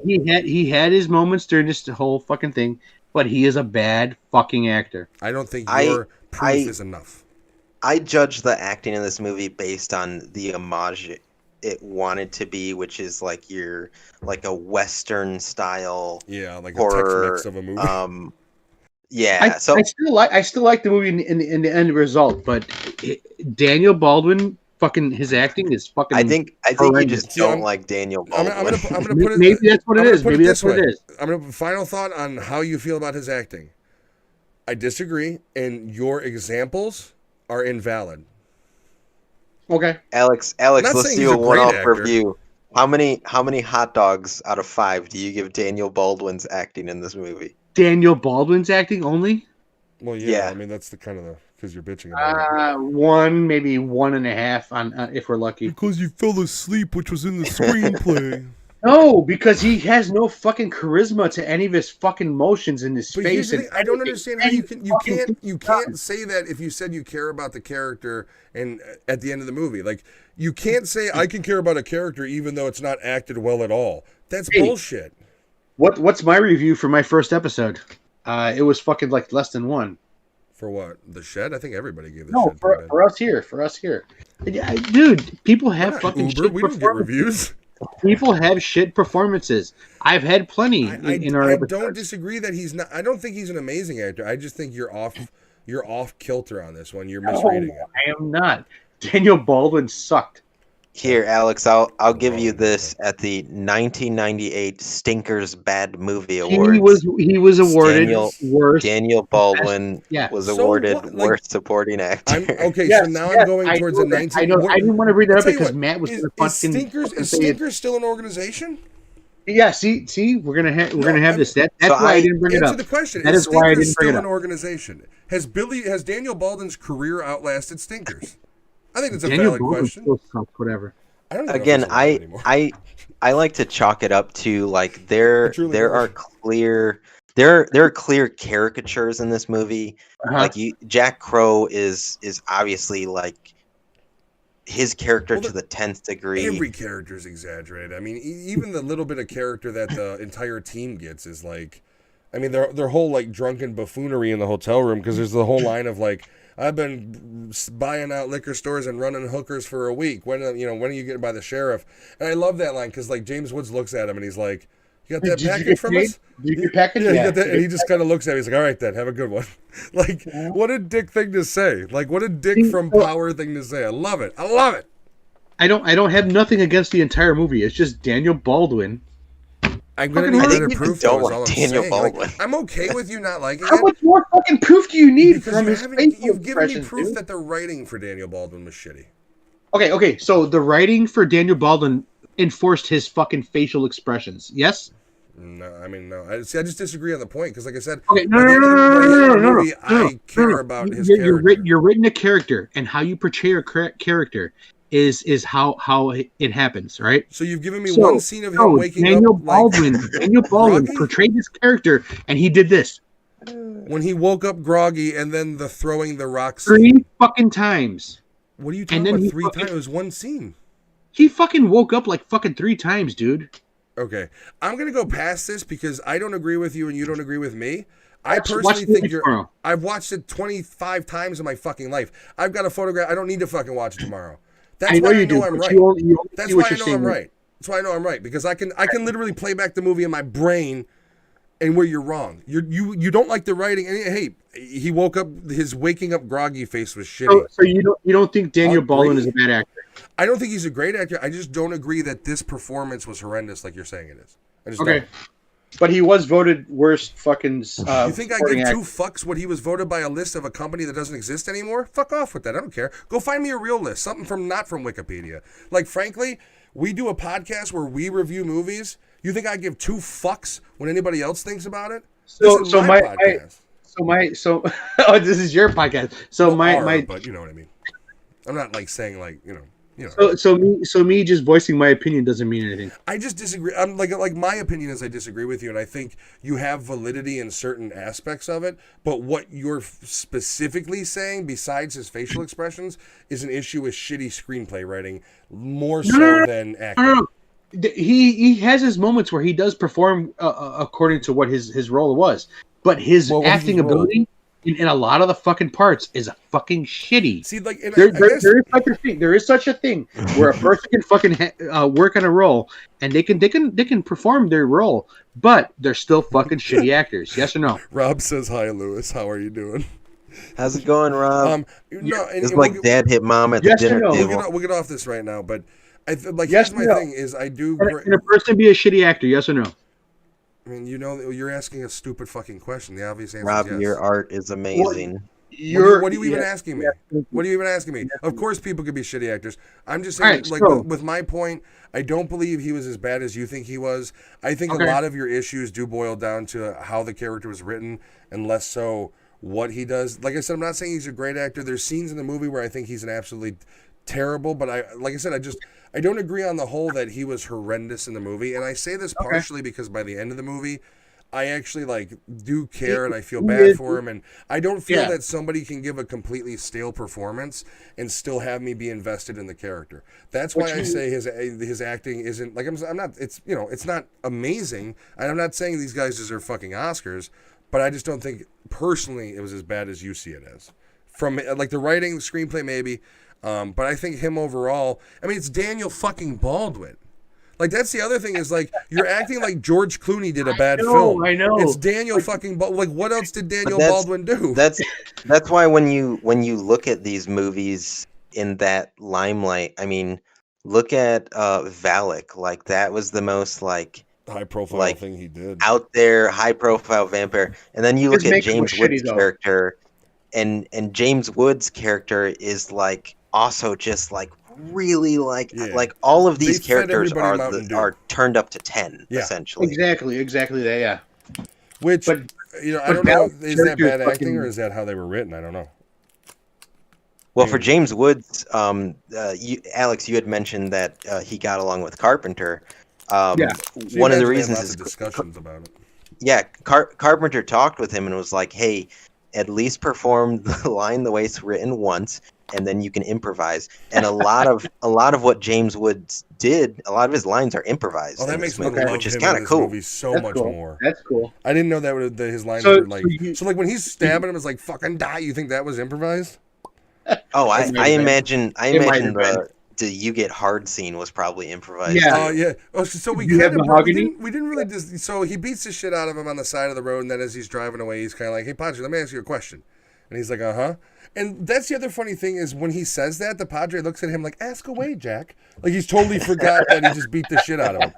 So, and he's like, "Let me ask you, when I was beating the shit out of you back there, did you get wood?" And the Padre's like, "What?" He's like, "Mahogany." And basically asking, "Did you get a fucking chub while I was whooping your ass back there?" And Did It's you just get enjoyment of me kicking your ass? yeah, it's just a funny little kind of throwaway line where he's just like, basically, you can tell the character's just fucking with the priest because he's a priest.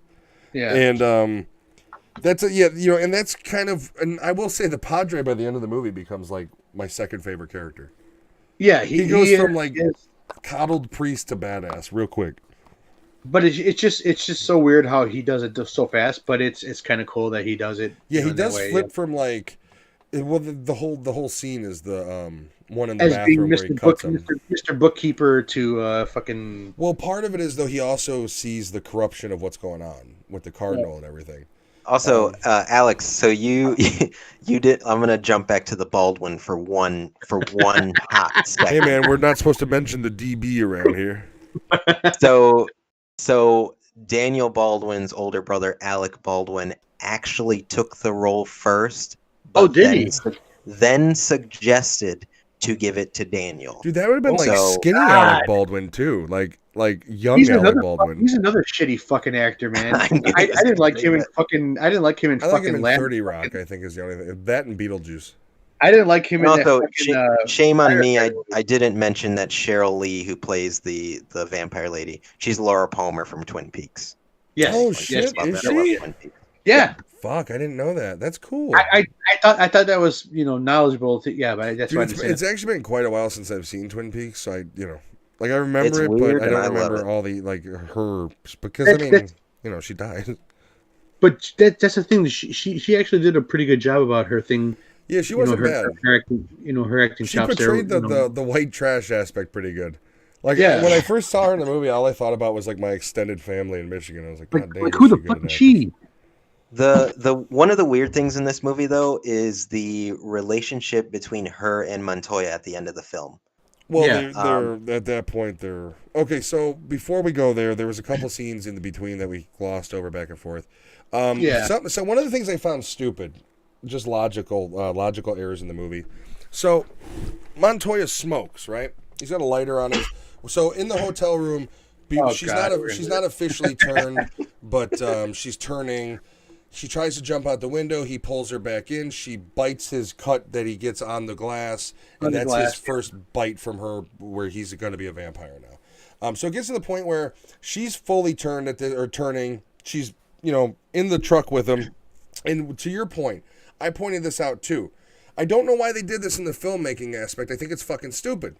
The side shot before she bites him, right? He can't move his neck because they have the makeup from the blood pack and everything already on it in the shot. So because when you see it from the side profile, his neck for one thing looks fake. Also, as she's going like turning her head, gonna bite him, a normal person would go, because they're driving, they go, "Oh, She's gonna fuck, bite me." I should hit the brakes." But But she's also chained up like this too. Yeah. Is she like supposedly tied up, buckled but- up or something? but Tied up or whatever. the problem with the way they filmed it is because they did the makeup on the neck before shooting the other scene, his neck looks fake, and because it's exactly where she's going to rip the chunk out, and he as an actor can't turn his head because he'll pop the fucking piece out. So it's a really Right. stupid shot of like she's going to turn to bite him and he's got no reaction. He's just looking forward. And I saw that and I thought that was fucking stupid. The second part in that scene that's fucking stupid. He's got a lighter. He's got a machine gun. He's got, rather than taking the lighter to the machine gun barrel and just heating up the barrel and not wasting ammo, not drawing attention, He literally fires it in the air, which Yeah. I don't know if the amount of rounds he even fired, because it's a 9mm MP5. I don't know if the rounds he even fired off would heat up the barrel to the point where it would do that, to be honest with you. I understand it's full auto, but it was just 2 bursts. But anyways, he fires it off to get the barrel hot, and this is bad acting, where he presses it up against his neck and does the yell. Yeah. And it doesn't even touch him. It doesn't even touch him, and he Well, once fucking it- does it. Once again, I don't know if that's his fault or the weird makeup thing on his neck, because that was an issue in a couple of the scenes. But no, I will agree that scene was badly acted. But Making it just, excuses for Daniel Baldwin. no, I mean, I would argue that anything I've said is valid, and anything you said is fueled by whiskey. So I don't know what the fuck you're talking So- about. No, I had this before I This- even drank whiskey. This movie does follow Yeah, asshole. a monster rule that is unique. It was a low blow. This is a vampire movie that follows more of a zombie rule. A little It doesn't bit. follow any fucking. essentially- it doesn't follow any Well, fucking. they're quicker, they're It strong. doesn't They do. follow any lure. No. far as vampire. What I was gonna say is it follows more of a zombie trope where essentially you find out that just like a bite from one of these vampires turns you into a vampire. Yeah, Okay. which Like is a just weird- just a yeah. small bite. Yeah, and then Um, it gives you days or like 2 her on days. the 3 inner days. thigh. Okay. And that was the reason why he got her naked, to clean her up, even though she had one bite with like 2 blood trails. He could have just But he wiped it tied with her upside down, He got a know, white facing rag down. and just like that was wiped up kinda her leg, but no, he gets her. And then there's that scene where she's like, "Can I get a towel?" And he's like, "Not like I haven't seen you naked." It's like, you piece of shit. Go get a fucking woman a towel. Like, she's dead in 38 hours. Like, fucking get her a towel. But then suddenly she's a stripper with fucking morals. That's where I didn't Hooker. like that. I think Oh, is I'm what sorry. she was supposed to. Stripper, hooker, whatever. Hooker. Hey, hooker. hey! I used to be a stripper. There's a Hooker. difference, all right? Hooker. So you were a stripper? Where's your OnlyFans? It's coming. Oh, we should start an OnlyFans. Yes, For what? the What, three you of gonna us. show The nipple 3 of us. randomly. What is? I thought OnlyFans is basically just for hooers. We need to make money. No. Maybe Alex can do cameos I bitching gotta- about Daniel No. Baldwin's acting. No, I gotta- no, I already yeah. said no. Fucking kid to put through college, guys. Tell you Anyways, what, back to the Lewis, movie. I'll do the OnlyFans. All right, Get are we real. going to review this movie, or are we You still going to thought talk I'd about? easily- No, we still got more to talk about. We're not done yet. Are you sure? Yeah, we won't talk about Daniel Baldwin anymore. Don't worry. So the movie kind of gets, actually, Lewis, if you want to go on, because Alex and I have been running our mouth a little bit. So if you want to continue. We were actually arguing a lot. God, where do I start? You guys sidetracked me. Well, all right, so let's go. Daniel Like, Baldwin. I tell you what. So the idea of them searching for the cross, there's a really Valak fucked up for the scene Black where Cross. she gets the vision of Valak finding the I got the Black Cross. The Black where Cross. the cross Oh, is being held. jumping back to Valak. You want to know an actor who they wanted to play Valak but turned down the role. Can you imagine Dolph Lundgren as Valak? Holy shit! No, I that would be could, fucking but the weird. problem with having Dolph Lundgren as That would Valak be is Valak funny. has to That give would like be a funny. karate kick at some point, and I can't have a vampire knowing karate. That would be so fucking funny. So that would be weird. And he turned down the role. I'm reading this because he didn't want to play a villain. That's the dumbest fucking reason to turn down a role. I'm sorry, but like in the industry, like now people are seeing how fucked up the industry is because of Rona. But like Christopher Walken's got the right method. He don't turn down shit. Like people forget that it's a job. If you're not making the Rock's money, it's a fucking job. I don't turn down work. So like that's the weird thing I've always thought about it. Like I don't want to play a villain. You're literally you're in Showdown in Little Tokyo where you murder fucking 100 Japanese people, but you don't want to be a villain. Like come on. Stupid. Go on, Lewis, sorry. I don't Thanks, know. I think this is a good movie. Like I forgot how fucking good this movie was. When it's good, the parts that are good, it's fucking fantastic. I won't disagree that there's potholes, there's cheesiness, there's campiness. But just the scenes when it's like the raw gunfire against the vampires, I think is really well done. I think the way the vampires especially initially look is really good. I think by the end of the movie when you're just dealing with the fucking goth vampire look, it's stupid. That's just me. Well, even And then like you when have you're the go ahead.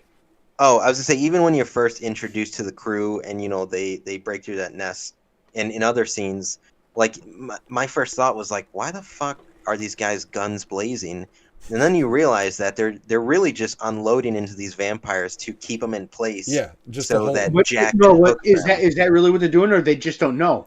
No, it's No, they know. The whole, They're- the whole design Okay, is they hold okay. him off till he can get the crossbow into Yeah. him. Because and then it drags him. because they also have those other guys with the spears and stuff. Those are to hold Which him off, though. wouldn't you use Yeah. those guys before that?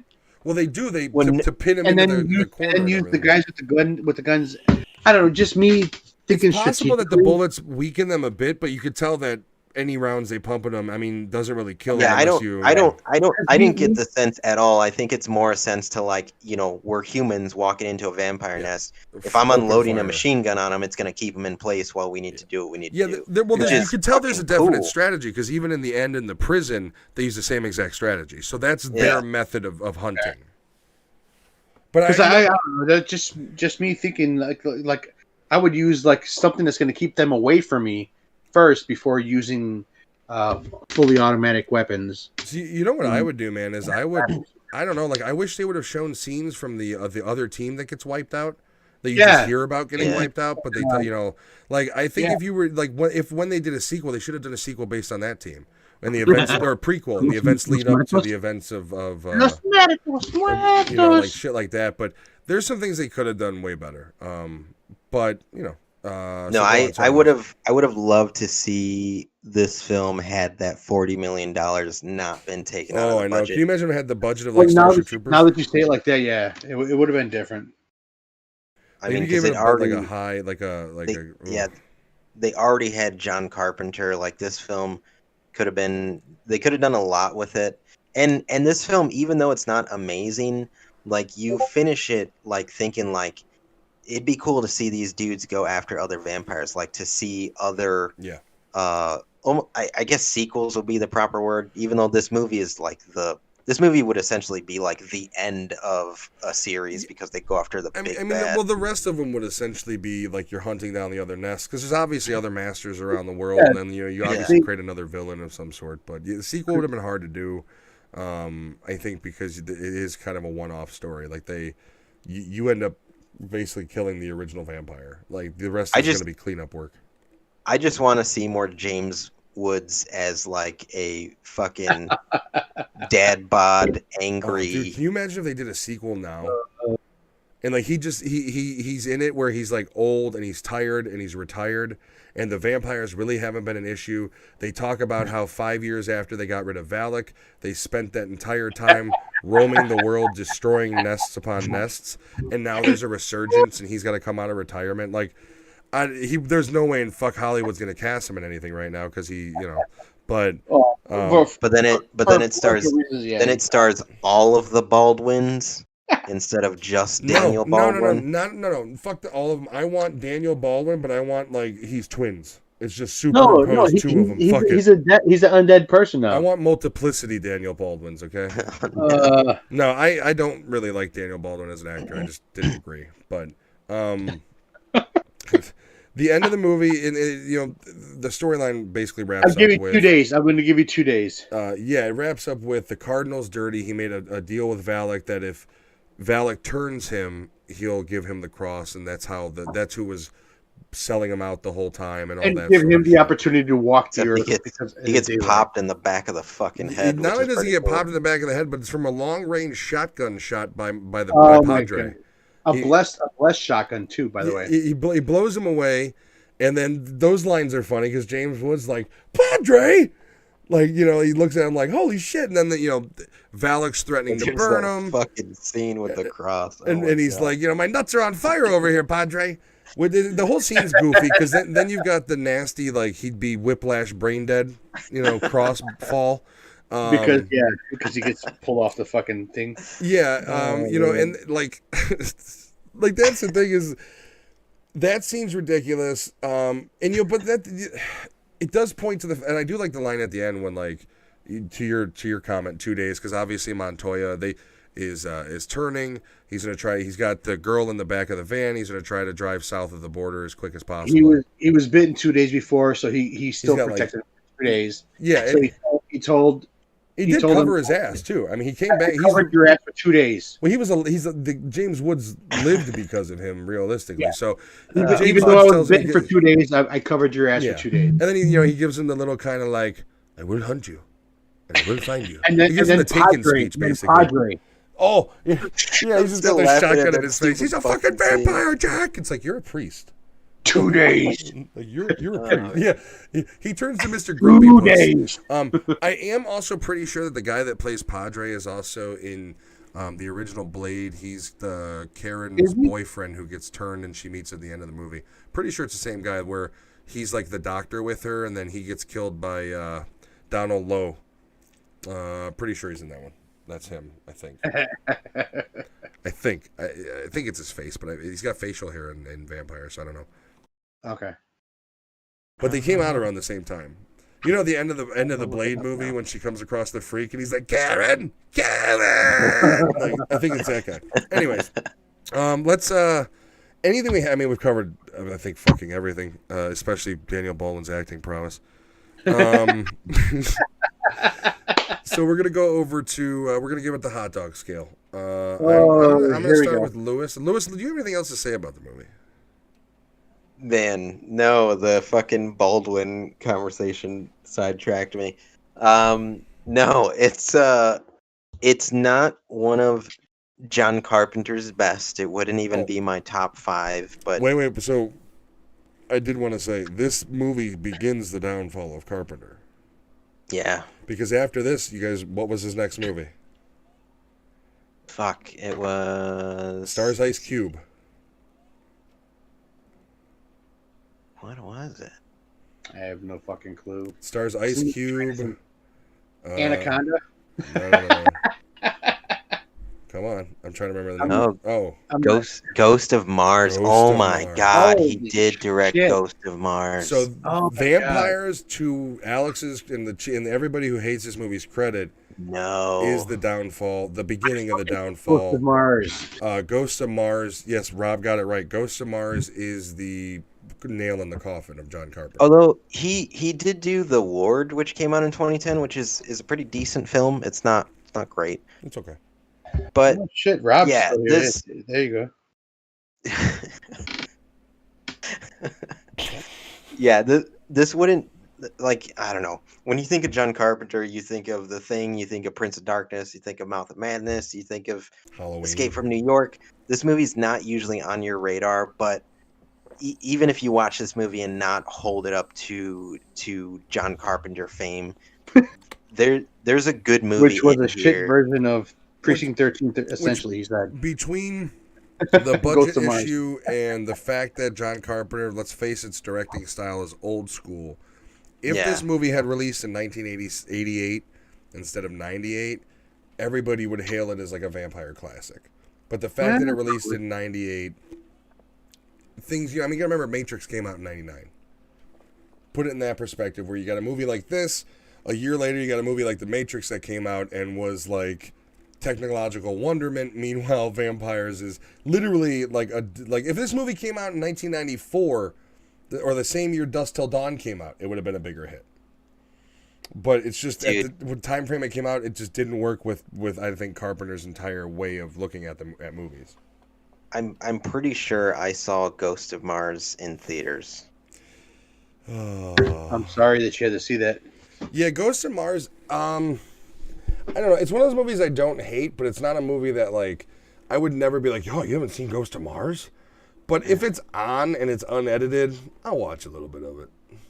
Ice Cube shooting. I think my favorite part of Ghost of Mars is the villain. Well, the fucked up part about that, like the character, the creature design is actually pretty good in that, because it's just like the people that were on the Mars station were like just cutting themselves open and wearing other people's like skin, and the concept of that part, the concept of the movie is not a bad concept, but that movie was, like I said, I don't hate it, but I like bad movies. Oh, yeah. I think this Vampires is, I think it's a damn good vampire movie though, and I like I said, I like the character of Valak. I like James Woods' fucking over the top acting. I do find it funny how like Alex talks about bad acting in a vampire movie, but Lost Boys gets him fucking hard. The ultimate bad acting fucking movie. Lost Boys is not a great movie. I It's like not. it, but It's it's not over. a great It's movie. overrated. Okay. Die, bloodsucker. I mean, for one thing, the Coreys could It's just. it's the OG sexy If I vampires. could just cut and paste the Coreys out of fucking American culture forever, I would. Useless. Anyways, I mean, look at him now. Like, if he wouldn't have been Well, there's an only actor, one. There's he'd have only been one a- left he'd- now. Well, so, yeah. yeah. If neither only one of one them would have Corey been, if neither one of them would have become actors as kids, they'd probably both be alive and healthy right now. Except one's a fucking nut and the other one took the easy way out. Hollywood fucks people up, brother. All right, hot dog review. Lewis, I'm gonna let you finish off whatever you got to say, then we'll do the review because I know we've cut you off a lot, so I do apologize. Oh no, this has been an enlightening experience for me. If the title of this show could be something with Daniel Baldwin, that would be perfect. Billy Baldwin's brother. No, I think this is a great movie. It's weirdly paced. You can tell that it suffered in the budget and the writing, but I think altogether it's a damn good movie. And even with like the sometimes wonky soundtrack and the cheesy acting, like You could tell there was I- definitely a bigger picture there that they wanted to Yeah. achieve. I think this movie could have fell flat had it not had James Woods and Carpenter salvaging the film. But I like it, and I forgot how much I like this film until I haven't watched this movie in like over 10 years. Oh, wow. I think it's worth checking out. Yeah, I watched it like a year. When I found it, because I didn't. The only thing I had, because they don't have it, they didn't make it on Blu-ray at the time. I think they do now, but I had the Superbit DVD of it. And if it's such a bad movie, why does Amazon Prime list it in Blockbusters? Tell me that. But then it got like kind of, and then I ended up getting a disc to digital on Vudu, and then now it's got a wide release digital, which is, it needs to be cleaned up. It's a shitty transfer. But so I hadn't seen it for a while. Then I watched it a couple years back because I made Jen watch it. And I liked it then. There's nothing about the movie that I disliked, to be honest with you. I mean, well, that's not true. It's kind of got that nostalgia effect. It's a movie I watched as a kid, and I kind of loved as a kid. As you know, I'm watching movies and reviewing them. There's definitely holes with it, but I think it's one of those movies that the goodness of it definitely outweighs the campy kind of shittiness of it. And I think it's worth the 2 hours. It's also through the lens of like this labor of love podcast that we do has fucking ruined movies for me, because I'll be watching movies that we're not reviewing, and like the other day, I don't know what the fuck I was watching, but I had my Samsung Notes on my phone open, and I'm fucking taking down notes. I'm like, I'm not reviewing this movie. It was a horror movie. And like that's now my thought process when I watch a movie. I'm like, oh no, I can't like view it as like watching a movie. I'm like, I need to pick it apart meticulously in my head. So That's how I get when I watch a TV series now. I don't think So I don't think I agree with this, I but Rob fucking- says Bordello of Blood is the best vampire movie. I don't agree with that. That is a great movie. Great movie, yeah. Oh man, what would the best vampire movie be? Dude, I'm gonna have to throw 30 Days a Night in the contending, like one of the better vampire movies at least, because that one's pretty awesome. I haven't watched that whole thing though for 30 Days of Night. 30 Days a Night is fucking brutal, man. That's a rough. Nor movie. have I watched. What's the other one? Bordello of Blood. The kid one. Last. Oh shit. Whatever it is with the kid vampire. The Last Kiss. No, Is it a kids no. movie? Fuck! I can't. Let me in or some shit later. That's a great movie. Is that the one with the kid vampire? Wait. Are you talking Yeah, about, so it- are you talking about Let the Right One In or Let Me In? Yeah, let the right one in. Yeah, Let the so Right One In, the original, I like way more. Than I haven't watched any of those. I haven't watched any of those. I would do the original first. I prefer it Yeah, personally. The foreign version. Yeah. Yeah, Swedish, Okay. I think. Why I say foreign? Because I think I'd also agree. 30 Days a Night is a fantastic fucking zombie movie. Okay. Or Yeah, that's a really good. vampire Like movie. that one's really good. Like I love Blade 1. I love Blade 2, but Blade 2 is much less a vampire movie and much more of like an action kung fu movie, to be honest. But I love the Blade movies. I mean, when you're dealing with vampires, it's also you gotta kind of segment it. You're gonna get cheesy. Actually, I know the best vampire movie, guys. It's called What We Do in the Shadows. That's a good vampire movie. That's a TV show, man. No, it's a movie. I know, but I'm just saying it's a TV show now. That is, yeah, it's just really good. Dracula, Dead and Loving It. Yeah. No. You know how no. you know how we forgot about that movie? Because it's shit. That's how. It's shit. What about Abraham Lincoln, Vampire Hunter? I And I mean Wait a Abraham minute, Lincoln. did we from The talk about Walking Abraham Dead. Lincoln last weekend? Yeah, we talked I about like The Abraham Walking Lincoln Dead. vampire movie. Yeah, no, you talked about it. There's that guy that's also Andrew- in this Andrew Lincoln, series of stuff. Vampire Yeah, Hunter. Abraham Lincoln vampire. I think he played Herschel from this new series. You guys are assholes. All right, let's go. What? Lewis, you got any more you want to touch on? I know I was the one that fucked up. I said Andrew Lincoln, whatever, You, Abraham said Lincoln. you called Andrew Lincoln Abraham Lincoln. And then it's funny that the guy that showed up is also in fucking Walking Dead. All right, let's go. Oh yeah, the Herschel guy, yeah, the one that played from behind the behind the mask. Yeah. Assholes, you motherfuckers. We're Don't fall we're out a of your chair, professional. man. Yeah. Shit, we still got the list to go through. I know. All right, Lewis, are you good? Or you got a little bit more you want to touch on? No, we can give this a rating if you guys want to. I'll go first. I give it a 3.5. 3.5 hot dogs out of 5 for sure. I think it's an easy route. I mean, I would give it 4, but I mean, I'm not ignorant to its flaws. 3.5. Yeah, I would say a solid 3. Oh, it's on me now. Well, you're the only other Yeah. fucker in this room. I'm gonna be kind to you, man, because Matt, it's your favorite. I'm gonna do 3. You've But already I want to do insulted the 2.5. best actor of our I want to do generation. 2.5 because of Baldwin, but I'm gonna do 3. No, you already gave your Baldwin rating, so you Yeah, can't. I don't understand how you literally like. dude, I'm not even Baldwin going to argue he's a fucking good bad actor, but you let Oh, two here we go scenes again, ruin Rob. you let Here we two go scenes again. ruin a movie. Like he didn't wake up realistically enough. No. His facial expressions is not fucking realistic. So what would be the better facial expression? It's not this. And what would it be then? Show So me you- your interpretation. You wake up and you're like, you Oh, don't oh, want him so to you- look like so- he had a stroke. Wait, so everybody wakes up Thank you, like a thank you, baby out of thank you. Teletubbies? Everybody Thank wakes you. up with No, the no, with the, no, oh, no, there's some shut up. sleepies in my eye. Let me brush this away. Ooh. It's like Anthony just said. The dude's got 2 hours of sleep over 36 hours, and you're like, he Don't woke wake up with a don't weird wake up, expression. he just had a stroke. Oh man. You said he's having All a right, stroke? anyways. Oh shit! You just You made me almost fall out of your chair. You knock Oh your my headphones God. over. I think your acting's bad, sir. I need more So water. Alex gave it a 3. Lewis, I know we're gonna take a break here in a second. Lewis gave it a 3. Yeah, I gave it 3. a 3.5. Clearly the only one with good taste. Oh yeah, yes you are. Keep it up. McCall's Navy's in your future, motherfucker. No. You know what? Let's fucking get it over with. I've already succumbed to the idea that we're doing RoboCop 3 and fucking World's Greatest Dad. I am bringing this ship down with me, assholes. Fucking McCall's Navy, the first Bean movie. Okay, Oh, okay, my fine, Lord. fine. All right, can we all agree on this then?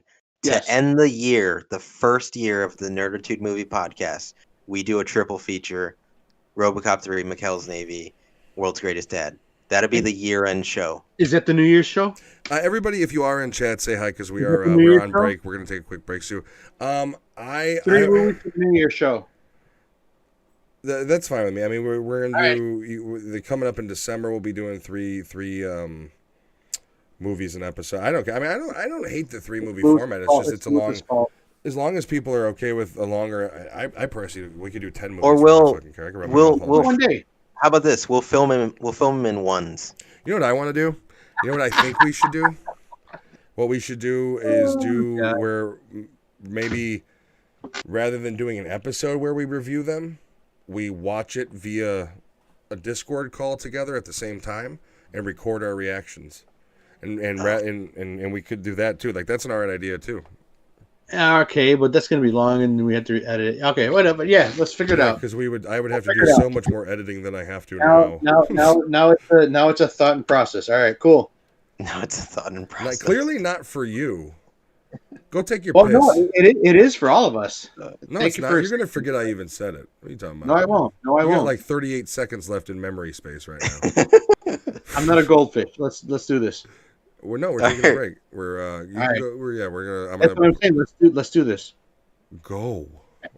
All right, guys, we're gonna take a quick break. We'll be right back. We're doing our last segment, which is our list for this week, and we'll see you in a minute. I gotta pee.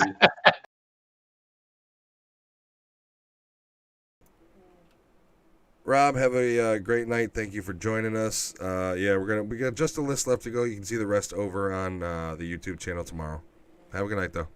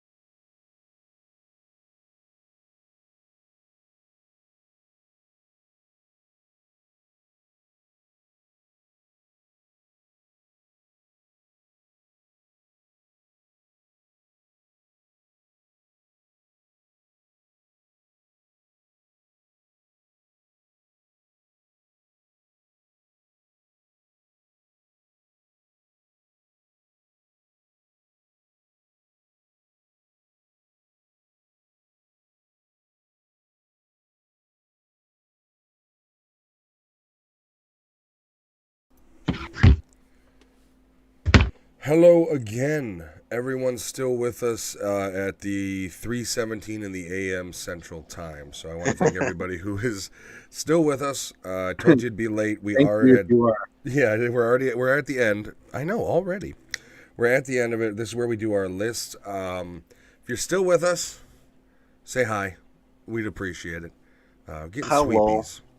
But we do have a list that Alex picked out for us. He was able to see through the Daniel Baldwin hate long enough to find this list for us. So this is I'm glad you said it that way. I choose my words carefully. He wasn't my whole fucking motivation for this whole. Was it planned because you're doing a Baldwin themed Halloween costume? If you planned on No, feeding me that stuff, no, that you were had feeding nothing to do with it. That's Show me whole the Baldwin- script. Just Rose Baldwin- is holding up a poster board with your lines. Your daughter put Where you up are to it, you? didn't she? Shit, everybody in my house is already asleep, dude. She knew about my love of Daniel Baldwin. She tried to ruin me. Okay. Moving forward. So, the list is from denageek.com. I think we've dealt with one of their lists before, but I don't know. I don't know. I don't know. Maybe we have. The list is 13 horror movies that take place on Halloween. Which 13 movies, and we're on Halloween. That's the only reason why it forced me to pick the list. Hail Satan. Yeah, 13. Hail Santa. Halloween. 13. Fire Halloween. Up, fire Satan. Up, fire up. Ack. See, Jen thinks she's getting away with shit tomorrow because she's going for Wait, what? I want to bop. Oh, how's that go for Mars text? Oh. Wait, what? I want bop. I want bop. I like that movie still. If you haven't watched it in a while, it holds up pretty well. If I you're think still we- listening, I'm sorry. Jen thinks she's getting away with shit tomorrow because she's going to go out for a walk and she's going to quote unquote let me sleep, but I don't think I'm going to bed. And she thinks she's slick. She thinks she's going to get away with the minimum amount of horror movies she can. As soon as I wake up, we're starting. Like, we're starting the fun tomorrow. And it's not going to be. I watched fucking Paranorman with her the other day. We ain't watching Coraline. It's going to be hardcore, violent horror movies. And we're torturing kids tomorrow at 3 o'clock to 6 Oh, o'clock. yeah, that's right. Tomorrow I do have to hand out candy. Yeah, not us over here because we don't have a doorbell. I gotta be careful. I can't get another indecent exposure charge. And- It's just my and crotches and Anthony my pants just Anthony, blow lives out. on Anthony, you live on the 6th floor, right? No, a third floor. Ain't nobody ringing your doorbell. No. We are doing nothing Just tomorrow. I dropping am handfuls watching. Are you candy throwing down shit the at people? children to Are the you window. throwing shit at people from the top of No, your balcony? I got fucking 200 of these that I can pelt at kids. Nice. What is that? Oh, okay. Yeah, I see what that is. So, That's the ball for your kids. so kids your mother and McDonald's are the exclusive buyers of bull pit bulls, apparently. Dude, oh my god. All At right. least you don't have a bunch of kids playing in there. So we are live. No, I have 2 cats. Yeah, we are live. Welcome back. We're gonna go through all this, guys. We are a professional podcast. All right, so I'm going to call it number 13, even though it doesn't have a number. So go ahead, Matt. I'm doing a list. Or you doing a list? Yeah, no, you are. Okay. But I'm saying I'm calling it number 13, even though it doesn't have a number. Okay. Only 13. because of the finale is your beneficial. I can't even Wait, say what do it you right. mean you're calling 13? It is the list is 13 horror movies, though. Well, there's no number There's no sequential number. Yeah, so, there's no order to them. It's just throw them in a bag, basically. But I'm saying let's do it as 13 Okay. and work our way down. So number 13, we have the story known as Tales of Halloween. Great film. It is a good one. You guys saw it? I have not seen this. This is one of them that I have not seen. It's an anthology. That's good stuff. There's 4 on this list that I have not ever seen. So No, Tales of Halloween, it's streaming on Amazon. If you are listening and you have Amazon Prime, definitely check it out. It's an awesome anthology. I will definitely do it myself. So is the. I check it don't know if you guys watch it. I actually like the Mortuary collection. I have yet to watch it. I'm It's going to way watch it better than I thought it tomorrow. was. Dude, Mr. Crab is the mortician. That's It's awesome. the same. He was in Starship Troopers. He's the drill sergeant who throws the knife through his hand. That actor. Oh, okay. That's Mr. Krabs. From SpongeBob. Number 12, The Changeling. Okay. What? This is nothing to So that, this is a huh? fairly new movie because I always get this movie confused with the Angelina Jolie movie Changeling. They're not, I've never even heard of the Angelina Jolie one. So go ahead. and it's not a horror movie. That one's about a missing son more than. you know. Okay. This is Changeling's a sort of gore story. It's a guy who recently lost his family. He's trying to restore, kind of like get back to normal type shit. Recruited by a ghost of a young boy who's looking for closure of his own regarding. So it's a ghost story. It's a haunt story. So, Okay. so the other Changeling movie you're thinking of, it is sort of a horror movie because that's like I believe it's like a Celtic Irish premise where your baby gets stolen and they leave. Yeah, but have you with ever this seen thing. it though? And I don't want to. It's got not a- Angelina it's not a Jolie. horror And that's movie. Angelina Jolie, the Yeah, one you're talking about. they took the premise and made it much more about, like they kind of bridge on the idea of it, but it's much more just about a missing son, and then it is a horror movie in any way. Okay. It does So have a she's guy not named Michael she's not Weston. Irish. She's not Irish then. I don't remember. I don't like her. I think she's a shit actress. She is. I think Angelina, like, you want to talk about bad acting? Angelina, any movie she's in. We can agree on that. Yeah. We can agree on that. Anything else you want to say on Changeling? No, I have not seen this one, so go for it. All right. Go for it. Go for it. This is 11. This movie we've talked about before, actually. May. And I've seen this one, so yes. May is the horror movie where she's the woman's trying to create herself a meat puppet best friend. She's I chopping have up not other. seen this. Yeah, it's Best basically- friend or a lover? But I think a little bit of everything. Basically, she hunts down people that will suit the body parts she needs, and she removes them from them. And She takes the parts that she likes. And, if you watched the episode where we talked about it before, we do give away the ending. But if you have any interest, check it out. It's not a bad movie. The ending's probably the creepiest part, to be honest with you. she's actually a good actress. I don't know. Maybe that's just me, but I don't remember what else she's in. To be honest with you. well, she's better. She's better than your hollow person, whatever you want to call her. The Shoe? No, the other one. I was just saying, now you're going to Elizabeth riff on Moss? the Yes, the Invisible Man. The Mashed Invisible potato Man. face. Gotcha. The only, fuck her and fuck that movie. I don't know how movies like that get fucking lit, like green lit. Matt, what size shirt do you wear so I can send you an Invisible Man shirt? Extra small. Wait, that's my condom size. Extra V. Extra V. Yeah, whatever the youth selection is, I could wear it as a fucking wristband. Number 10, Night of the Demons. Fantastic fucking movie. I love this movie for the simple fact that she's on roller skates as she comes after the people. Well, this also shows that very different vampire type movie. Like, this movie is all about the inverted crosses and the imagery of the gothic. Still, it's the kind of like the precursor to a lot of like Bordello of Blood and all those. Very sex crazed movie. I'm not sure if I mentioned this in previous episodes, but did we talk about this before or no? Yeah, this was in one of our lists. Yeah, Okay. we've touched on it before. All right. Go on if you got stuff to say. We doesn't mean we spent a ton of time on it. No, because there was a part I vividly remember where the girl is trying to like give these guys like a memorable whatever. So you're a doing moment. this, and you're saying give these Yeah, guys. well, I'm trying to get to I'm it getting a without little trying. confused at I'm what trying you're to trying to get say to it. is I'm going trying to on. get to it without being, She's giving So these she- guys. she's making lipstick disappear In into her her nipple, yeah. nipple. Yeah. So dude, okay, so wait, okay. no, was that this movie or was Yes, it Bordello it is. of Blood? No, it's Night of the Demons. It's Night of the Demons. It's Night That of the scene Demons. stuck with me. Yeah. No, That's what Bordello I of was Blood trying is to much say. more comical. I can't remember if I did this when I was, hammered in our previous Wait, episode. you made or- the Did that lipstick before with the disappear? lipstick nipples? No, You did I it? mentioned the fucking movie Oh, I Oh. thought you were talking about the lipstick nipples. because this is one of my favorite movies that Pretty sure you doing that. I would call you lipstick nipples for the rest of your life too. If I found out you did that. It's a horror romp from the 80s, though. What do you expect? I know. I hate these people that write these fucking lists. That's why. But the list goes on and it gets better for you. So let's. Well, no, let's I keep just don't going. like how they write them. Like they write them to where it's like Oh yeah, like rather how than they being how a they. synopsis, it's like it's a pretty good horror romp. Fuck you. Just give me the information.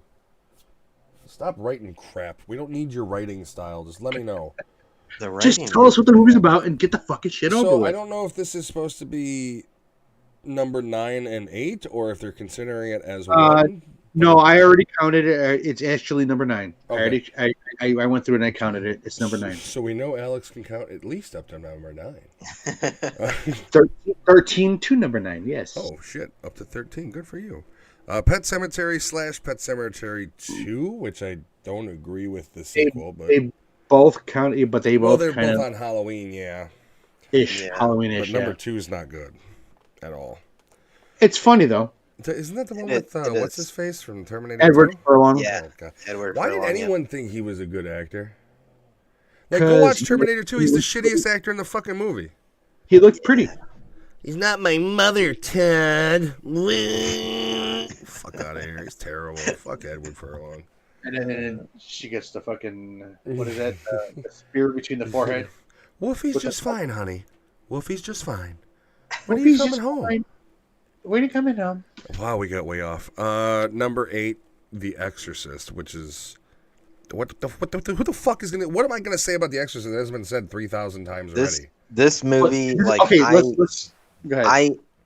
I love horror movies. I love zombies, fucking vampires, whatever, slashers.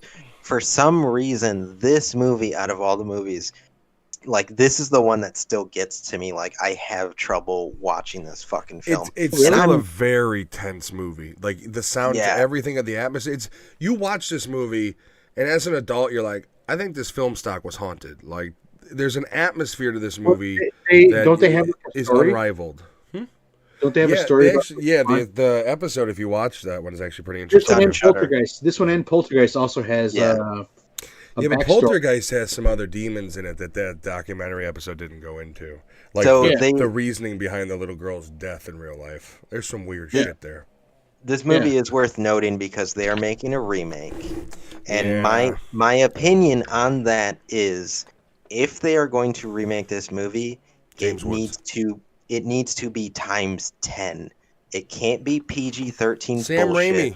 Raimi. It bring him needs in. Wait to a minute. Wait a minute. to make this. It needs to make the original look like a fucking child's cartoon, So- and that's the only way that this movie can be made. So as a remake. basically, you want them to go the 03 chainsaw route. Yeah, I have one thing to say right now.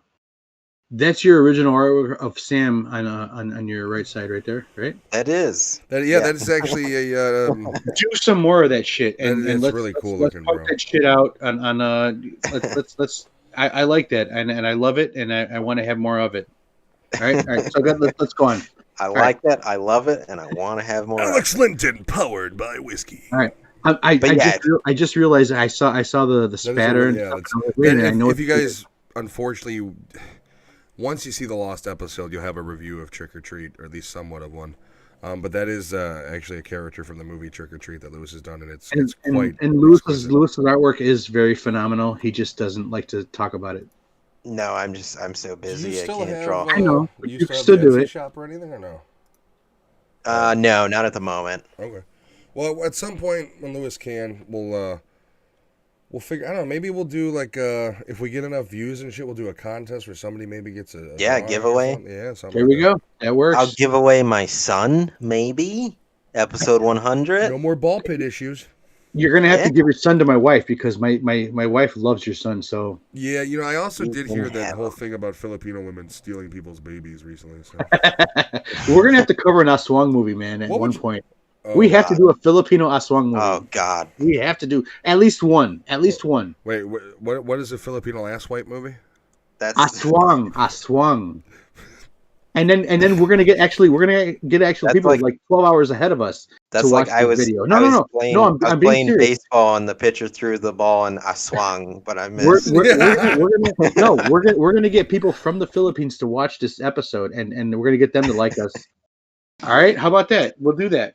We'll was- cover one movie, but we're gonna talk about it and figure out which one we want to do. I was sitting by. And we're my- gonna and we're my- gonna become international with the Filipino crowd. I was How about sitting by that? my favorite little pond. And You I look fucked up, and I man. You happen to fucked see up. a You wanted to swan. make a joke. You wanted to make a What joke. type of movies are they? Are they horror The- movies? Yes, there's a lot. There's a Oh. fucking lot. And There's they're a also lot on of good Netflix. ones. They're Like also on he's Netflix. over here ripping Daniel Baldwin, but he's promoting fucking Filipino horror movies. Like, Hey, I mean, no, they maybe made this one in a By the way, basement. by the It's way, great. these are a lot of bad movies, but maybe the viewers can let us know if this is a good opinion or a good we're gonna go suggestion. international. What But are they called again, Alex? Aswang. Bless you. Swung. Like an aswang.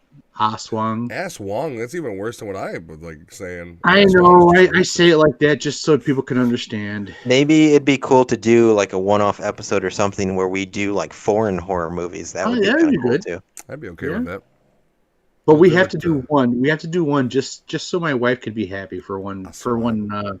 for one Does week. she like Filipino horror movies or no? She watches them all the time, and I can't stand them. But yes, So you want to subject us to it? All right, gotcha.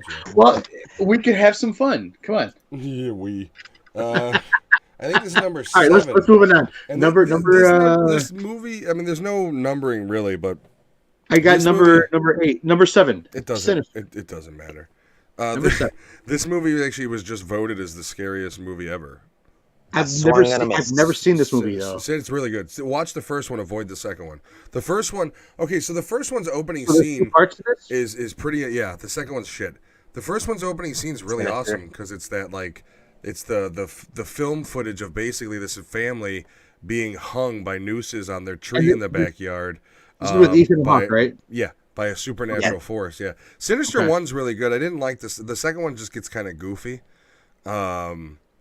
No, the first one's a dark fucking Yeah, film. it's a though. rough Yes, one. I've never even seen this. When did it It's come on out? It's Netflix. been out If for you're a while. watching or Oh, is it on listening, it's on Netflix? Netflix right now. Check it out. I'll have to watch Okay. that soon because I haven't seen it in a while, and it's actually really good. It's I'm gonna have to make it's, a note of it's that. basically it's a haunt boogeyman ghost story, but it's one of those movies that doesn't pull any punches. Like it's pretty fucked up.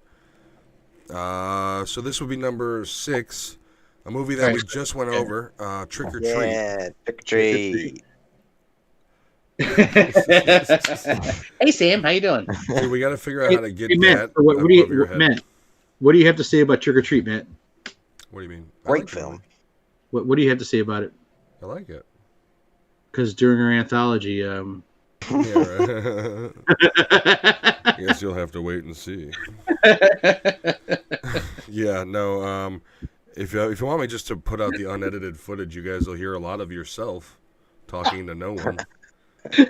There's literally like moments Well, where I'm saying, here is your chance. Explain. I'm looking at it. Well, no, I see. I'm almost positive Gee. it was my error because everything else was caught. But I wasn't feeling well that way. And I was so tired. I was falling. And not only that, but like, not only did I fuck up and not record most of my audio, but there's a couple times where I was nodding off to it. I just wasn't feeling well, and I went to Here's- go kind of look over I'm the not footage. asking for that and it- explanation. I'm asking you to say what do you have to say about Trick or Treat? No. Here's how you salvage that lost episode. We've done how many episodes? I don't fucking know.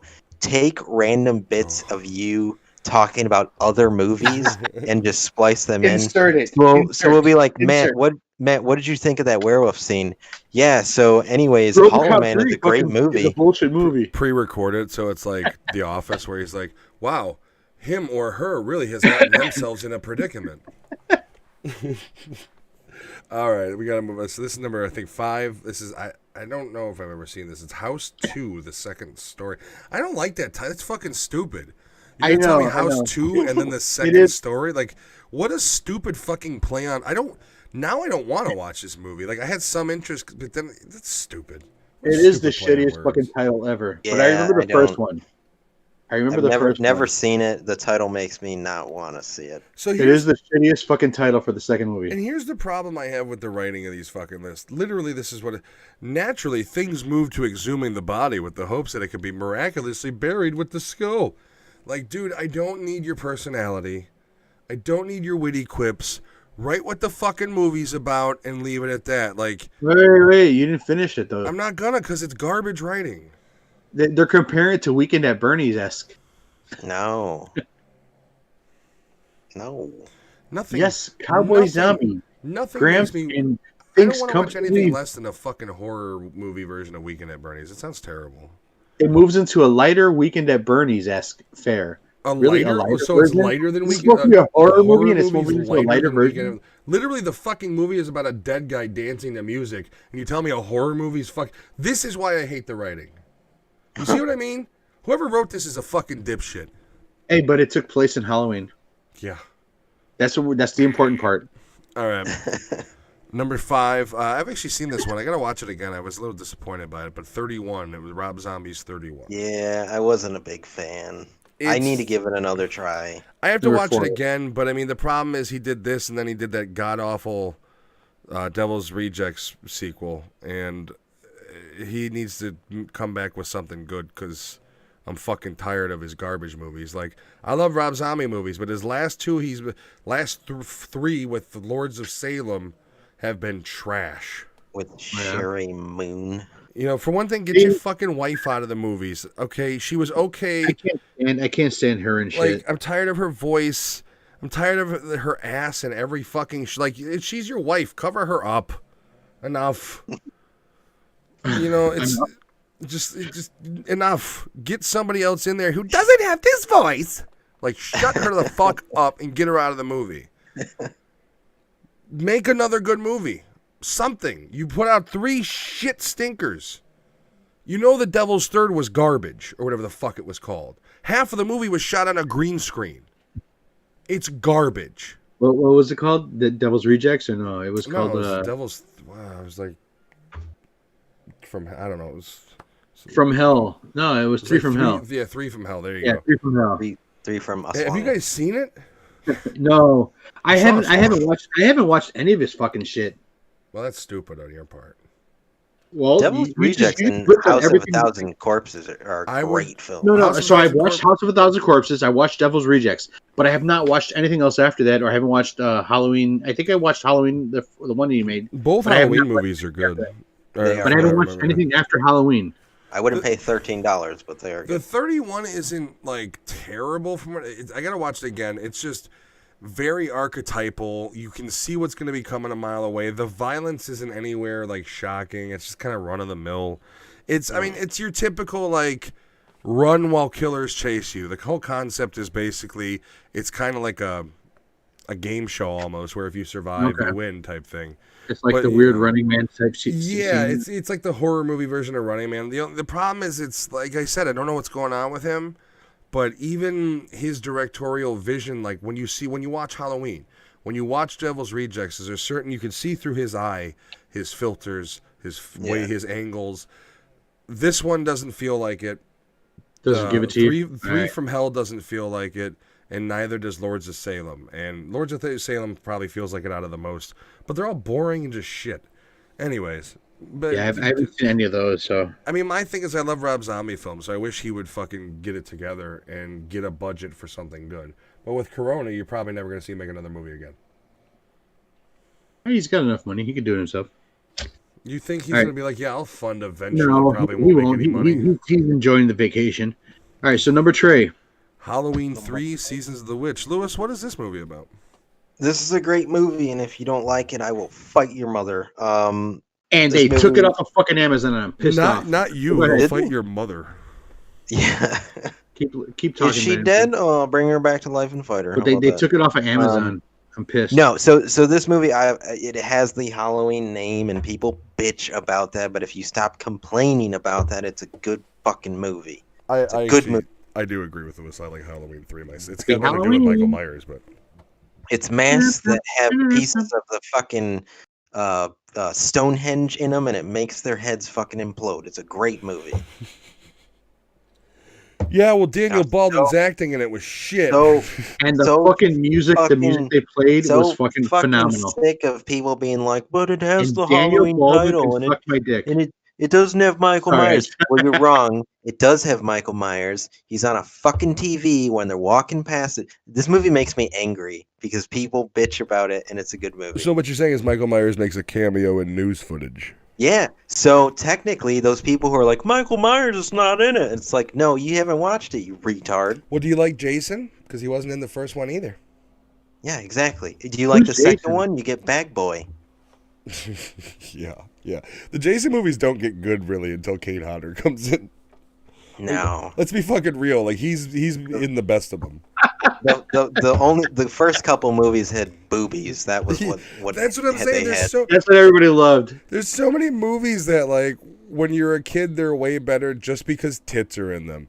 Like let's be real. Some movies are way better as a kid and you think they're better than when you're because as an adult you're like you've seen whatever genitalia Before she gets split in half, that she has like 5 But- seconds of boobs. Check it out, man. that like that, like but you have when- interest in. Pause it for you.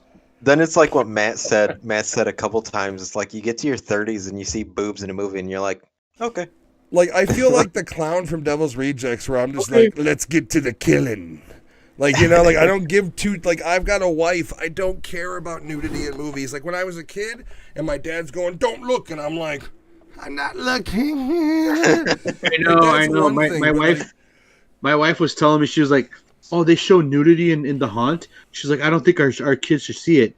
And I'm like, I'm not worried about the nudity part. I'm worried about the fucking gore part. Your girls. Like, I'm more worried about the gore. Should we like be worried about the gore? Oh, so wait a second. The beheading's fine, but you don't want them to see parts that But they you don't want her to. to see parts of a woman's body? Like, I What the understand fuck? if you don't want like your young boys to watch female nudity and vice versa, but it's like Exactly. it's all like you guys are all the same. Like I'm not gonna, you know what I mean?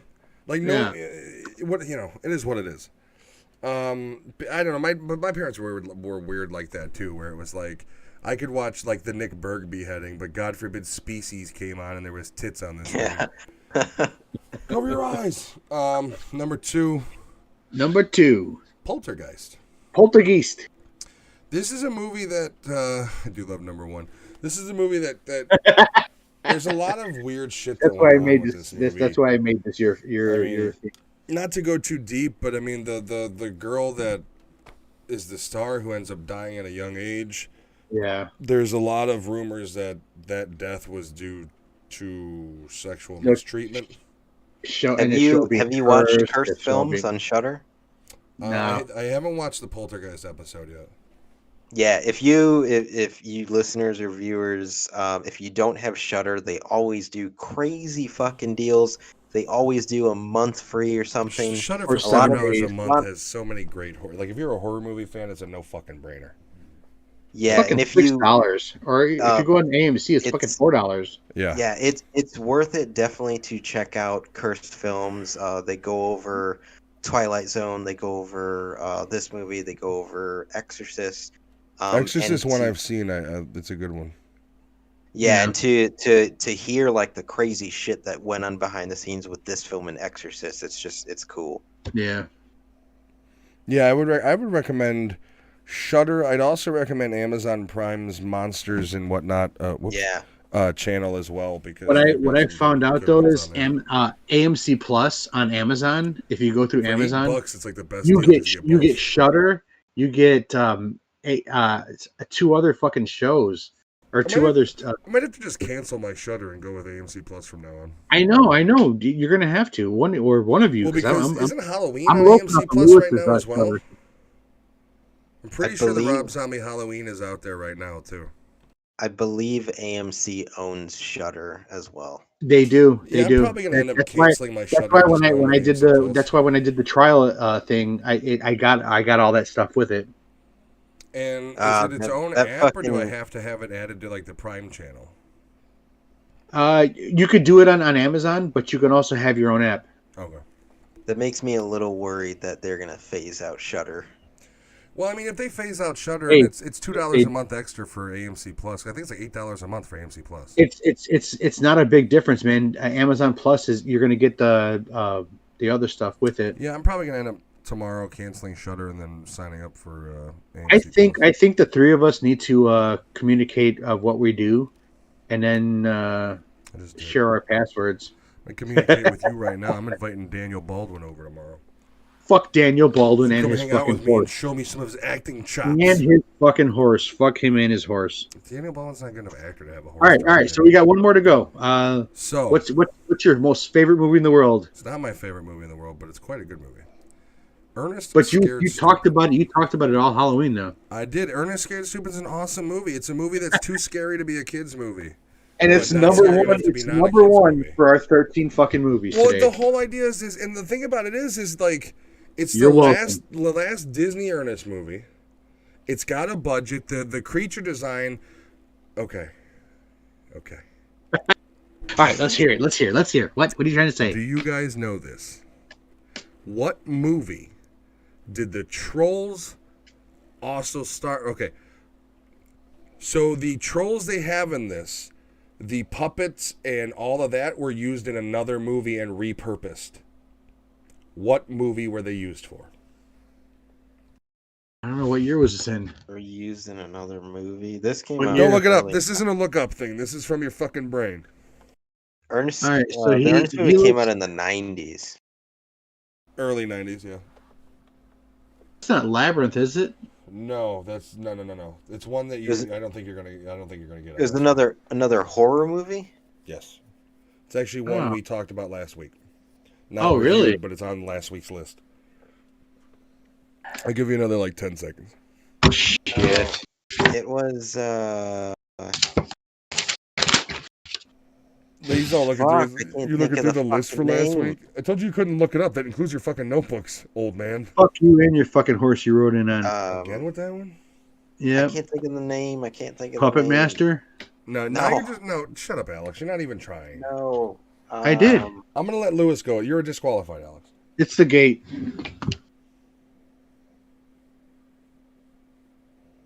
The only reason I remembered it's on the last week's list is because I just had to edit the photo into the yesterday's episode. That's right. If you're watching the live stream, you're going to get not only this episode tomorrow or today, you're going to get last week. So you're going to get a double episode on Halloween. It's going to be fun. You got B movie and you got this one. B Yep. movie backwards. I think I'm going to name last week's episode. Ebuvis. Last week's episode, I'm going to name the B movie. Like, just name it like Nerditude's B movie, because there's a lot of stuff I did in it. But okay, so enough. All right. So what are you trying to say? What The- is this? Creatures, the trolls from Ernest Scared Stupid. Some of them were repurposed clowns from Killer Clowns in Outer Space. Oh, okay. Really? Holy shit! If you look up, there's a YouTube documentary on the movie. If you look it up, they actually have directs, and when I edit this, I'll put some in. But they actually have side-by-side photos of a couple of the clowns repurposed and repainted to be the trolls. It's really wild. Cool. It's to the point where in Ernest Scared Stupid, there is a creature design credit to the original creator of those as well, because they used so much of his shit they had to have him in there. Very nice. That's awesome. But yeah, Ernest Scared Stupid is a dumb little movie about these. It's almost like they were gonna make a movie, and then somebody was like, "Put Ernest in it." Like they had a movie like that they were without Ernest, and they were like, "We need Ernest," and they were like, "All right, I gotta figure it out." But it's basically trolls that can be defeated by milk that what? turn kids into these little statues. But When I back- was a kid, I remember it being scary. Back in the day, Ernest was he was the shit though. He had 4 major Disney film releases Dude, the that Ernest did well. movies were awesome. The rest after every Ernest movie after Scared Stupid was a direct-to-DVD one or direct-to-video. Yeah. But yeah, I loved it. I loved Ernest Scared Stupid. I thought when I was a kid, I thought it was kind of scary. That's one of the reasons why I picked this list is because I figured when we got to the bottom of the list, it was something that you've been talking about all fucking It's why all I drink Halloween milk. long. It's why I drink so much and milk. we never covered it during the Halloween, which I know you wanted to, I but mean, we didn't have a weekly category of. dumb at least we shit got movies. it. At least we got it in the list for you, I appreciate that. It is. So my gift list to on you. top of it. Mr. Daniel Baldwin. It's not a very good gift. I mean, I'm just saying it's a list. You know what I mean? Like some candy, maybe some milk. I don't know. Ooh, piece of candy. Ooh, a piece of candy. All Oh, right. dude. Oh, Reese's. It gets more trend. Like, oh, you can't even see me. Oh, Damn. your green screen's killing it. Fooled me. Okay. So that was the last title on the list. We have now come to the glorious conclusion of our episode. Happy fucking Halloween. I did. Okay. I want to thank everybody for joining us on the live stream. Anybody who did see this, I hope you're seeing us, the end of the episode on YouTube. It will be on Facebook as well. I'm still uploading the earlier episodes to Facebook. It just takes a while. thank you for joining us. I do, from the bottom of our hearts, appreciate it. Our first live Yeah, stream, and it was and great that we those that discussed it. stuck it out with us for a little bit. Looks like we'll be doing one of these a month. So the end of the month, we're gonna try to do a live stream because it did go so well. So I hope everybody who was with us and had to go to bed. I understand it's really fucking early or late, depending on how you look at it. Thank you for being with us as long as you were. Check out the rest of the episode, whether it be Spotify or YouTube, or however you want to check it out. I'm gonna go ahead. We and never sign off. said we were fucking quick. We're, we're not those quick guys that get shit over with. Good news is tomorrow there will be 2 episodes dropping because I do have last week's that I just held on. I finished the editing. I held on until right now. So I will be uploading 2 episodes tomorrow to both Spotify and YouTube and everything. So check them out. If you were part of this broadcast, you'll probably hear us answering your questions and things like that. So I'm going to sign out. I want to say thank you to everybody. Alex, please go ahead and you do your sign off. I said thank you for participating, man. I just couldn't hear you because I was talking at the time. So all right, cool. I'm just saying thank you for being a part of our shit, man. I like how you answer me like, "Hey, I was just saying." Yeah, I know. I was talking. Well, I can't tell at the moment. You can't tell that I was talking. I can't tell that I trampled over your speech. Lewis, you want to say goodbye to everybody? Fuck. Fuck. Yeah. Thanks for checking out our live stream. I'd like to remind you guys that we're just 3 dudes who don't know what we're doing. This podcasting thing is still new fucking to us. idea. And we do it because it's fun for us, and then we put out that product and hope that you guys find something that will hopefully make you laugh or make you want to check out a movie, or just laugh at us because we don't know what we're doing. And if I can ask one thing of you guys, please check out the YouTube show. Matt puts a lot of hard work into it.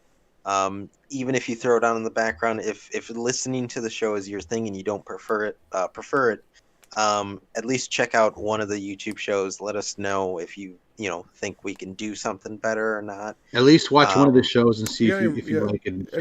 Any recommendations for movies? Because for the month of November, we're going back to the 2 movie format where we're just going to kind of pick whatever. And then, excitingly, we'll be going back up to December is going to be ramping back up to some really cool, I think, choices, and that'll lead to some great episodes. Yeah, I just thank you for listening, for checking out the show.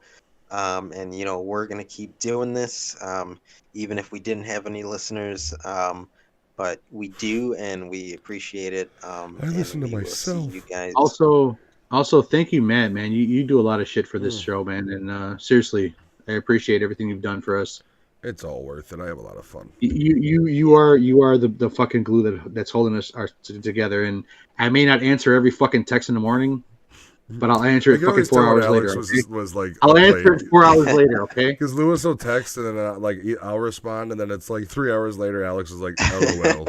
I've got fucking kids, and I fucking don't want to talk to you guys. That's the equivalent of the Nerditude movie podcast. It's like, hey, should we do this? 5 hours later, yeah, sure, whatever. Alex, that's all my text messages look like. Alex. How dare you try to get some decent sleep, you son bitch.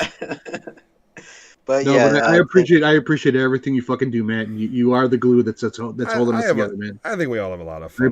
That's what's important. I appreciate it. I'm going to be honest. I think we had more people join us today than I estimated we would, so that was nice.